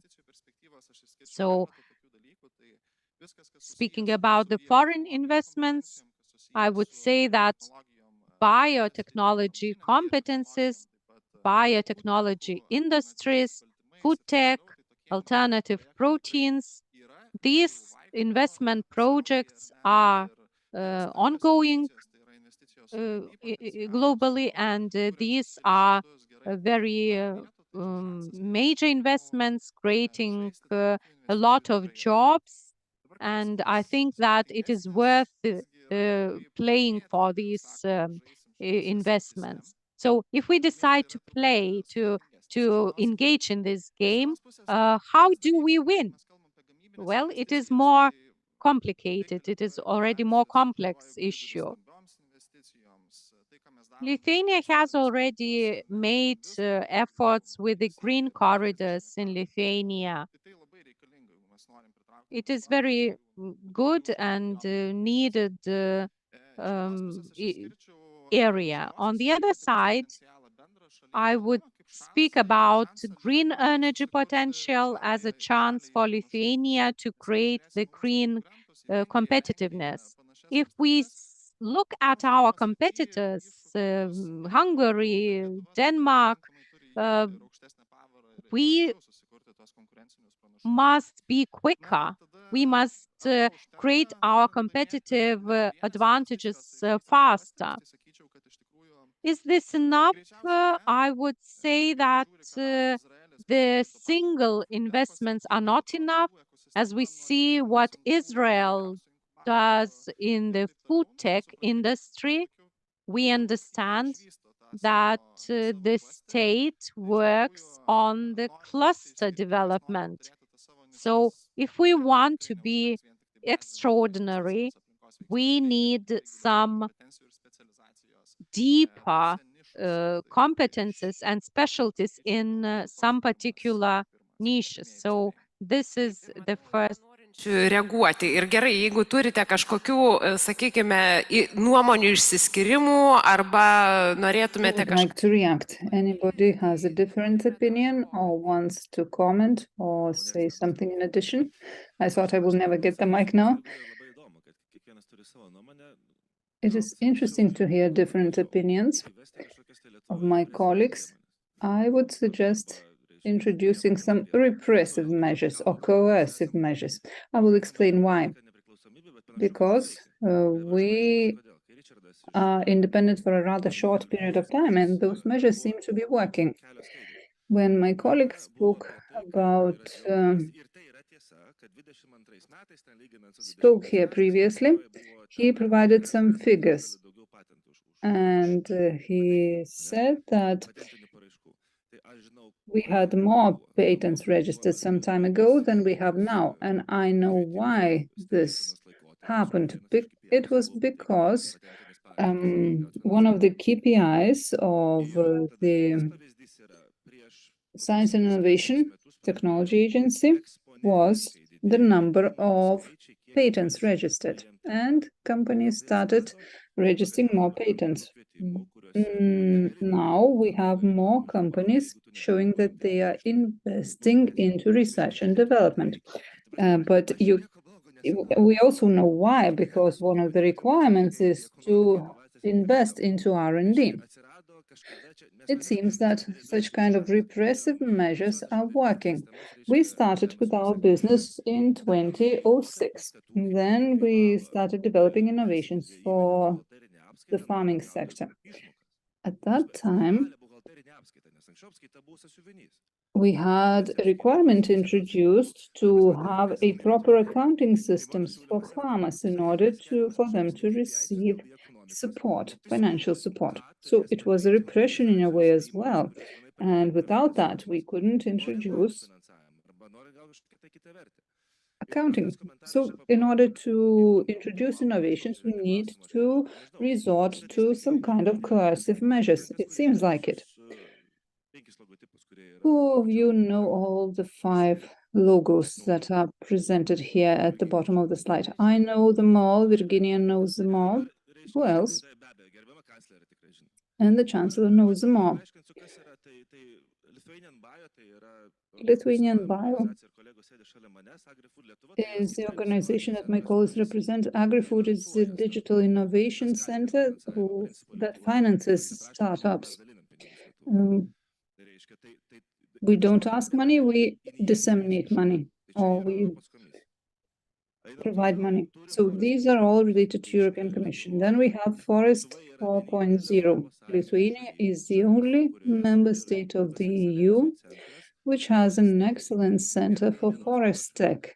No other country in Europe has such a unit. It is part of Bioeconomy, who is financing its operations, the European Commission and one more ministry, 20 million euros and startups in the forestry sector. Lithuania is the only one in the field in Europe. ASIT, European Digital Innovation Center.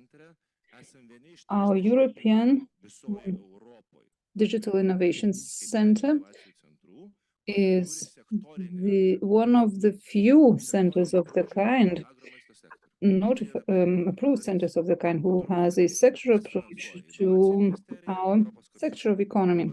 Who is financing it? The Ministry of Economy and Innovation and the European Commission. Then another one, an initiative of CO2 credits. It's one of the few projects in Europe, the only historical project that is being coordinated by Europe, and the only project where only Lithuanian consortium partners are participating. The European Commission and the Ministry of Environment are financing it all. So, to sum up, vertically, we have a lot of initiatives, and they are being financed by using all kinds of methods. And we do not need a holistic method to finance the sector of bioeconomy. People have to be creative. They have to know which indicators to use to get financing from various sources. But coming back to the beginning of our discussion, what is the goal?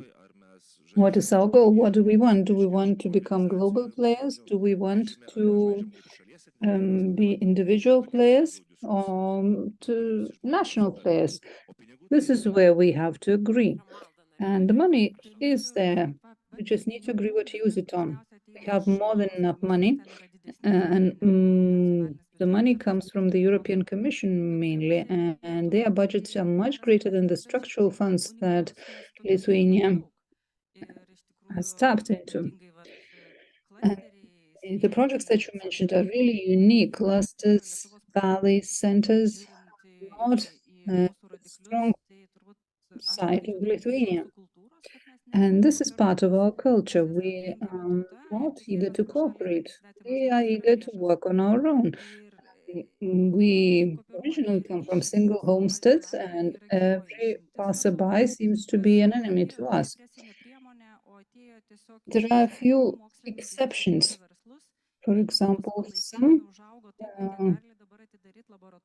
some scientists created companies, and now they have a chance to open up a laboratory in Taiwan. But they are the leaders in that small niche. Lithuania is a sandbox where you can play and then create something and take it out into the world. We will not become major market players because this niche is already taken globally, but we can still experiment in our sandbox. And laser is a niche product, but when you become a leader in the world, then you are wanted all over the world. All the projects, all the ministries, they want to have something to do with lasers because they are wanted globally. Thus, we need stories of the kind, examples of the kind for others to follow. Certainly, we may start by cooperating with Europe right away. There are regional centers, as it has already been mentioned, and there are countries who form clusters, who are looking for partners. And speaking of circular economy, if we can't achieve much in Lithuania, we can go out into Europe. And maybe our single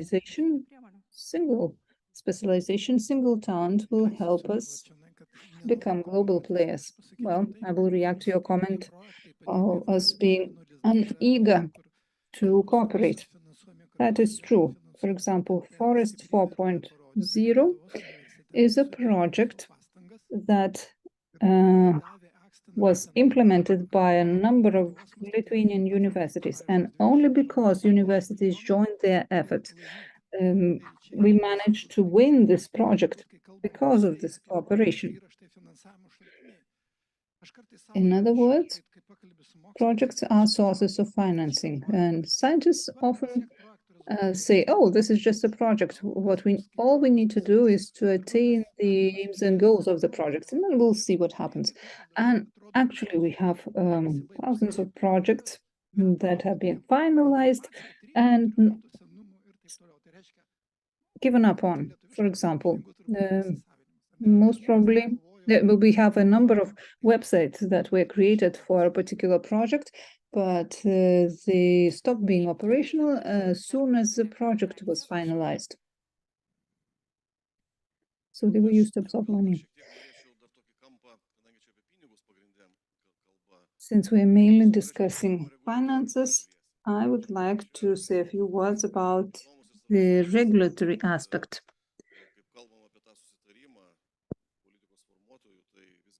We are speaking about the need to reach an agreement among the policymakers, and regulatory issues become really important.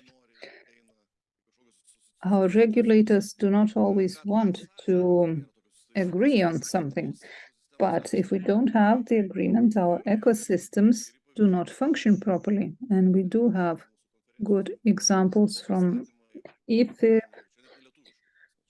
conference. We had both Lithuanian and German and Scandinavian companies participating there. And there is a paradox. For example, the financing comes for innovations from European and structural funds. And then, despite the fact that innovations are being created, then the regulation stops it from being used. For example, microorganisms or fungi have been created to grow meat, to replace the organic meat. In Europe, we have a very strict regulation, excessive regulation that does not allow the companies who develop the innovations to develop their business further. They receive the financing to develop a technology, but the excessive regulation does not allow to use them here in Europe. And then those innovations end up in America because America has lower regulatory threshold. So innovations are being created in Europe. They're not used here because of excessive regulation, and as a result, they end up being used in America. This is a problem of the whole of Europe, but this excessive regulation is extremely important. Our association, Lithuania Bio, also has members who are working in green bioeconomy sector, and they, for example, develop products that can replace fertilizers, and they are based on new generation technologies, relatively safe technologies, but they cannot commercialize those products because of the regulatory barriers. In order to commercialize those products, they have to carry out huge amounts of research, and it takes forever. It costs $500,000 euros, and the product is not worth commercializing as a result. What do I mean by saying this? I'm saying that excessive regulation does not allow us to introduce innovations. And for example, the breakthrough in the field of fintech is a good example. The Bank of Lithuania one day decided to open up the door to fintech companies. By opening the door, the Bank of Lithuania reduced regulatory requirements, continued the supervision, but reduced regulatory requirements, and as a result, Lithuania is second in Europe according to the number of fintech companies. That is a very good example that could be followed in other areas as well. We just need to agree on the rules, lower the regulatory threshold, and we will have a wonderful result. We do have money for that, but the agreement on the top is really needed in order to achieve a breakthrough.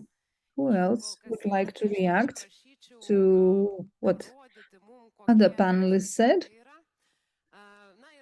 If no one wants to contribute, at this point, let us have a look at the results from Slido.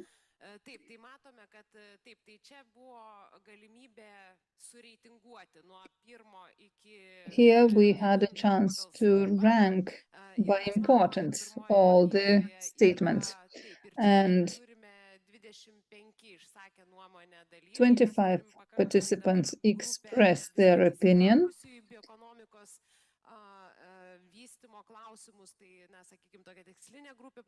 We have a target group participating here in this audience, and we see them saying that strengthening the cooperation between science and business has been ranked as number one. Then development of new technologies and solutions for the implementation of the Green Deal is ranked as number two. All this is in line with the presentations that we had during the first session of our forum.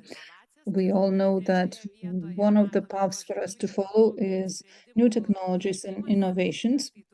Also, introduction of advanced technologies and solutions seems to be important for the implementation of the Green Deal.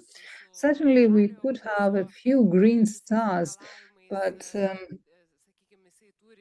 this alone is not enough.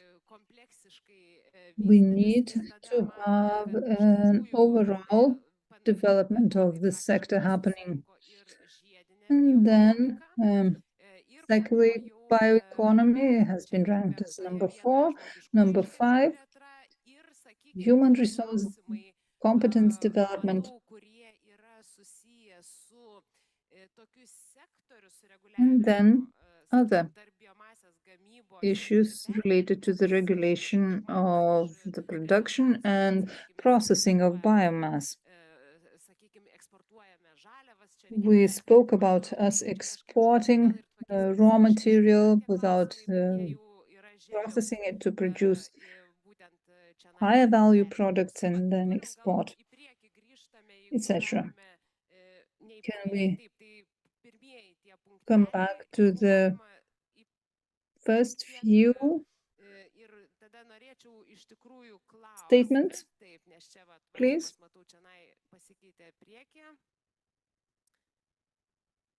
Taip, tai mes matėm, kad tai yra būtent mokslo verslo bendradarbiavimas ir būtent technologijos. Coming back to the first few points, number one is cooperation between science and business, strengthening this cooperation, development of new technologies and innovations. What would you say about this ranking? How do you see it? Are these the right guidelines to follow? Because there were some specific issues that we discussed here today. Where shall we start? Shall we start with you now? Sureaguosiu dar čia į prieš tai buvusius pasisakymus, prieš peršokdamas prie šitų krypčių, ar ne, tai... Before I start answering your question, I will say a few words about Lithuania's choice for the future. Shall we be global players or shall we be local players? I think that we have to be aiming at becoming global players. If we don't have a potential to become global players, maybe this is not the right area to focus on for us. Now, what concerns regulatory environment, certainly we have to take care of that. And I think that we are lacking focus on issues that are related to cooperation and development of innovations. The state has to be better as a regulator and to offer some fast-track procedures and act as a sandbox. But for that, you have to be at the frontier of innovations and technologies in order to understand what is happening. Certainly, we do need a well-functioning ecosystem, and the things that we're discussing are not being reflected in it yet. And I think that the topic of the Green Deal is extremely important. We need to start developing solutions to implement the Green Deal, and that area can offer a lot of prospects for Lithuania. We have to start thinking of what to invent in this particular field and thus gain a competitive advantage. I think that whether we speak about a niche solution or any other solution, we need to focus on that, on something that we can develop as a country and become a leader.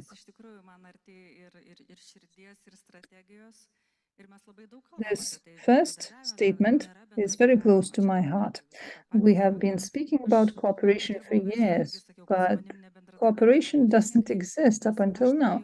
When I was in business, I was complaining about the lack of cooperation. I want a prototype as a business representative. They want an article, a scholarly article as soon as possible. And our goals differ as a result. More than half of our financial measures are focused on innovations. Companies have to work on innovations, to have scientists working for them, and to prove that they're doing scientific work. I already heard that Kaunas is not willing to accept new business ideas, especially if they come from Vilnius. I'm joking now, but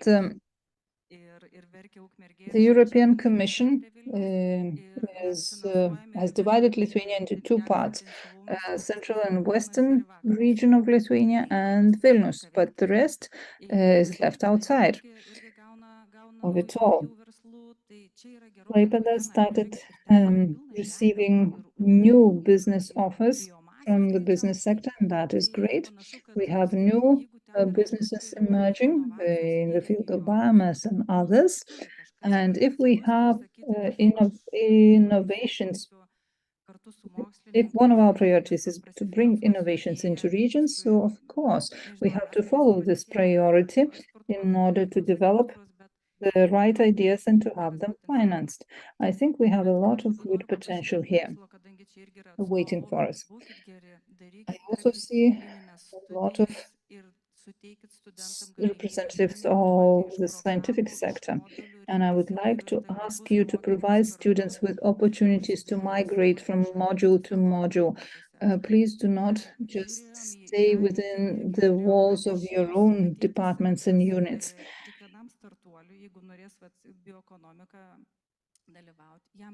Let's say we have a startup. Every startup will have an IT person, a biologist, and a technologist at least to develop innovations. Then they will need a salesperson, a marketing person, etc. And if they don't have time to meet and make friends at the university, then they might have hard time finding each other later in life. There are all kinds of ways to connect your students. Make your students multifunctional. Make your students able to do more than one thing, or at least able to find the specialists among their fellow students that they really need. So one of my wishes would be to have students cooperating. Thank you for mentioning this. Interdisciplinarity is something what universities are open for. For example, universities have product development projects, and those product development projects, they have to involve students of more than one specialty. There are also micro-credentials of European universities. For example, a person needs competences, microcredits, and a person can get all those microcredits from universities, any European university. Usually, we speak about the painful points. I would choose for point number 5. The situation varies a lot in different sectors. Biotechnologies, also the biotechnology sector also involves a lot of young people, but the generational problem is rather acute in a number of fields. Whenever you go throughout Europe or throughout the world, you see companies and institutions saying we need people, and in order to prepare young specialists, we need 3 years at least. If we only now start thinking of how to attract young people, we will lose the impetus and we will miss the point, and some of the fields will die of natural causes. But in Lithuania, we have a lot of creative and innovative youth, even though recently we see them being more innovative in the virtual environment, but not in some other sectors which require more effort, not only to work on YouTube.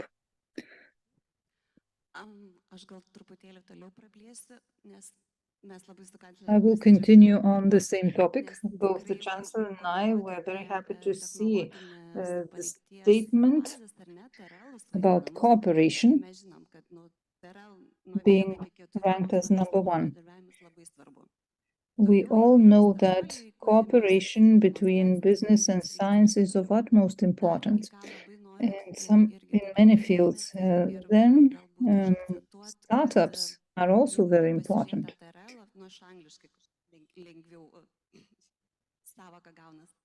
If we have a look at TRL, points 1 to 6, and if we decide to develop bioproducts, we have no opportunities or chances here in Lithuania to test them. Let's say in life sciences, if we increase something from 1 milliliter to 100 milliliters, we will be able to say that we have reached the right TRL level. But if we are working on bioproducts in the field of bioeconomy, we do not have such bioreactors of 100 or 500 liters to try them out or to test them. Other Baltic countries don't have them either. So this infrastructure is lacking, and let's say scientists have reached the level of TRL 4 or 3, but they don't have an opportunity or the conditions needed here to test them out. A bio-based European plant is a wonderful plant that we can use for the time being, and all universities are invited to join our event, the joint event that we will have in November. And still, infrastructure is lacking in Lithuania. We need more infrastructure suitable to develop bioeconomy.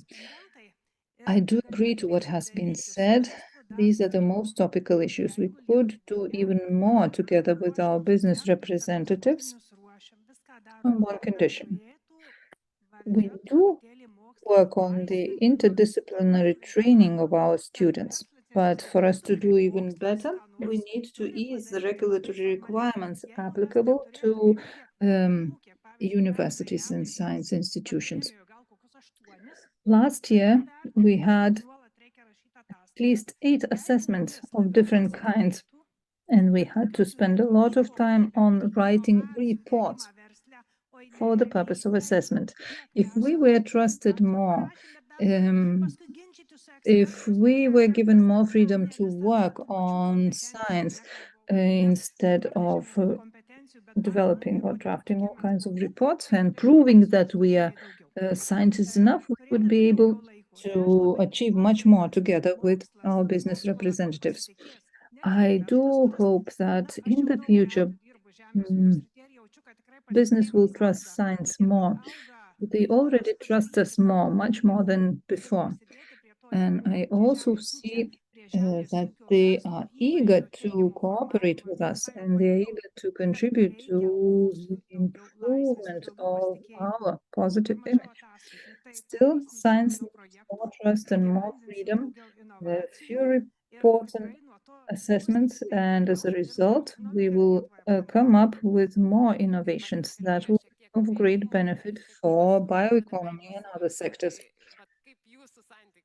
We have already started speaking about cooperation with business. Now we have a business representative. How is your cooperation with science and universities? Our cooperation with the universities is great. We are cooperating with Vilnius Technical University in the construction sector. I do represent the construction sector, and I haven't got much to do with food, but maybe we can speak about bioconstruction, which is based on wood products. Those wood products could be a product of sustainable forestry, because we have huge amounts of roundwood being exported from Lithuania, and this is raw material alone without any value added created. Why? Because we have a huge potential here. Already now we have one of the biggest plants in the Baltic countries, and in order to fully provide it with raw material, we need to actually produce a lot of wood raw material. And we would need to put a lot of effort into adding additional value added here. Same goes for wooden construction and other things. I'm trying to change the terminology what do I mean by saying wooden construction? Usually people think of a hut in a rural area if I start speaking about wooden construction, but this is not exactly the thing that I have in mind. There are all kinds of regulations and stereotypes that we have to overcome in order to achieve more. We have to make people aware of the trends in the construction sector. And here we don't even need to speak about green products. We have been speaking about green concrete and green everything in the construction sector, but wood is the only renewable construction material that we use and that we have here in Lithuania. And we should keep speaking about wooden construction. But wooden construction often is not regarded as important. Usually, we speak about traditional industry, concrete industry, steel industry, and others, and wood is not always included as a serious player. This bioconstruction could actually be an important component in the field of bioeconomy. From the practical point of view, when we ask all these questions, we need to have a goal in mind. Cooperation between science and business is important. To meet the targets to reduce CO2 emissions is important. But first of all, we need to have a goal in mind.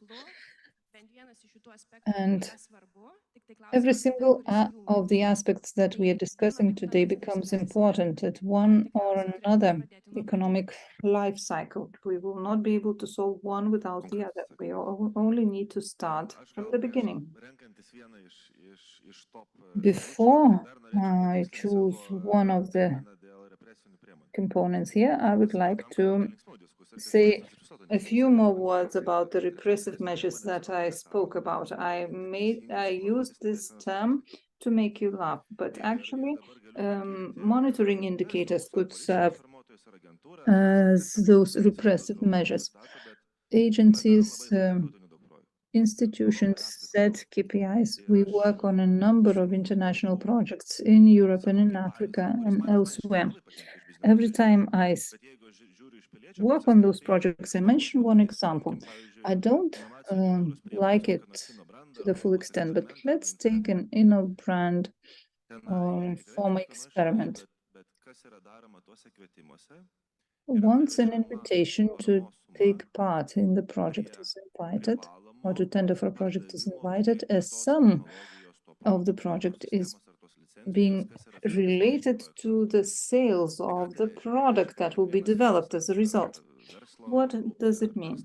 It means that every single participant of the tender has to produce a certain amount of product that was created as a result of the project that was financed. Next week, I will go to Greece again, and all the financing institutions will be there. And I will speak about a bad example, and I will use a term that the Commission representatives do not like. And the term is the drug addicts of structural funds, or money addicts, or whatever you call it. I'm investing into startups and I'm investing into agro business. I see that there are a number of innovations that are being developed, but they never end up on the market because people, and not necessarily young people,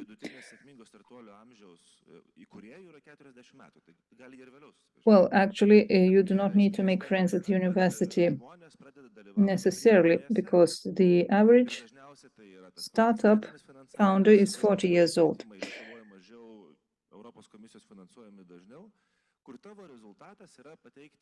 Often, the European Commission requires you to report on what you have managed to do for the money that you received.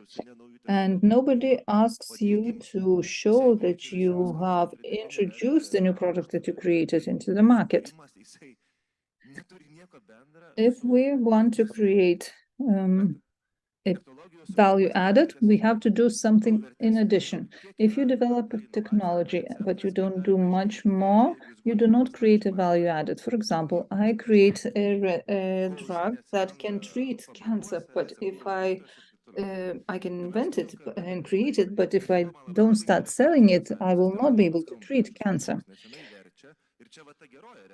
And I like the system that exists in Lithuania, which is based on key performance indicators. Maybe we shouldn't speak about repressions, but about the KPIs, which make you both work, cooperate, and report on what you have done, and at the same time introduce the new thing that you created into the market.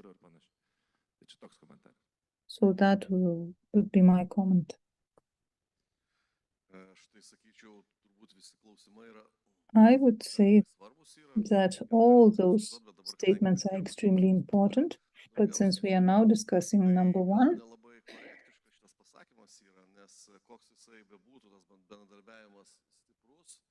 I am of the opinion that no matter what kind of cooperation we have, we can always make it better.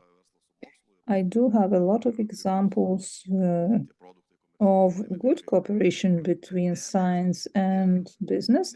Some of the products that they create are being commercialized, some others are not. But even if you fail, you still have a result which will help you correct your steps, and those corrections will lead you to success.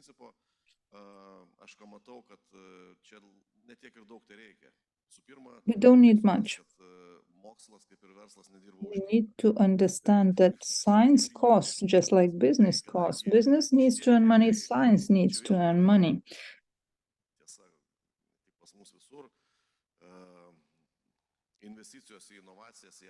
Investment into innovations and research and development are really risky. And business doesn't want to guarantee to risk on its own. Unless business knows that there will be a benefit in it. Therefore, public sector contribution is important here. Just like Inga mentioned, the consistency of financing measures is of utmost importance. This would help both science and business plan better. Romuald explained why we have some of the gaps in financing because of the budgeting period shifting. But, for example, you might have a financing measure that finances TRL 4/6, then you can create a prototype, and then for 2 more years you will have no more financing. So what do you do with the prototype that you created? You need to test it, you need to certify it, you need to start mass production, and you have no money. If the company which developed the prototype is big enough, they can do it on their own, from their own finances. But if we're speaking about a startup wouldn't be able to do it out of their own money. So consistent financing will help us improve this cooperation, and the result is also very important. The product is more important than the process. But of course, we can correct the requirements, change the requirements a little bit. For example, the KPIs can include sales revenue, export share, and other technicalities. But I think that consistency of financing is important. We already have certain guidelines, but we also had one good comment from Auga Group and from Pienas LT that it is important to have a goal in mind. We need cooperation between science and business. New technologies are needed, but we need a goal to join our efforts. And just like we said in the morning, Finland has a mobilizing goal. For example, they want to double the value added that they create by 2030, especially in the field of bioeconomy. But they have a very attractive goal, and that is good. Do we need a goal of the kind? Maybe this could help us cooperate better in the future if we have a goal for all. We do have raw material. We can promote processing. We do have the right competencies. So what should be this goal? What kind of percentage can we talk about? Because the scope of our bioeconomy and our growth rate is very similar to that of Finland. We have a very good example in the field of life sciences. We said that the growth should be 5% from we should grow to 5% of GDP. And now we have 12% of GDP, which is attributed to life sciences, so maybe we should set it at 20. I think that we need to both agree, but also calculate and forecast. We have to take into account all the circumstances. We do have an opportunity to produce innovative food, innovative products, notwithstanding the current situation. We can't move forestry or agriculture to any other country, be it America or Africa. We do have renewable resources here. We do have things to produce and things to process, and they are here. They can be transferred to another country. Let's agree not to export raw materials. But this is the point that we have to agree, all of us. Percentages are important, but if we have the overall agreement for this new approach, then this will be a good start already. To supplement what has just been said, I have been speaking about Lithuania becoming a sandbox of agro-food technologies. And the Chancellor has just said something along the line. We do have a lot of natural resources. We have wonderful soil, wonderful forests. So maybe we should take a good care of our resources in a sustainable manner in order to be a good example for other countries. But at the same time, we should also apply technologies to create a product out of those resources that we can export. This is exactly what I say about my own company. I'm saying that we are creating technologies not for blue economy, not for forestry, but for planet tech. This is our business, planet tech. I think that bioeconomy equals planet tech. If we take the sector of planet tech and develop it as our brand, we will be in a good position because not a single country has taken this niche yet.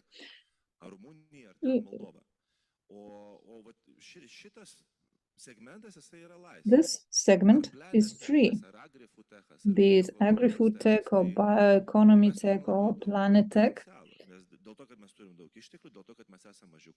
And we have a lot of potential. We have a lot of resources.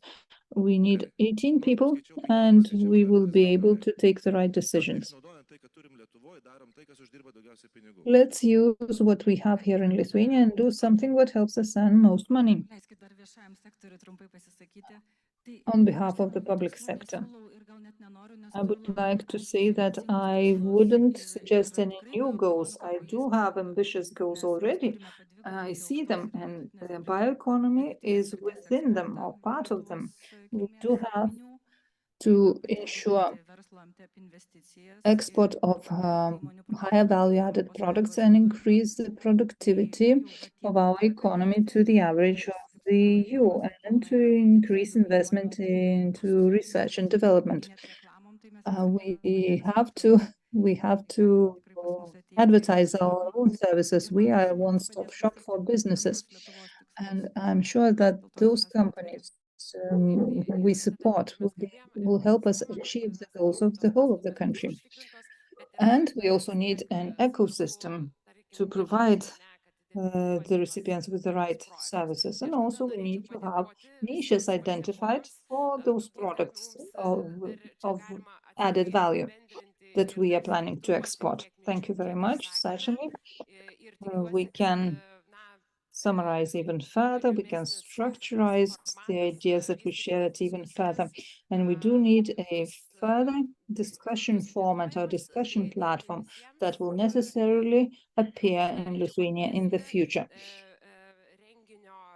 Thank you very much for your participation. And now I would like to invite the patron of our event, of our forum. Thank you very much, dear patron, for your contribution. Thank you very much, dear panelists. Tai norėčiau padėkoti ir organizatoriui, ir forumo. I would like to thank on behalf of organizers and forum partners to the patron of this forum, because we had the opportunity to invite the foreign speakers and listen to the good practices and invite all the key speakers of ecosystem. Thank you, Aušrinė Armonaitė, and please, the floor is yours.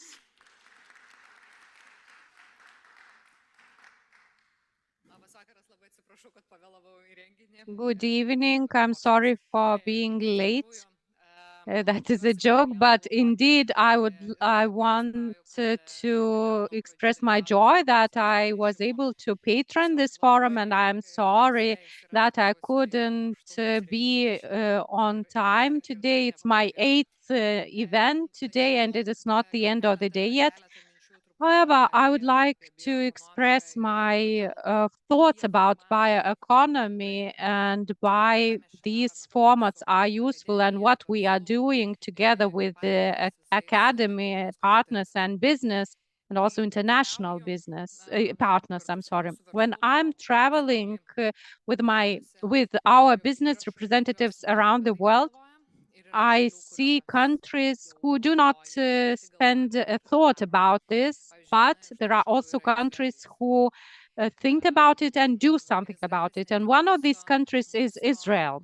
Israel does not only develop new food technologies in their country, but also proactively invest into European, African, and other countries. I think that Israel can be a role model for us. We are not the country that does nothing about it. On the contrary, we have such companies as Auga, who is one of the most innovative companies in the agro-food sector. We also have the major academia potential and the knowledge basis. We also have ambitions. I, as a decision maker, think that we lack trust in public sector, in authority sector. For example, I have one very critical example. For example,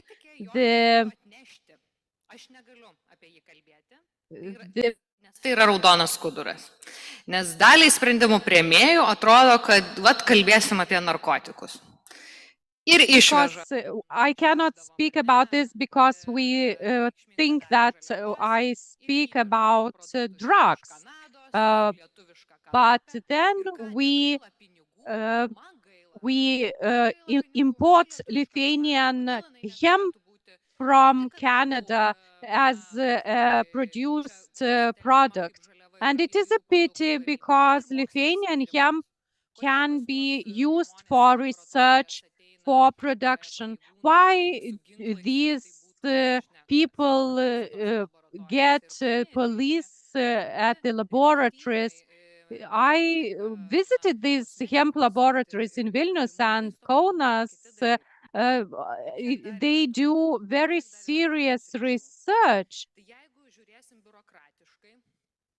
So if we see at this democratically as regulators, as those who support, who assist, businesses can speak a lot in this forum, but the progress will be moderate. And we, as the country of in-depth agricultural traditions and very innovative country, we, for example, speeded up by 5 positions in innovations today. We have it simpler. Moreover, when the European Union regulates novel food phenomena, Lithuania must be proactive, telling that, dear colleagues, Europeans, let us be open to the innovations. Let us not to overregulate. I would like us to be more proactive. When we speak about biotechnologies, I see everyone here and a lot of faces, and we spoke last week about it. I see food tech, agrotech as a part of innovations of the biotechnology sectors. There are a lot of interesting projects, and our Lithuanian businesses do a lot, and I am proud of every and each initiative. Me, as a decision maker, try to bring into political arena more trust and less I know everything approach, more openness. Sometimes it is successful, sometimes less successful, but I think that together we can be the best, actually, not the moderate ones. So regulation is one of the key aspects. Speaking about funding, I, of course, taking a great risk, but I think that there is money in various financial institutions and in the state, including our state, our ministries' measures or Ministry of Agriculture measures. There are financial tools, but it is important to have ideas and overcome red tape. Thank you very much for every day of your work. We then get it easier to make changes in Lithuania. And I hope that together we will be able to create and develop very interesting projects and surprise the world, be it cosmetics, novel food, or other things that I do not yet imagine about. I am not sure whether methane cartridge-driven tractor is biotechnology and bioeconomy. So it is important and it is interesting that we present tractor which is not less impressive than the iPhone. So together we are going forward. Thank you very much.